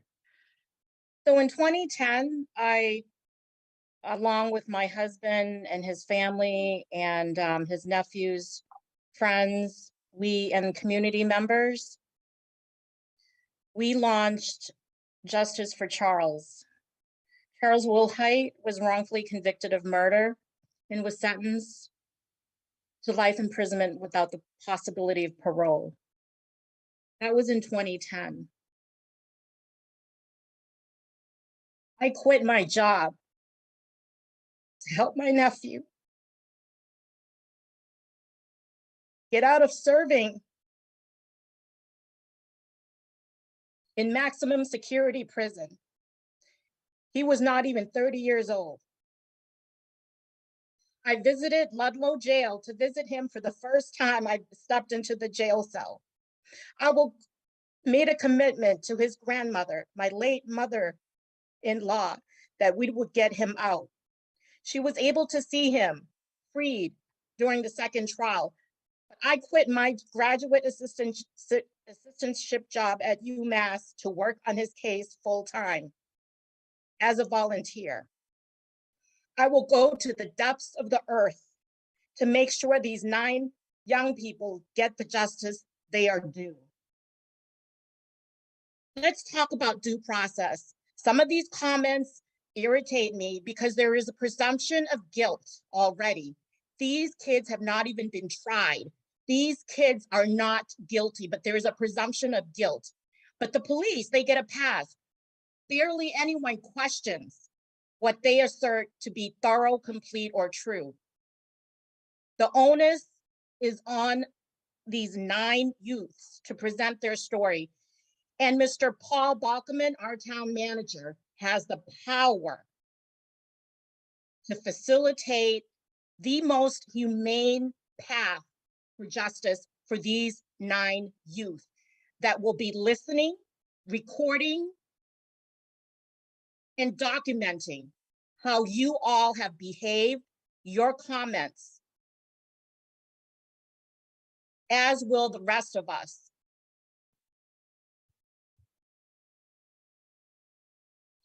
Let's ask Attorney Howard Friedman how he was able to, in my own knowledge, obtain settlement agreements for his 2 clients, separate cases, against the Amherst PD. Let's talk about the police insurance, the deductible that the town of Amherst pays. Let's ask Mr. Town Manager Paul Balkeman about those avenues. He holds a lot of answers. He holds a lot of information. And he is eerily quiet, too quiet for my own satisfaction. Please get away from this addiction to want to watch and witness suffering, especially Black and brown suffering. You want the gore, you want the pain, you want the blood, you want the torture. That's what you're doing with every minute of this meeting, with every day and every week and every month that these children have not had a resolution to what they are presenting to you, to this town.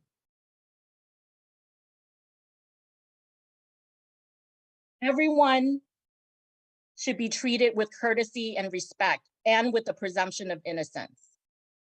The police didn't do that July 5th. They sat those kids down on a sidewalk and lined them up like they were suspects. And do you know why some of these kids don't want to speak? Because they know the trajectory, because they are part of a long line of our history, a legacy of this history. Because in a couple of years, in a year, some of these kids will turn adults. And you know what police do to these children when they become adults? They really go after them. That's the reality that these kids experience and know all too well, and that many of you are so disconnected from. I can't believe that some of you will be able to expound on something that you have very little knowledge of and be very comfortable about speaking to things and making advice and suggestions about the things that you know very little of. And you do not respect the people that hold the knowledge, like Mrs. Pat Ononabaku. But you want to create all these committees, create all this diversion to avoid the point that you are, the town is guilty of harm, and you all need to address it. Thank you. Thank you. That concludes public comment. And we are going to go back to the council, and I am ready to entertain a motion. I'm sorry. Michelle. Could I clarify something? Yeah. Do we have a motion on the table now? Or was do. Michelle's formal withdrawal, like, was that Thank you. withdrawal an actual withdrawal so that a motion would be a new one versus a substitute? No, let's do this formally. Michelle, there's a motion on the table. It's been made and seconded. I'm calling on you because it was your motion. Yes, I'd like to withdraw my motion and offer a new motion, please. And is it to be read again, or? Let me see if I can, are you sharing screen, Sean, or shall I? I need to be given permission. I need to be made co-host to do this.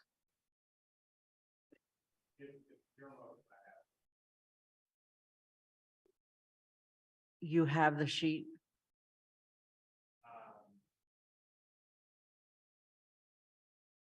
If you don't, I can, but you need to make me co-host to do that.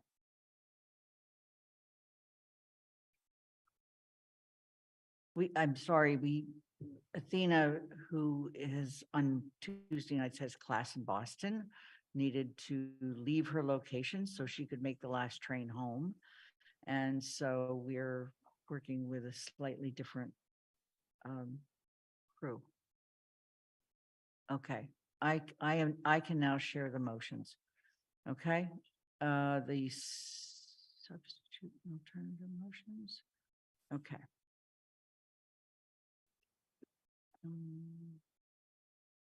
Okay.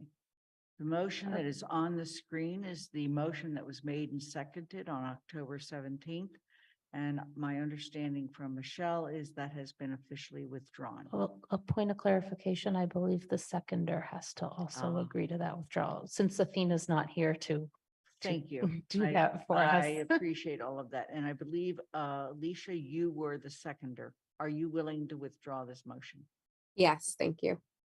Okay. Is that, we can allow that. Okay, now, Michelle, do you want me to Yes. go to the next motion? Yes, please. Okay. All right, and this is the substitute motion that Michelle spoke to earlier. Michelle, what would you like to say about this? Oh, I think that I've already spoken to it, and I think that the members of the CSSJC and the public that have spoken support this motion, and I hope my fellow counselors will also support it, and perhaps in combination with other motions that have been recommended tonight.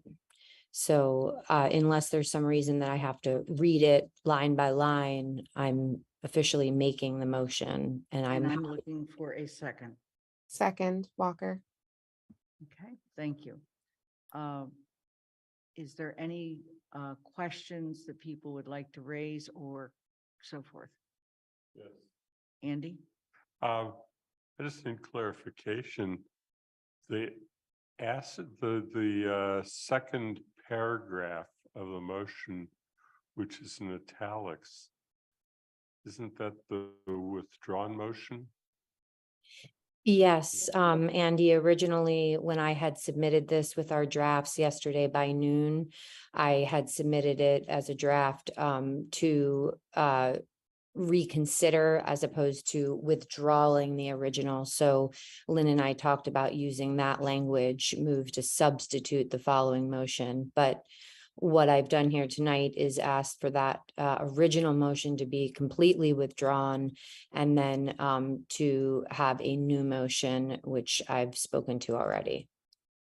Okay. So let me just make sure that I understand that italicized paragraph is not part of the substitute motion 1.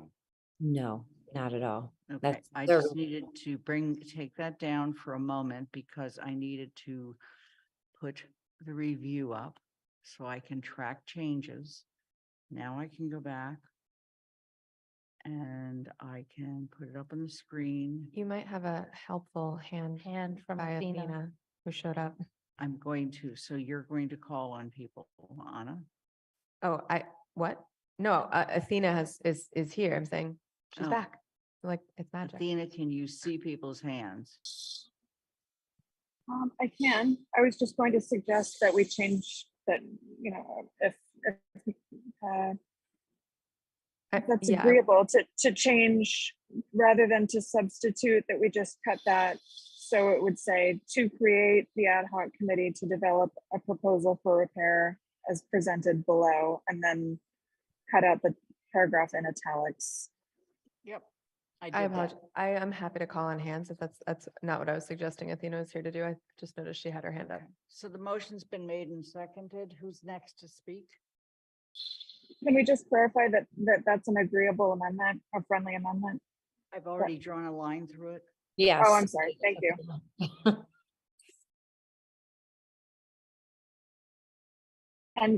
And Alicia agrees as well. Oh, yes, sorry. Thank you, Athena. Thank you. That's what I was asking for. Michelle has her hand up. Right, Michelle? Oh, no, I'm sorry. I do not have my hand up. I apologize. Okay. I'm gonna, Pat. You want me to do it? Sorry, go ahead. Pat, keep it moving. Yeah, keep it moving. I'm old, I'm slow. I'll keep it moving as fast as I can. I'm looking at the composition of the committee, of the ad hoc committee, and you have one non-voting community liaison member of the APD. I'm very interested in why there would not also be a member of CRES and or DEI as part of the actual committee, even if they're non-voting.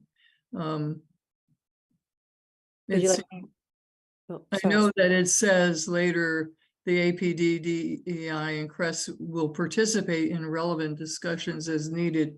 But I think that those are ongoing voices that become critical to the kind of exploration this is. Thank you, Pat. Yeah, I really appreciate that. Originally, I did have a non-voting member from CRES as well as from the Amherst high school staff. And then I realized that it may be considered potentially too clunky in that way. But I fully support that. And if the staff is available to participate in that manner, then I would support if you wanted to add that, Pat, as an amendment to this.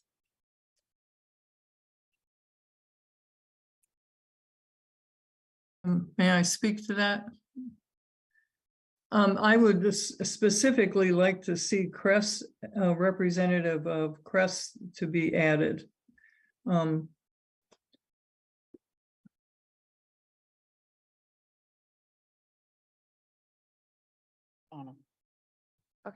all right. Athena, your hand is still up. Would you like to make a comment? Okay, Kathy? If you can scroll down to a set of bullets that the committee shall, thank you. Michelle, you said earlier you are talking about changing examining protocols, looking to the future. I don't see it in the wording here. So for example, it says harms, and then the next one says research and explored models for repair. So there's the word repair, pay. There's never anything in this that I can see that talks about look at protocols, follow up, apology. So we would talk about preventing such things in the future. So that's why I called it narrow. I think this is all focused on July 5th, and it assumes reparations, which might be changing of protocols, but I don't read the repair as the same or do differently. So I've been hearing throughout that if there had been a real apology earlier, and we should have a different way of working with youth on noise complaints. So I just don't see it here. And if that is the way you want it to read, I still think this is quite narrow in focusing on one incident. Michelle, would you like to respond? I would, thank you, Anna. Yeah, so I think what it says here, research and explore models for repair, including procedural, policy, and compensatory options. So in my mind, that means procedural. How do we manage when these incidents arise? And we've all acknowledged that they will arise again. Policy, what sort of policy changes need to take place to repair this incident and future incidents in my mind.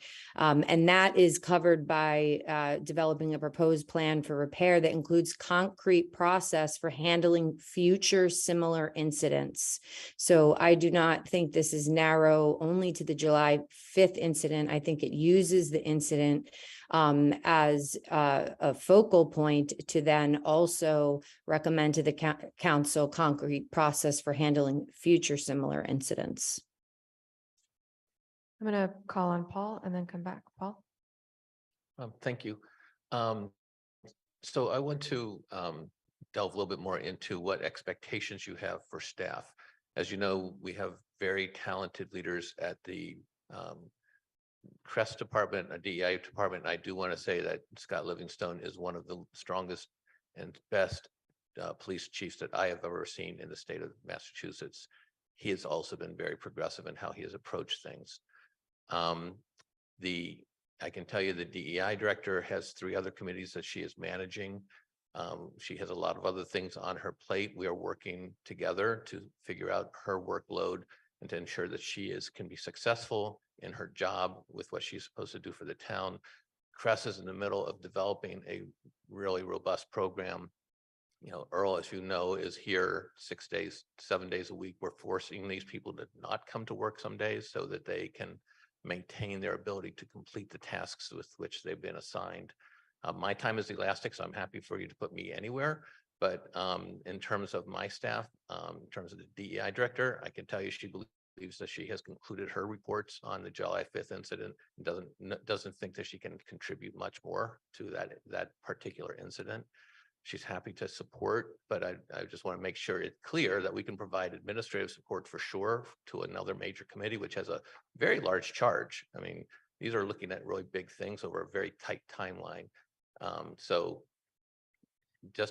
I want to be very clear with the council that in terms of staff support, we'll give you as much administrative support as you need. But in terms of the professional staff, I would caution how much time they will be able to devote to this. I'm trying to be realistic because we are having these conversations on a daily basis about job sustainability and people being able to continue in their jobs with the workload that we're putting on them. Mandy?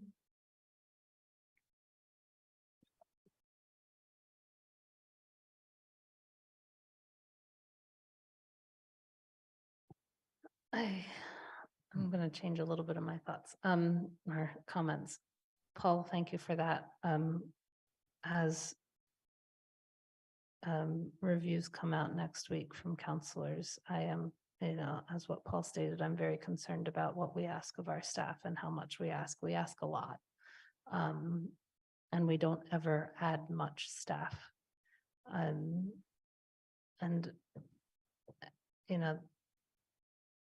that goes to this motion in terms of the town manager, APD, DEI, Crest director to participate in relevant discussions as needed. Anika indicated that the thought might be that they're needed for all of the discussions, but do they have the time? I don't know. I can't answer that. I can only listen to our town manager to say they're already stretched really thin. By a lot of what we've asked them to do already. I worry that this charge asks the committee to reinvestigate. It doesn't use those words. It says establish consensus on the factual record of what transpired and establish consensus on the factual record of the follow-up. But it doesn't talk about what the committee will use to establish that consensus. Are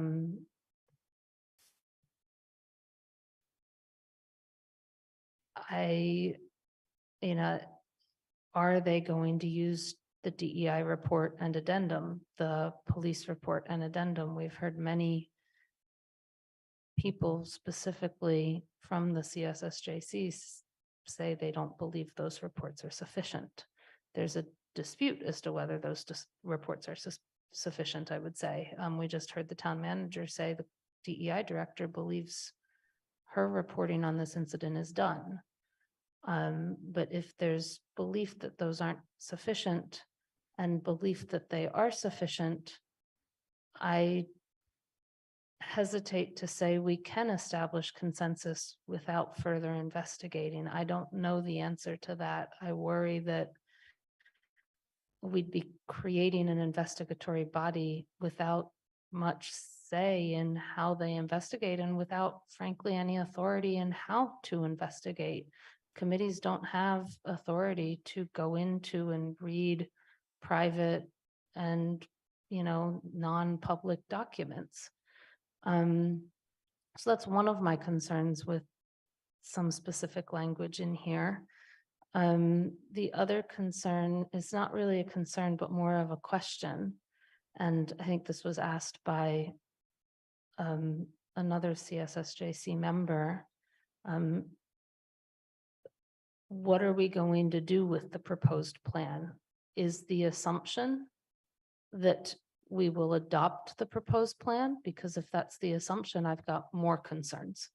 Or is the assumption that proposed plan will come here and then it might go off to another committee of the council to review to see whether we want to adopt some, all, none, change stuff and all of that? What's the action afterward? And I guess that goes back to, if we know as a council what we want, why not just ask the town manager to do it with consultation? I think the motion 6 says using and consulting some of these committees too, but why not just say do that? Why create a committee? So I'm not sure I can support this yet, but I'm still thinking hard on it. But those are some of my questions and concerns. Thank you. Shalini? Again, I want to reiterate that, yes, there is racism in our town. There is profiling that has been shared by some of the people in our amongst us today, that's been shared and from the public, and that needs to stop.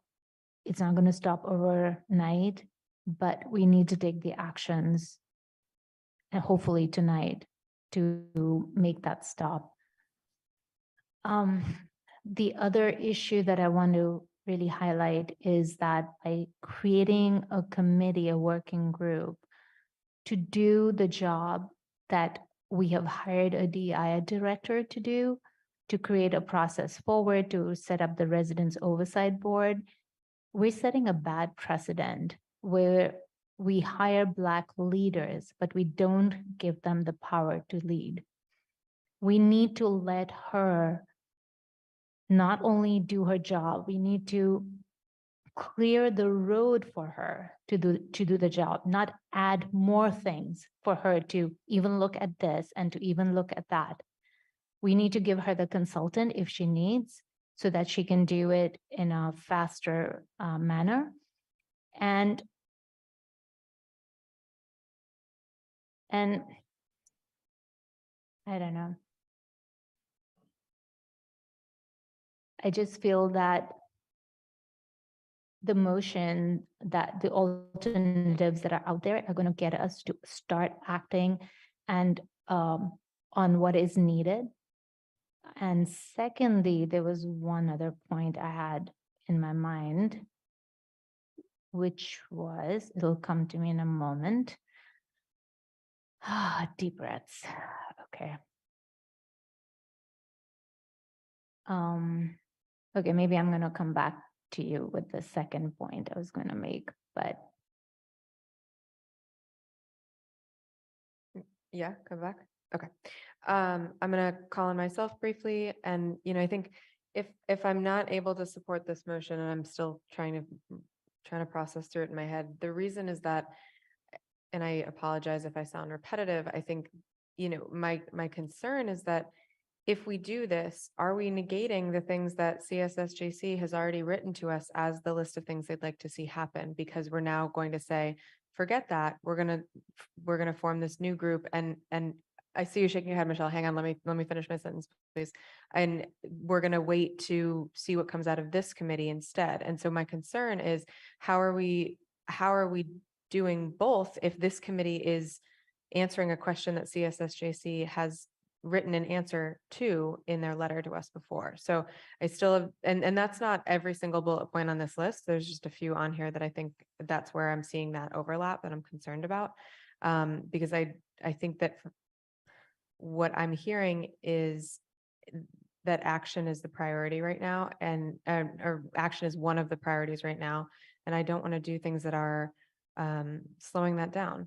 So that's where my challenge with this is right now is I am concerned that we have a lot of the answers to this already. And they've been given to us by the committee that we put together to work on community safety and social justice. So that's where my head's at. I wanted to share that. Dorothy? Okay, so in teaching logic to community college students, sometimes we talk about creating a straw man. And I do feel that that is one of the things that's happening here, is creating a straw man that somehow we can divert our attention from what we're doing. I think the motion is good. I think that some people are uncomfortable with it because you want to know ahead of time how it's going to turn out and you want to control it. And the idea is we will not totally control it.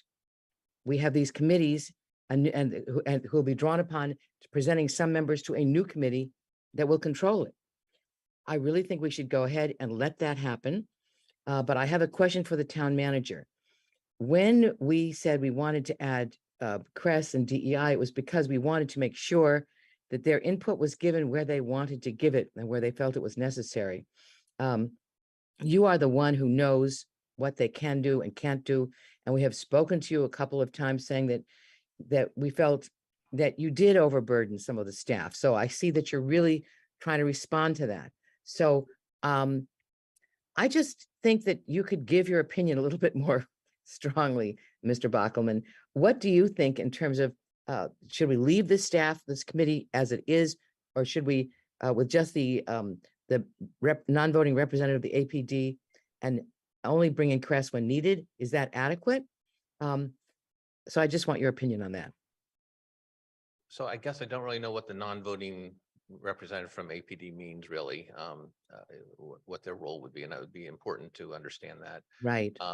I can tell you that we are building 2 brand new departments, and that Pamela and Earl are working eons, and Right. we're in a, I want them to continue their work that they were hired to do. Mhm.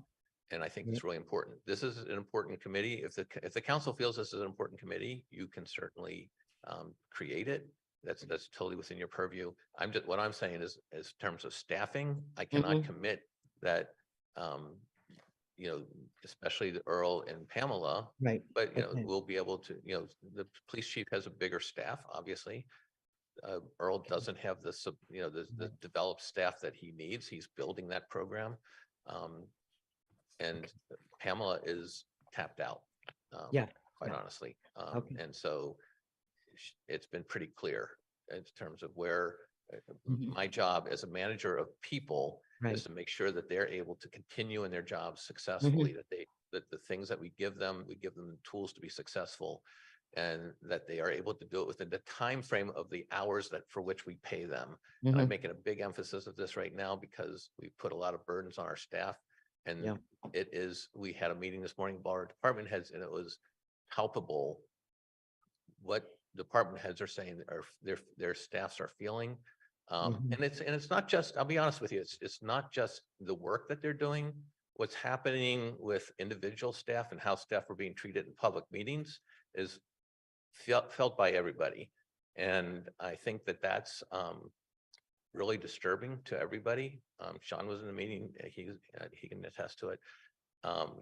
Because when the staff hear criticisms of their fellow leaders, I mean, other department heads, and they feel that, that could be me, and they start to, and one staff member said, I've got a kid going to college. What does this mean for me?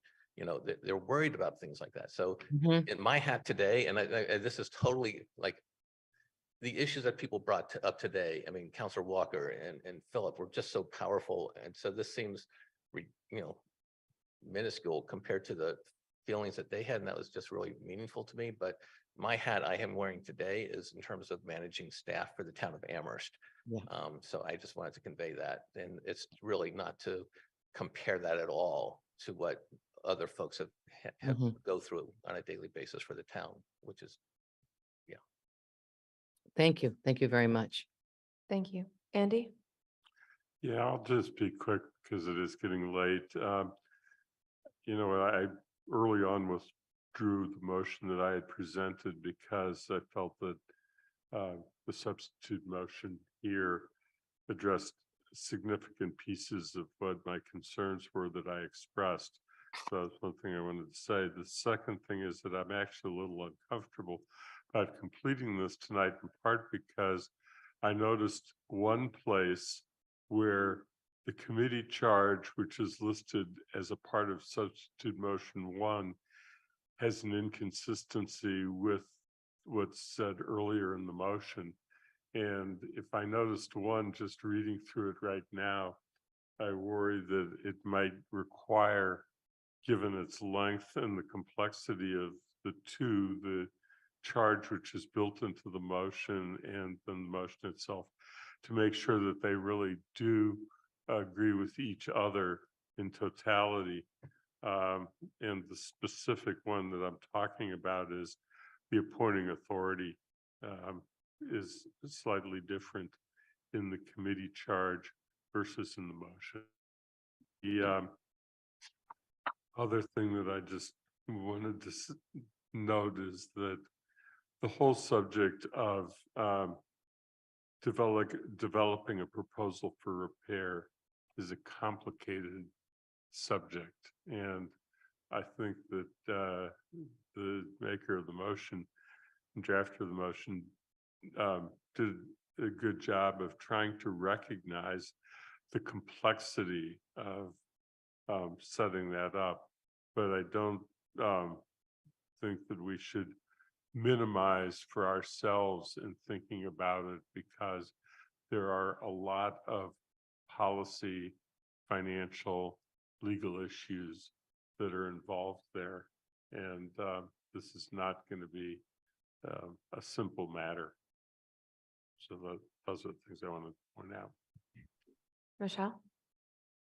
I see that Allegra has her hand raised. Would it be permissible to allow Allegra to speak before I speak? This it's really a town council discussion at this point. And I hate to do that, but I really feel we need to respect that it's a town council discussion. Okay. So I wanted to address some of the things that have come up. First being Anna's concern about the recommendations that were already offered by the CSSJC. I really do feel like that is a distraction here. It's innate that if we are having the CSSJC as part of this process, that the recommendations that they have suggested will be voiced in that process. So there is nothing about this that is negating the recommendations that they have already made. In fact, it's saying, we value the recommendations that you have made, and we want to include you in this process. And so I want to be very clear about that. I also wanted to address something that Shalini said, which was confusing to me. On one hand, she said that we have a DEI director that we've hired to do this work. And I think this DEI director has clearly said that she believes that reconciliation is the way forward. She put that very clearly into her last report. But at the same time, Shalini says that we should hire a consultant to do other work. And to me, that is a contradiction. So I want to point that out very clearly. I do think, to Mandy's point, and maybe this was the point of Deb as well, that what are we going to do with this? So yes, we are taking a leap of faith here. We are doing something that is different than what we normally do, that requires us to give up control and power, and that puts this into the hands of the people that it belongs to. And when I hear, I heard somebody, I can't remember, I'm trying to take notes, say we could use them in motion number 6. This isn't about using people. This is about their voice being central to these matters and guiding and advising this town council that clearly cannot get its stuff together to move this process forward. So I'm not going to apologize for being a little worked up here, but I'm going to say that, you know, we are taking a leap of faith here. And yes, Mandy, it's possible that recommendations will come to the council and they won't all be embraced, and we will work through that together. But until we can get together and establish some consensus about what happened and include different perspectives and voices and allow the committees that we have created to guide this process, I truly believe that these other sort of matters that are coming up about an inconsistency, okay, so we can change and make sure, Andy, that the charge and the motion both say that the town council is, that the council president is the appointing body. I have asked and given Lynn and Athena these motions. If there was an inconsistency, I apologize. But I think that's the least of our issues. So I'm asking us to take a leap of faith and to work through a process together that I truly believe will allow us to go to these deeper, more meaningful discussions that we need to have and that we're circling around again and again. So thanks. Alicia? Thank you. I just wanted to speak to a couple of things. One, because like I heard some comments as to like this motion was too specific, but just to bring us back to the reminder that the entire topic of this entire meeting is the July 5th incident. So like that is what we are addressing with this whole meeting. So this should be specific to that incident and like repairing that incident and responding to that incident. So that is why this motion is specific to that. But it's also that because the conversation of this meeting, because this is just a piece of a whole, right? Like this is just one incident in a whole systemic issue. So that's why there are so many other pieces that are also relevant to this happening. But this is a specific meeting for a specific thing, which is why I think this motion is extremely relevant and encompasses a lot of different interests, would encompass a lot of different interests in moving towards a resolution to this one specific incident. And then we will also have other work to do in terms of the structural, bigger pieces, bigger picture pieces. That is still our responsibility.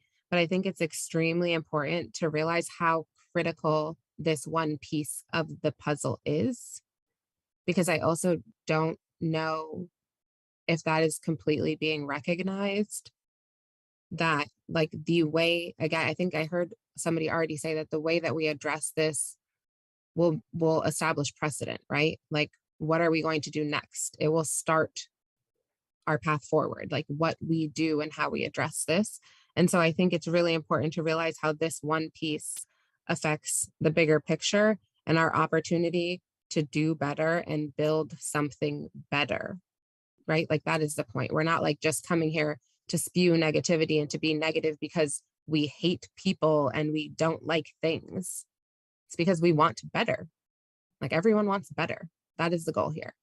And to be better, you have to figure out what is wrong and address it and change things.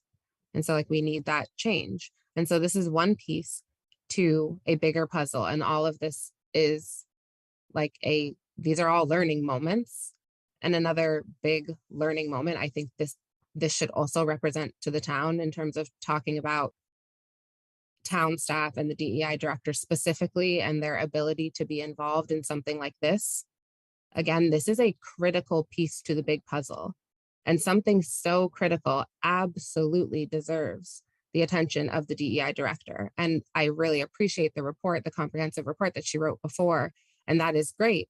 But there is an ongoing conversation that needs to happen. And if we agree that that needs to happen, then why would the DEI director not be a part of that conversation? Because I think that just helps her to build her fabric, like that strengthens her in her position.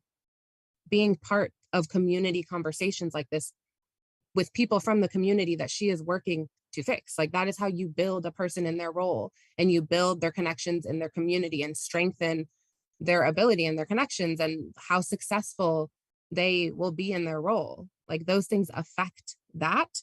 And so I think it would be really smart to figure out how we could make that possible for the DEI director to be involved in something so critical as coming to like a resolution or a path forward from this situation.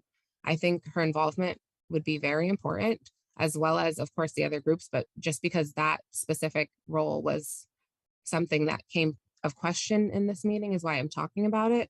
And then also a learning moment, because when we created the DEI department, I don't know if you all remember when the CSWG came to you all with a bunch of budgets last year for the DEI department, for the CREST department, for the Youth Empowerment Center, and for the Cultural Center. And we were told that all of the budgets were way too high, and we were criticized and picked apart. And the DEI director ended up with just a DEI director and just an assistant director. Like we also proposed admin staff.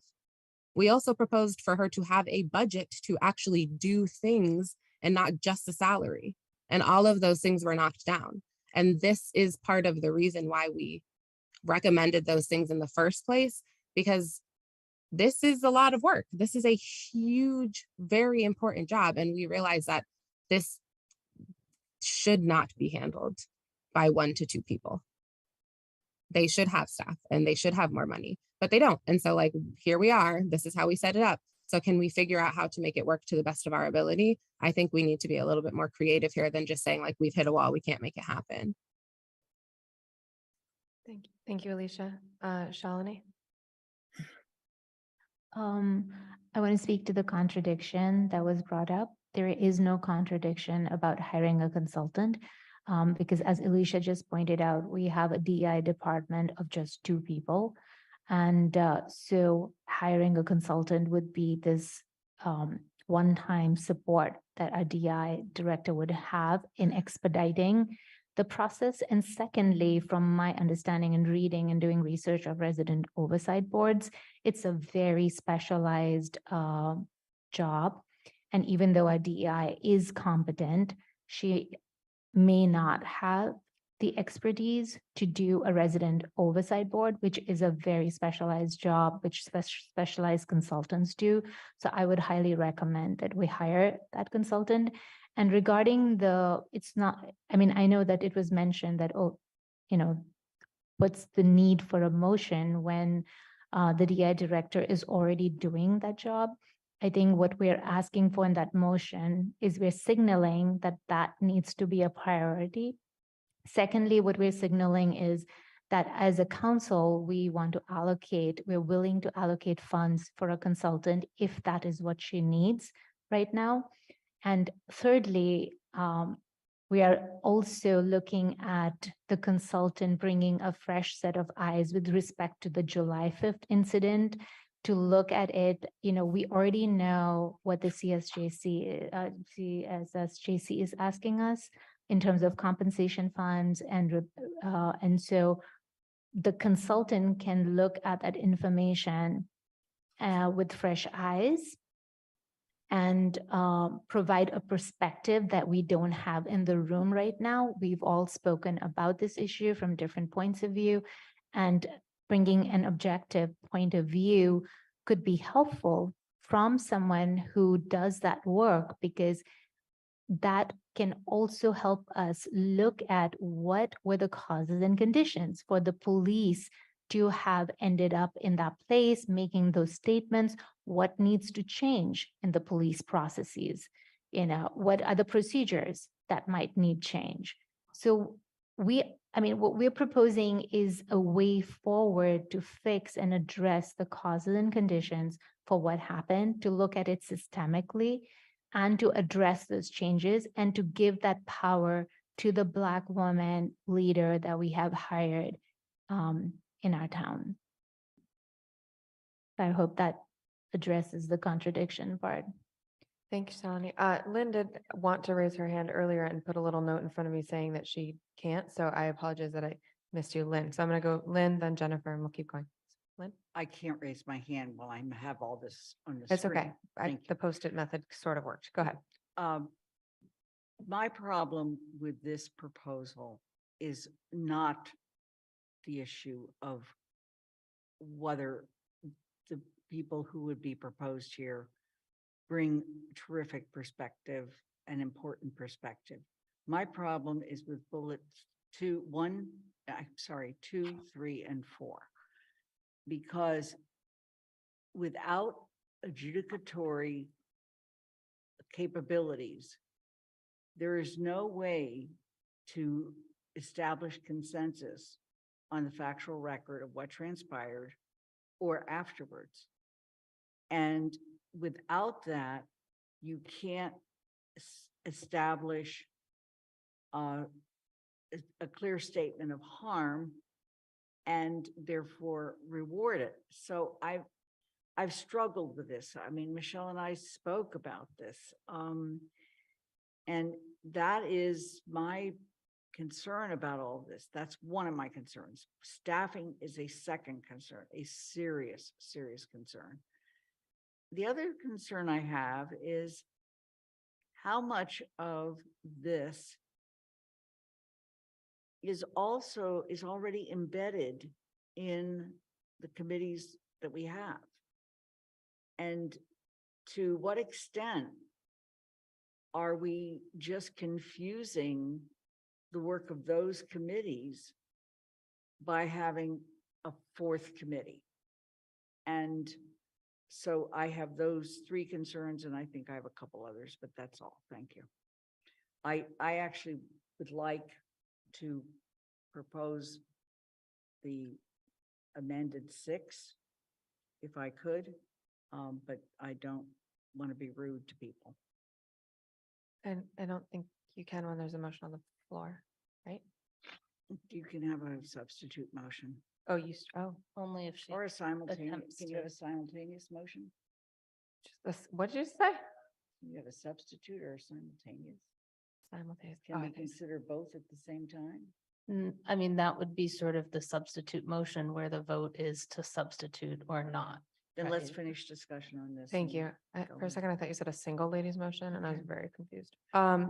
Jennifer. Thank you. So I would see motion 1, maybe we would also pass motion 5 or 6. I would see, because I am sensitive to how much work is on staff's plate, that maybe the consultant could also work with, and I don't even know if it's an ad hoc committee, so it's not a permanent committee that we're adding. I see it as a way to have a working group between the Human Rights Commission representatives, the African Heritage Reparations Assembly, CSSJC, and counselors, with a liaison from the police department, working together on an ad hoc basis. It's not a permanent ongoing committee. And I just personally feel that the testimony that was provided in Mr. Stewart's letter has to be a part of, I don't know, the consensus or the record of what transpired. I think that's an important part of repair for the youth, to have the full picture, to acknowledge what happened that, in those early morning hours. And for that, and that's why I feel that we do have to have some consensus, because otherwise we're kind of denying a big part of the reality that they experienced. And so I don't know how we move forward with repair, and and we need to have a true sort of, for the record, for the present and for history, a full picture of what happened. And I don't feel that we have that now. And I feel that Mr. Stewart's testimony provides an important piece of the picture. And for our community, and certainly for the youth that evening, that we owe it to them to have, for the written record, for the present and history, the full accounting of what transpired that night. And as I think Alicia said, we can't fix it until we, fully acknowledge what happened. Thank you. Thank you. Anika? Yes, thanks. So, I haven't had a chance to speak with Michelle about this, but, Michelle, I'm sure that you know, I appreciate your intention with this, and I see it. My concerns, that haven't been mentioned, or it's late, so maybe they have, are some of this seems to me that because we have, you know, AHRA has ongoing meetings, CSSJC has ongoing meetings. And it seems that wouldn't this work can continue as is within the committees. And as it stands now, we have the DI department up there, I guess, splitting time and attending these meetings and liaison role. So if we're doubling down and we have now, it seems like we're extending this conversation. So we're basically moving it into another room to do all of this work. And I don't know who said about using people, but it seems that 6 does the same, but instead of having DEI as a liaison role, that they're more centered at the helm. So they're participating and having room to flex their wings and, you know, show us what they were here for. And I do believe and agree with, you know, building people in their roles, but we have someone who really is already built. And I think that we need to respect that as well. And of course, this is a new place and a new environment and things are different, but you know, to give people a chance. I feel that this is putting Pamela in a position of having training wheels. And I think that we need to also allow her voice to be heard. And I don't think that by, you know, if we move into another room where that the committees here are having double the voice, as opposed to we have a shared space where there may be DEI maybe more at the helm, but it still says clearly they're still pulling from and working with and collaboratively with the same groups. That's it. Thank you. Pat?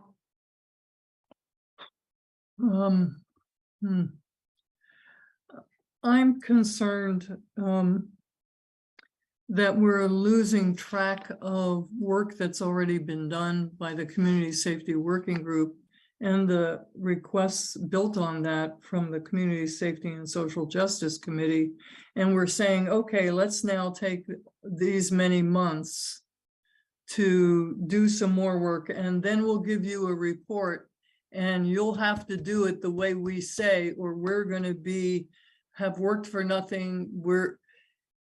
There feels like unintentionally, I feel like there's some kind of trap embedded in here.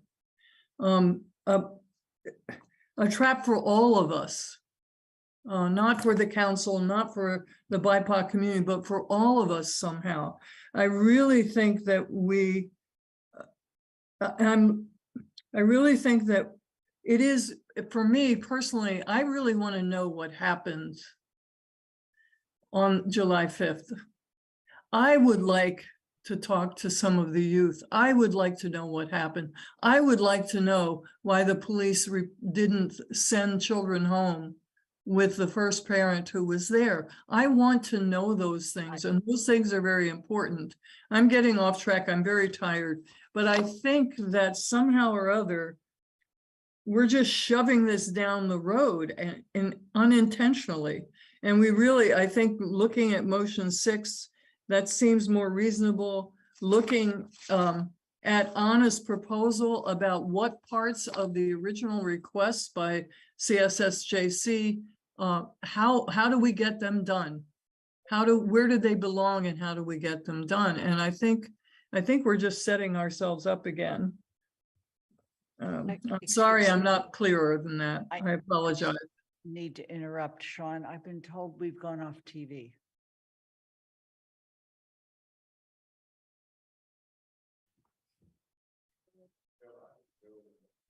Amherst Media is still, Yeah, they're still here. Amherst Media is still on, which means they're still taping. But are they still broadcasting? I can reach out right now.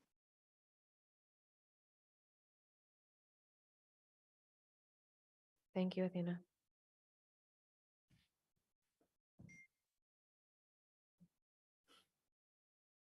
I'm looking for counselors who haven't spoken. I don't think there are any. I think you're right. Every Um, once in a while.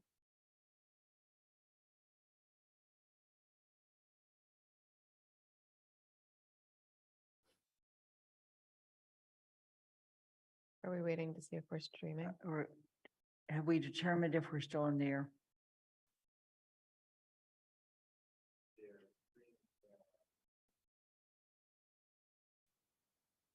I mean, are we required to be on the air to have the meeting? Okay, we are going to continue. I'm sorry.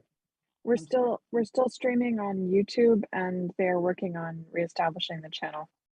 Thank you. I appreciate that information. I guess just keep calling on people. Sure. So I'm next on my little screen thing. So I wanted to maybe clarify, and I apologize if my word choice was poor. My brain isn't firing as fast as it was at the beginning of the evening. I didn't mean negate, Michelle, when I said what's the impact of this motion on of this committee's recommendations on the ones we've already been given. My concern is that if we're waiting for recommendations from this committee, you know, are we supposed to act? Are we supposed to move forward with other ones? Or are we waiting until February or whenever the reporting date is out for the kind of the list of recommendations from this group that is coming together with the purpose of making with one purpose, one of many purposes being to make recommendations. I don't want to undermine that by starting on other work, but I also don't want to delay starting another work that's been recommended to us. So that's my sticky spot right there. And I believe you are next in my window. Michelle. Yeah. So first, I just want to say that every member of the CSSJC has supported with a lot of strength this motion. So any concerns that I'm dismissing their original, recommendations or haven't accounted for them, I don't think there's a concern there. They've all supported this and have spoken that they would like to see this committee move forward.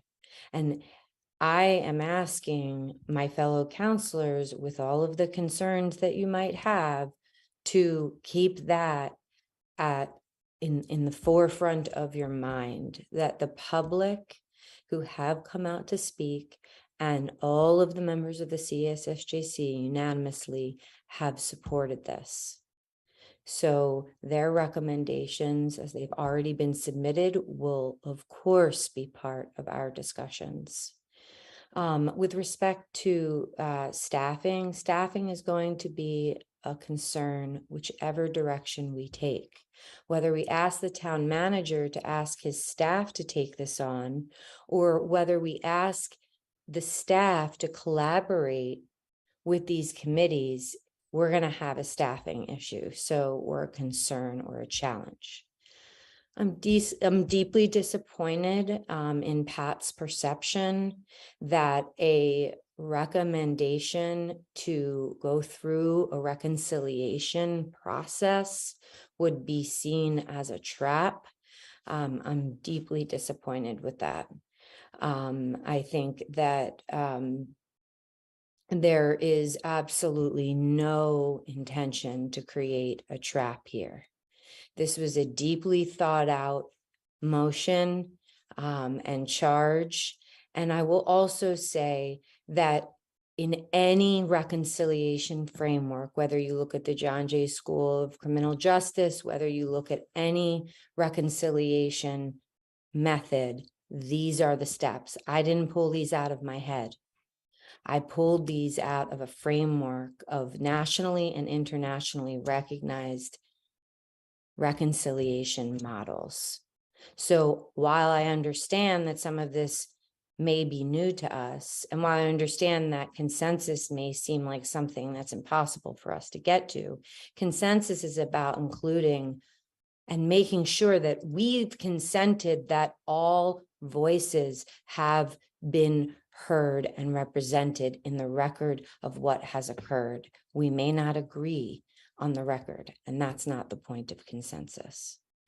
So I'm not going to raise my hand again because I'd like to call the question, but I also would never do that and shut down voices. But I would like to very clearly say, Lynn, that I would like my motion to be acted upon before it gets some other motion comes through.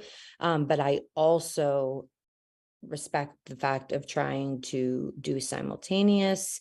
I also want to say that I do support the creation and the immediate creation of the resident oversight and whatever needs to happen to move that forward. Any counselor can bring any action forward at any time. So this committee getting put in place to do this work does not stop me from coming to the next meeting and saying that I would like to put a motion forward to freeze the police. I can still do that. I can do my own research. I don't have to wait, with all due respect, for Anna to come back and tell me what I need to do. I can figure that out on my own, and I can bring that motion forward. And any one of us has the power to do that. Thank you. Since I have my screen down, I'm just going to ask, there's 5 counselors with their hands up. Is there anything else you feel you need to add before we take this to a vote? Andy?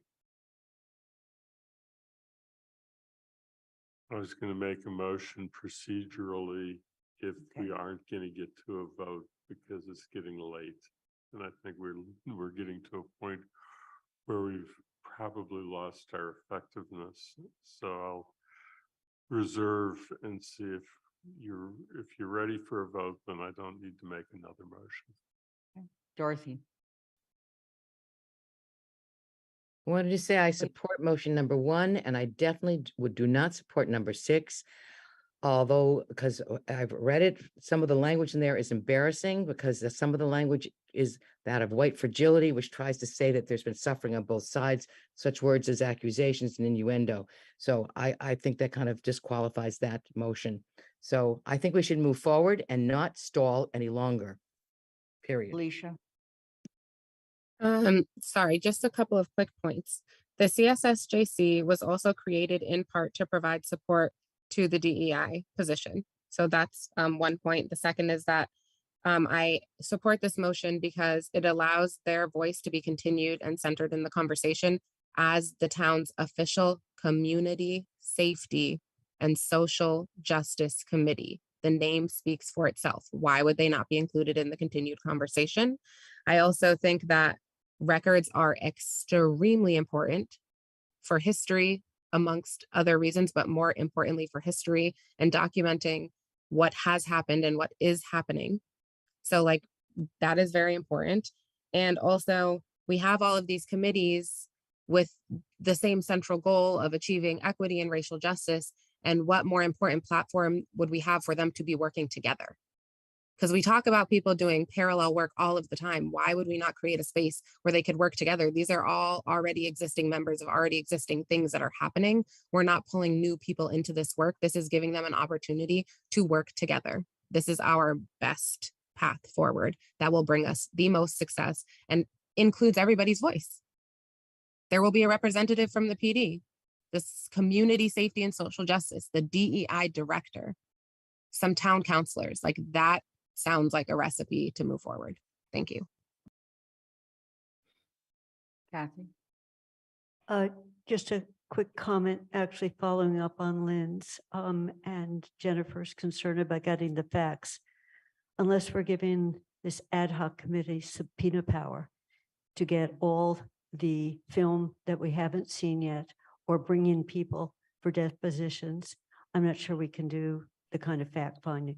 I'm not proposing we do that, but I'm just saying that, but we're saying we have part of the story.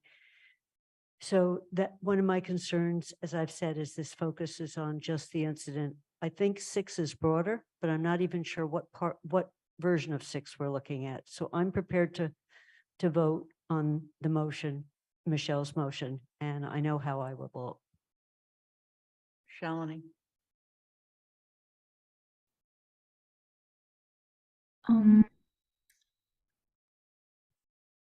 I keep hearing that, that, we've heard that the CSSJC represents the BIPOC community. And as we have already seen and heard, that there are other voices, there are other people.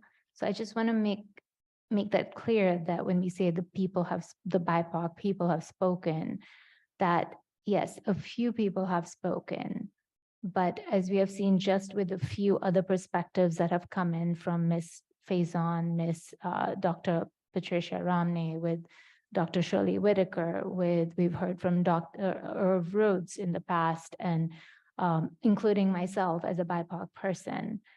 And anytime I say something that is a different point of view, I am discounted, I am rebuked, and I do not feel heard.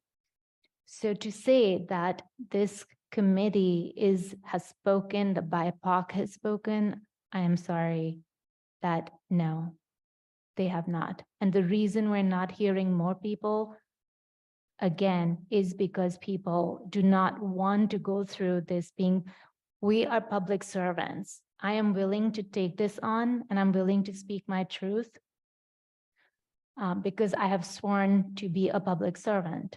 I have taken the Bodhisattva vow, which is to speak on behalf of people who do not speak up and to do justice for all, for everyone. And you can call me, you can be disappointed in me, and that is fine. But there are many other people who don't want to do that. And that's why we're not hearing them today. And that is the reason why I will not support the first motion, because we have tried. We have tried as a council very hard to work towards working together, and it hasn't worked. Unfortunately, I'm not blaming anyone. We are equally as fault, perhaps, which is why we need to step out of this and allow a person who we have hired to do this job, which is why I will not be supporting this motion. it sounds as if we're ready to move to a vote. Yes? The vote is on the motion, which was on the screen. I'll be glad to put it up again if anybody requests that.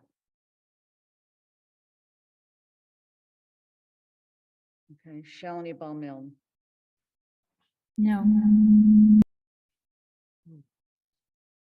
Pat DeAngelis, No, Anna Devlin Gothier, Yes. Mandy Jo Haneke, No. Anika Lokes, No. Michelle Miller, Yes. Dorothy Pam, Yes. Pam Rooney. Yes. I'm sorry, I didn't hear that. Is that a no? Yes. The answer is yes, you're voting in favor, yes? Okay, got it. Thank you. Kathy Shane, No, Andy Steinberg, No, Jennifer Taub, Yes. Alicia Walker, Yes.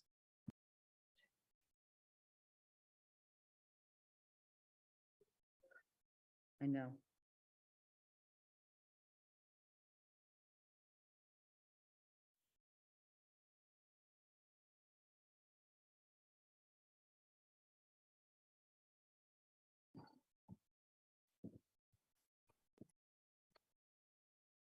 I vote no. And I would like people, if they're willing, to at least look at motion 6. I'll put it up. For clarification purposes, can you announce what the vote was? Yes, the vote was 7 to 6. Six. 6 in favor, 7 opposed. And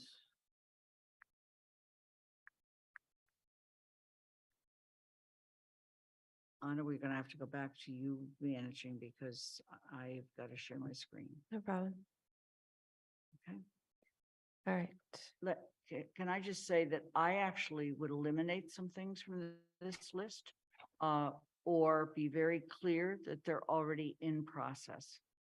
And the first one I would say is already in process is this, but the need may be there to hire a consultant. This came right out of one of the other motions. This addresses one of the areas that among the 7 demands, actually several of these do. And it involves drawing on the ongoing Community Safety and Social Justice and Human Rights Commission and African AHRA Committee. And challenges people to create greater awareness. This would be a report back to the council within 2 months on the progress, and at any point in time, counselors could still bring items forward. So I'm placing the motion on the floor. Is there a second? Second, Devlin Gothier. Okay. Comments or questions? Mandy Jo?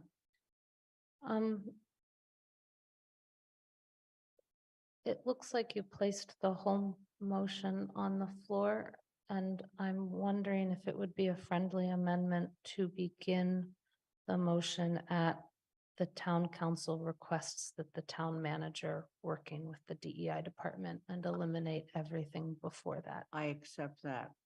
Anna?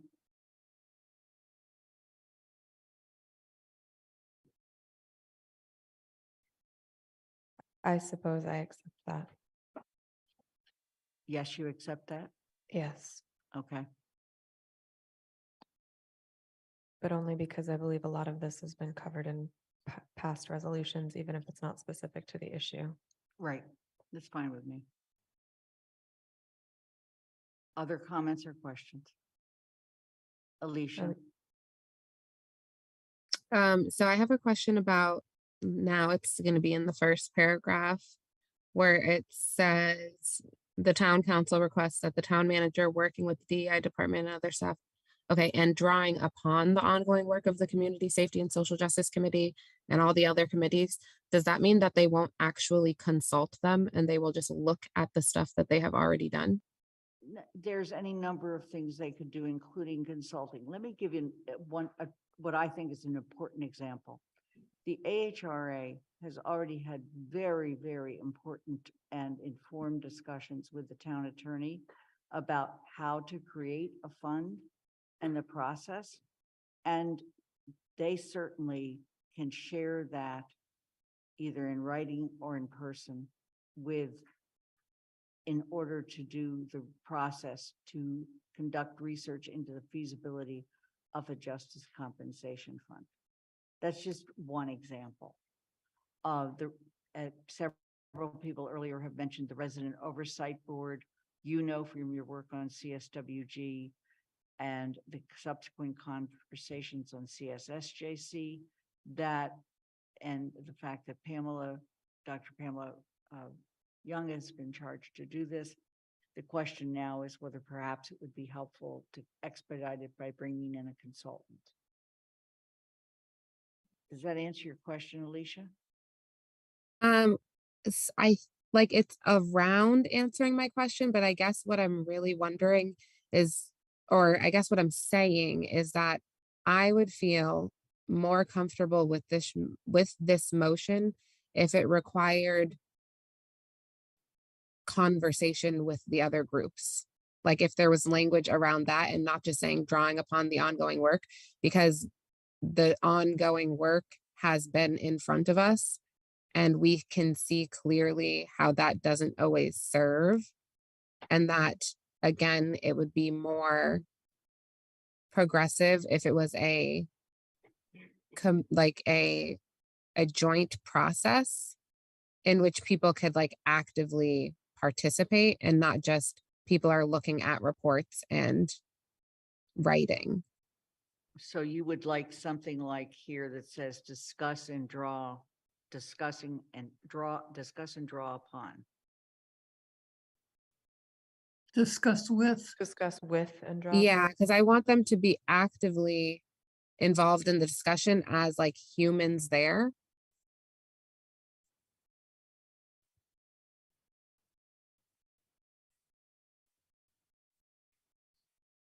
No, that didn't work.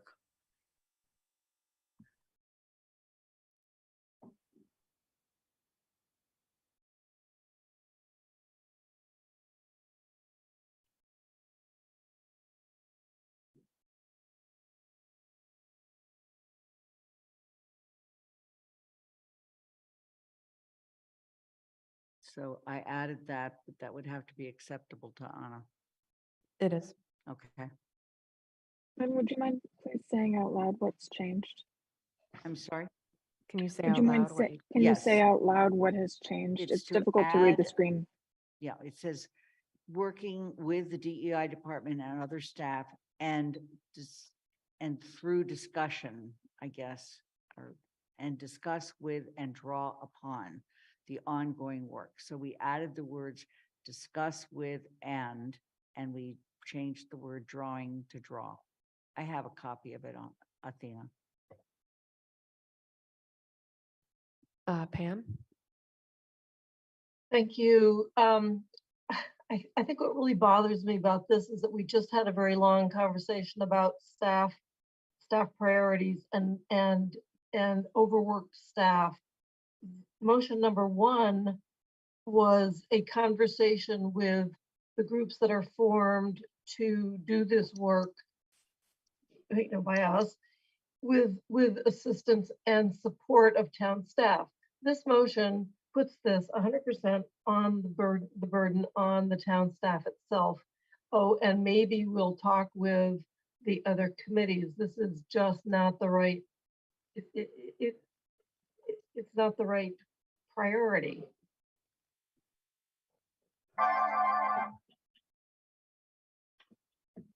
Shalini?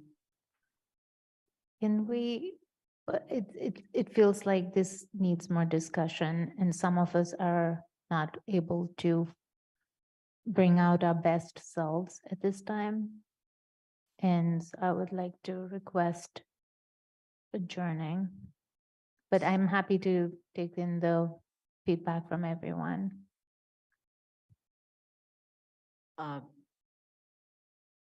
Let me call on Michelle and Mandy Jo first. Michelle? I just want to support what Pam just said. And I mean, this takes staff work to a whole new level. I mean, this is an extraordinary amount of work.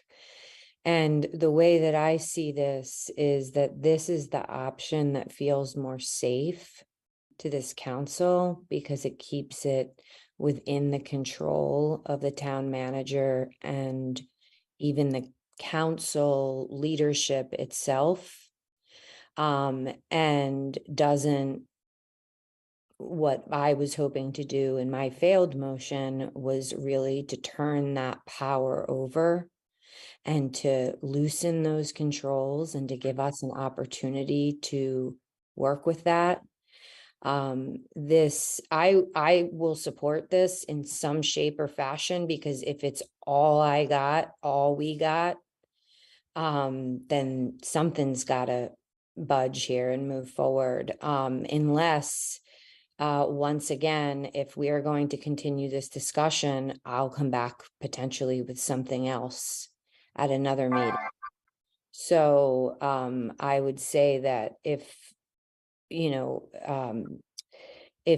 this, I think to Shalini's point, I appreciate very much. And I do want to come back to the point of hiring a consultant if needed. I also want to come back to Mandy Jo's point about reviewing. I know that the police policies have been thoroughly reviewed, but I'd like to see action on that immediately, in really focusing on police policies. I mean, with the Hampshire College incident that just occurred again. The other thing that I wanted to just say that I can't leave this meeting without getting off my chest is Paul said that Chief Livingstone was one of the best police chiefs in this state, or I'm sorry, Paul, if I'm not quoting you properly, but in the essence of what you said is that. And while I personally really, really like Chief Livingstone and find him to be an easygoing and charismatic and caring person, the fact that he has not come forward with an apology, a direct and meaningful apology to this community, to me, I don't understand how the town manager can not acknowledge that and not bring that most basic function of saying I'm sorry forward as something that should be done and done immediately. And I'm not going to make a motion to ask the town manager to ask, Chief Livingstone for an apology, but I just want to strongly say that those are contradicting opinions in my mind. And I think that we don't even have that most basic thing. So, yeah, thanks. Point of order. Yes. Shalini made a motion under Rule 7.1 to adjourn. And I believe that under the rules of our council, that takes precedence over any other action.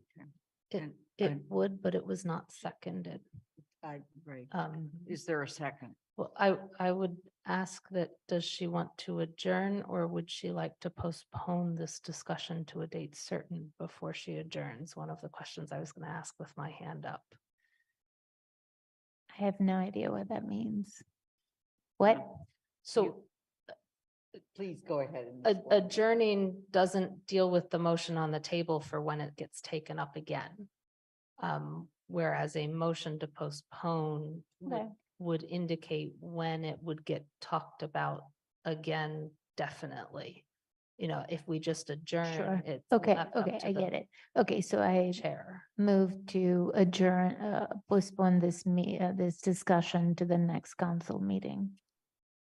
May I ask a friendly question? Knowing what the agenda for the next council meeting looks like, and it begins at 5 p.m. and goes through, and it's 3 different meetings in it, would you consider it November 21st? No. No. No? Okay, fine. Could I ask a point of order? Yes. Next council meeting is technically the 5 p.m. reading session. Are you seeking the 8 p.m. regular council meeting? Yes, the regular council. So the meeting. motion has been made to defer, to Postpone. postpone this conversation to November 7th at 8 o'clock. Is there a second? No, I don't have it. Second. Yeah. Is there any further discussion? Mandy Jo? Yeah. Alicia? Is it not possible for us to create another special meeting? Because I know the next council meeting has a really long agenda, but I also agree that the following council meeting is too far away. But can we create another meeting specifically for this? Is that a possibility? I can look at that, Alicia. I will just tell you that when we polled to find the November 1st date, we looked at other possible meetings without interfering with other meetings and holidays, and there wasn't a date. And we went all the way out to the 14th of November. Mindy Jo? Yeah, I would just add, you need 48 hours notice. So Alicia, if you're trying to get this in before the 7th, the only day that's available that is not a weekend is Friday, now that it is Wednesday morning. So, I mean, I'm more than willing to look for that and to poll for that. I just want to warn you that I had trouble finding another date besides November 1st. Sorry, just to clarify, not before the next council meeting, before the one after that. Right. I will try. I will poll and look, okay? Is that, I agree that if possible, that would be a good idea. All right. Is there any other question? And I just want to say before you adjourn, I'm going to take this down. I am asking CSSJC, do you want to still remain in your meeting? We still need to vote on the motion to postpone. Thank you. We're going to vote on the motion to postpone. At this point, it's postponing to November 7th at 8 o'clock. Okay.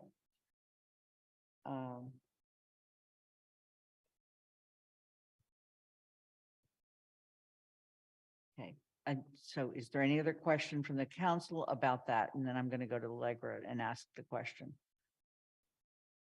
Okay, Pat DeAngelis, No. Anna Devlin Gother, No. Lynn Griesmer is a no. Mandy Johanicky, No. Anika Lopes, No. Michelle Miller. I'm sorry, I think I'm confused about what we're voting on. Voting on whether to postpone the motion that's on the floor to a date certain, and in this case, it is November 7th at 8 o'clock. And I thought you just said that you would poll, though. That's where I'm confused. What would the polling accomplish? And what Alicia has asked is if I could poll to see if there's another date besides that, because the November 7th agenda already is very full. And Oh. I agreed to that, but meantime, we have it on November 7th. So if we don't postpone, if we vote no to postpone, then we're going to continue the discussion, even though That's correct. Charlene. But I thought that Shalini, because she said that she wanted to postpone and not adjourn. Is that Right. what happened? Okay. Point, it's postponed. Okay. Discussion. Okay. So, no. So let me clarify because I want to make sure, okay? If you vote no to postpone the discussion, then we continue discussing. Okay. If you vote yes to postpone, then we postpone to November 7th.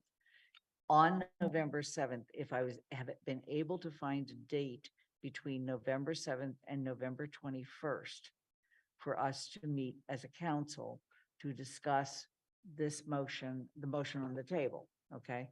Then on November 7th, I would make a motion to that other date certain. Or move it if I had to November 21st, but otherwise it will happen on November 7th at 8 o'clock during the 8 o'clock meeting.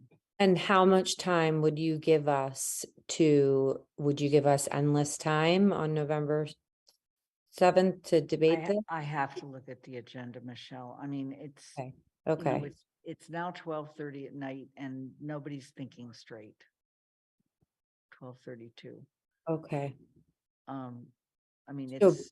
but I just heard 4 votes that want to keep going with. So right now I have Pat DeAngelis is a no, Anna Devlin Gother's no, Lynn Griesmer's a no, Mandy Johanicki's no, and Nika's a no.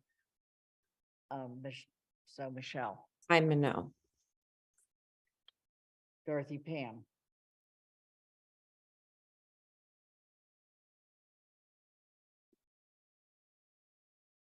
Dorothy. I think Dorothy is now absent. I don't see her. Pam Rooney. No. Kathy Shane. I really don't understand the vote because I can't possibly continue a discussion on this motion now. So then I would say your vote would be yes. Yes. Andy Steinberg, Yes. Jennifer Taub, Yes. Alicia Walker, No. Shalini Baumil, Yes. so we have 1, 2, 3, 4 in favor of postponement. 8 opposed to postponement and 1 absent. Alicia, you have your hand up. Yeah, I would like to propose a motion Please go ahead. to postpone this conversation to the next soonest agreeable date in consultation with the CSSJC. Like, I want to be able to poll them as to when they're available. I don't want to just be like, you need to come to our 8 PM meeting. So can we postpone to a date, the soonest date where the CSSJC members and council members are available to be speaking about this together again? Please. Mindy Jo, I'm gonna look at you for this one. It's to postpone to a date that we would poll for which the council and the CSSJC would both be available. So Paul's looking it up right now, but I believe motions to postpone are generally to a date certain, not an unknown date. Yeah, I think they are. Yeah, that's why I read the rule. So Alicia, the answer is, but postponements are to a date certain. So can I just propose it as a motion and not a postponement?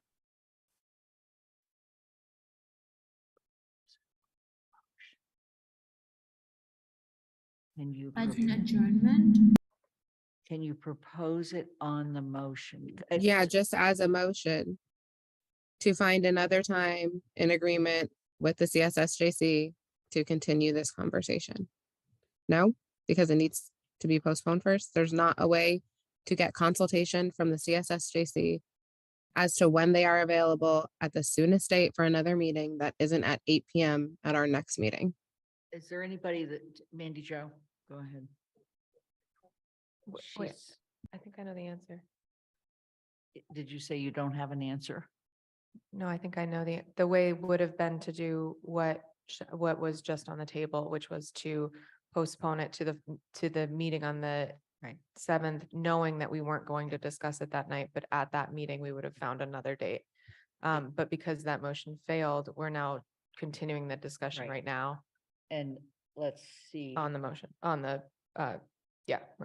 but somebody on. the So there's no prevailing- way to get their contribution right now as to what date they would be available, so we can postpone it to a date certain with their consultation so that we know that they will be available for that meeting, to avoid the having to schedule it twice just to get a date that works for everyone. Good suggestion. Not really, unfortunately, because of the way that Robert's rules is written, you have to postpone to a specific date in the moment. Like, we'd have to pick the date right now. Right. So but we I- can't allow them to talk with us right now. We're asking, but there's only D is not here and Still here. I'm Oh, here. D is here. I think our committee is still here. It's just, Right. Okay, there is definitely 5 of you here. I think one of your committee members is not. So are you available on November 7th at 8 o'clock? for what reason? Well, it's actually for the purposes of the council continuing this discussion, which is one of the reasons why I'm not completely clear if the council has to continue the discussion and yet CSSJC doesn't vote. If you weren't available, and we wanted to continue the discussion and move on the motion, we could.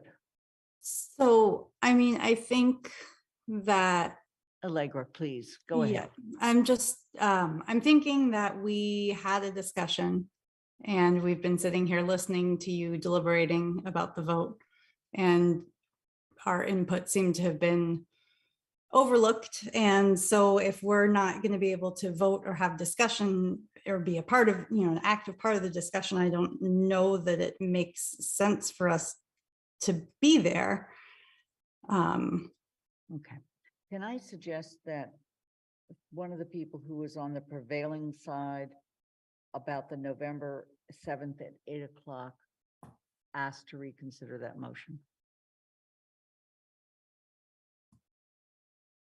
Yep, Mandy Zhao, please.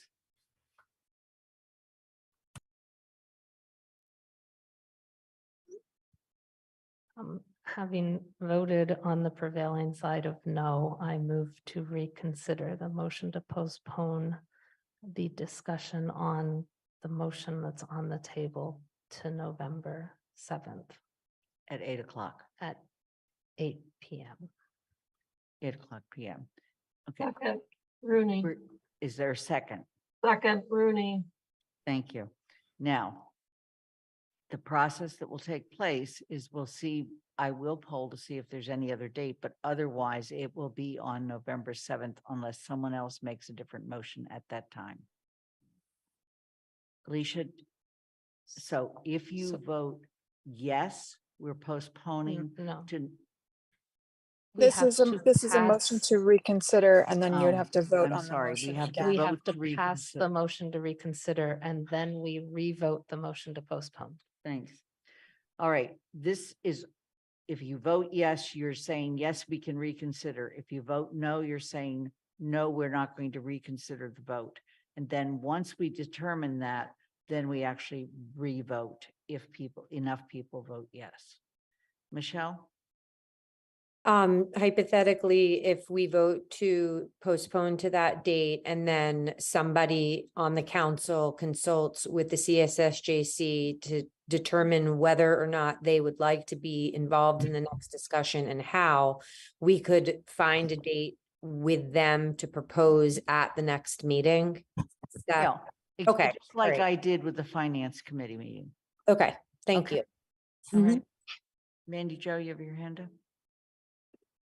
Okay, so the vote at this point is the vote that allows us to reconsider. It is not the vote to postpone.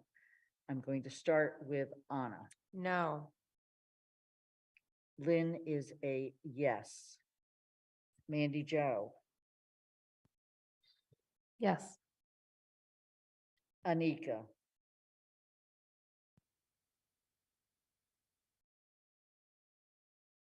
I'm sorry, could you say, are we voting to adjourn? we're voting as to whether you will reconsider the motion, not whether you agree to the motion, but that you can you're willing to let us reconsider it. Yes. Michelle, Yes. Dorothy is absent. Pam, Yes. Kathy, Yes. Andy, Yes. Jennifer, Yes. Alicia, Yes. Shalini, Yes. Pat DeAngelis. Sure. Okay, that passes with 11 in favor, 1 no, and 1 absent. Now we're going to go back to the original motion. The original motion is to postpone this motion to November 7th at 8 o'clock PM. Now we're voting on postponing, okay? Mandy Jo, I don't know. Lynn is a yes. Mandy Jo,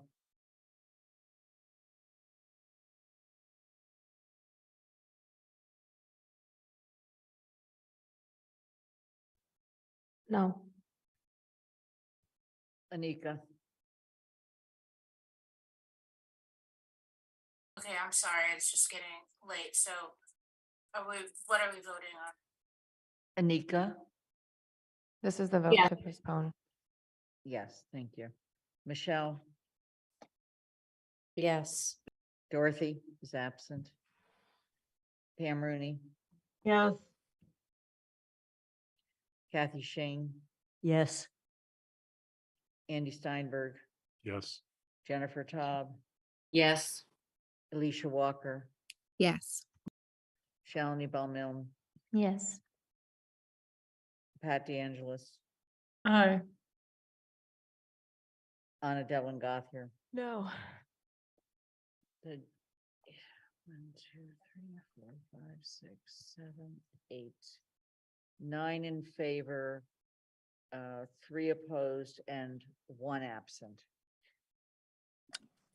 Can you say who was opposed? I only Yeah, have Devin I only had 2. Devlin Gothier and Hannicky. Yes, the opposition, the votes that were not in favor were Anna Devlin Gothier, Mandy Jo Hannicky, and Pam Rooney. The absent was Dorothy.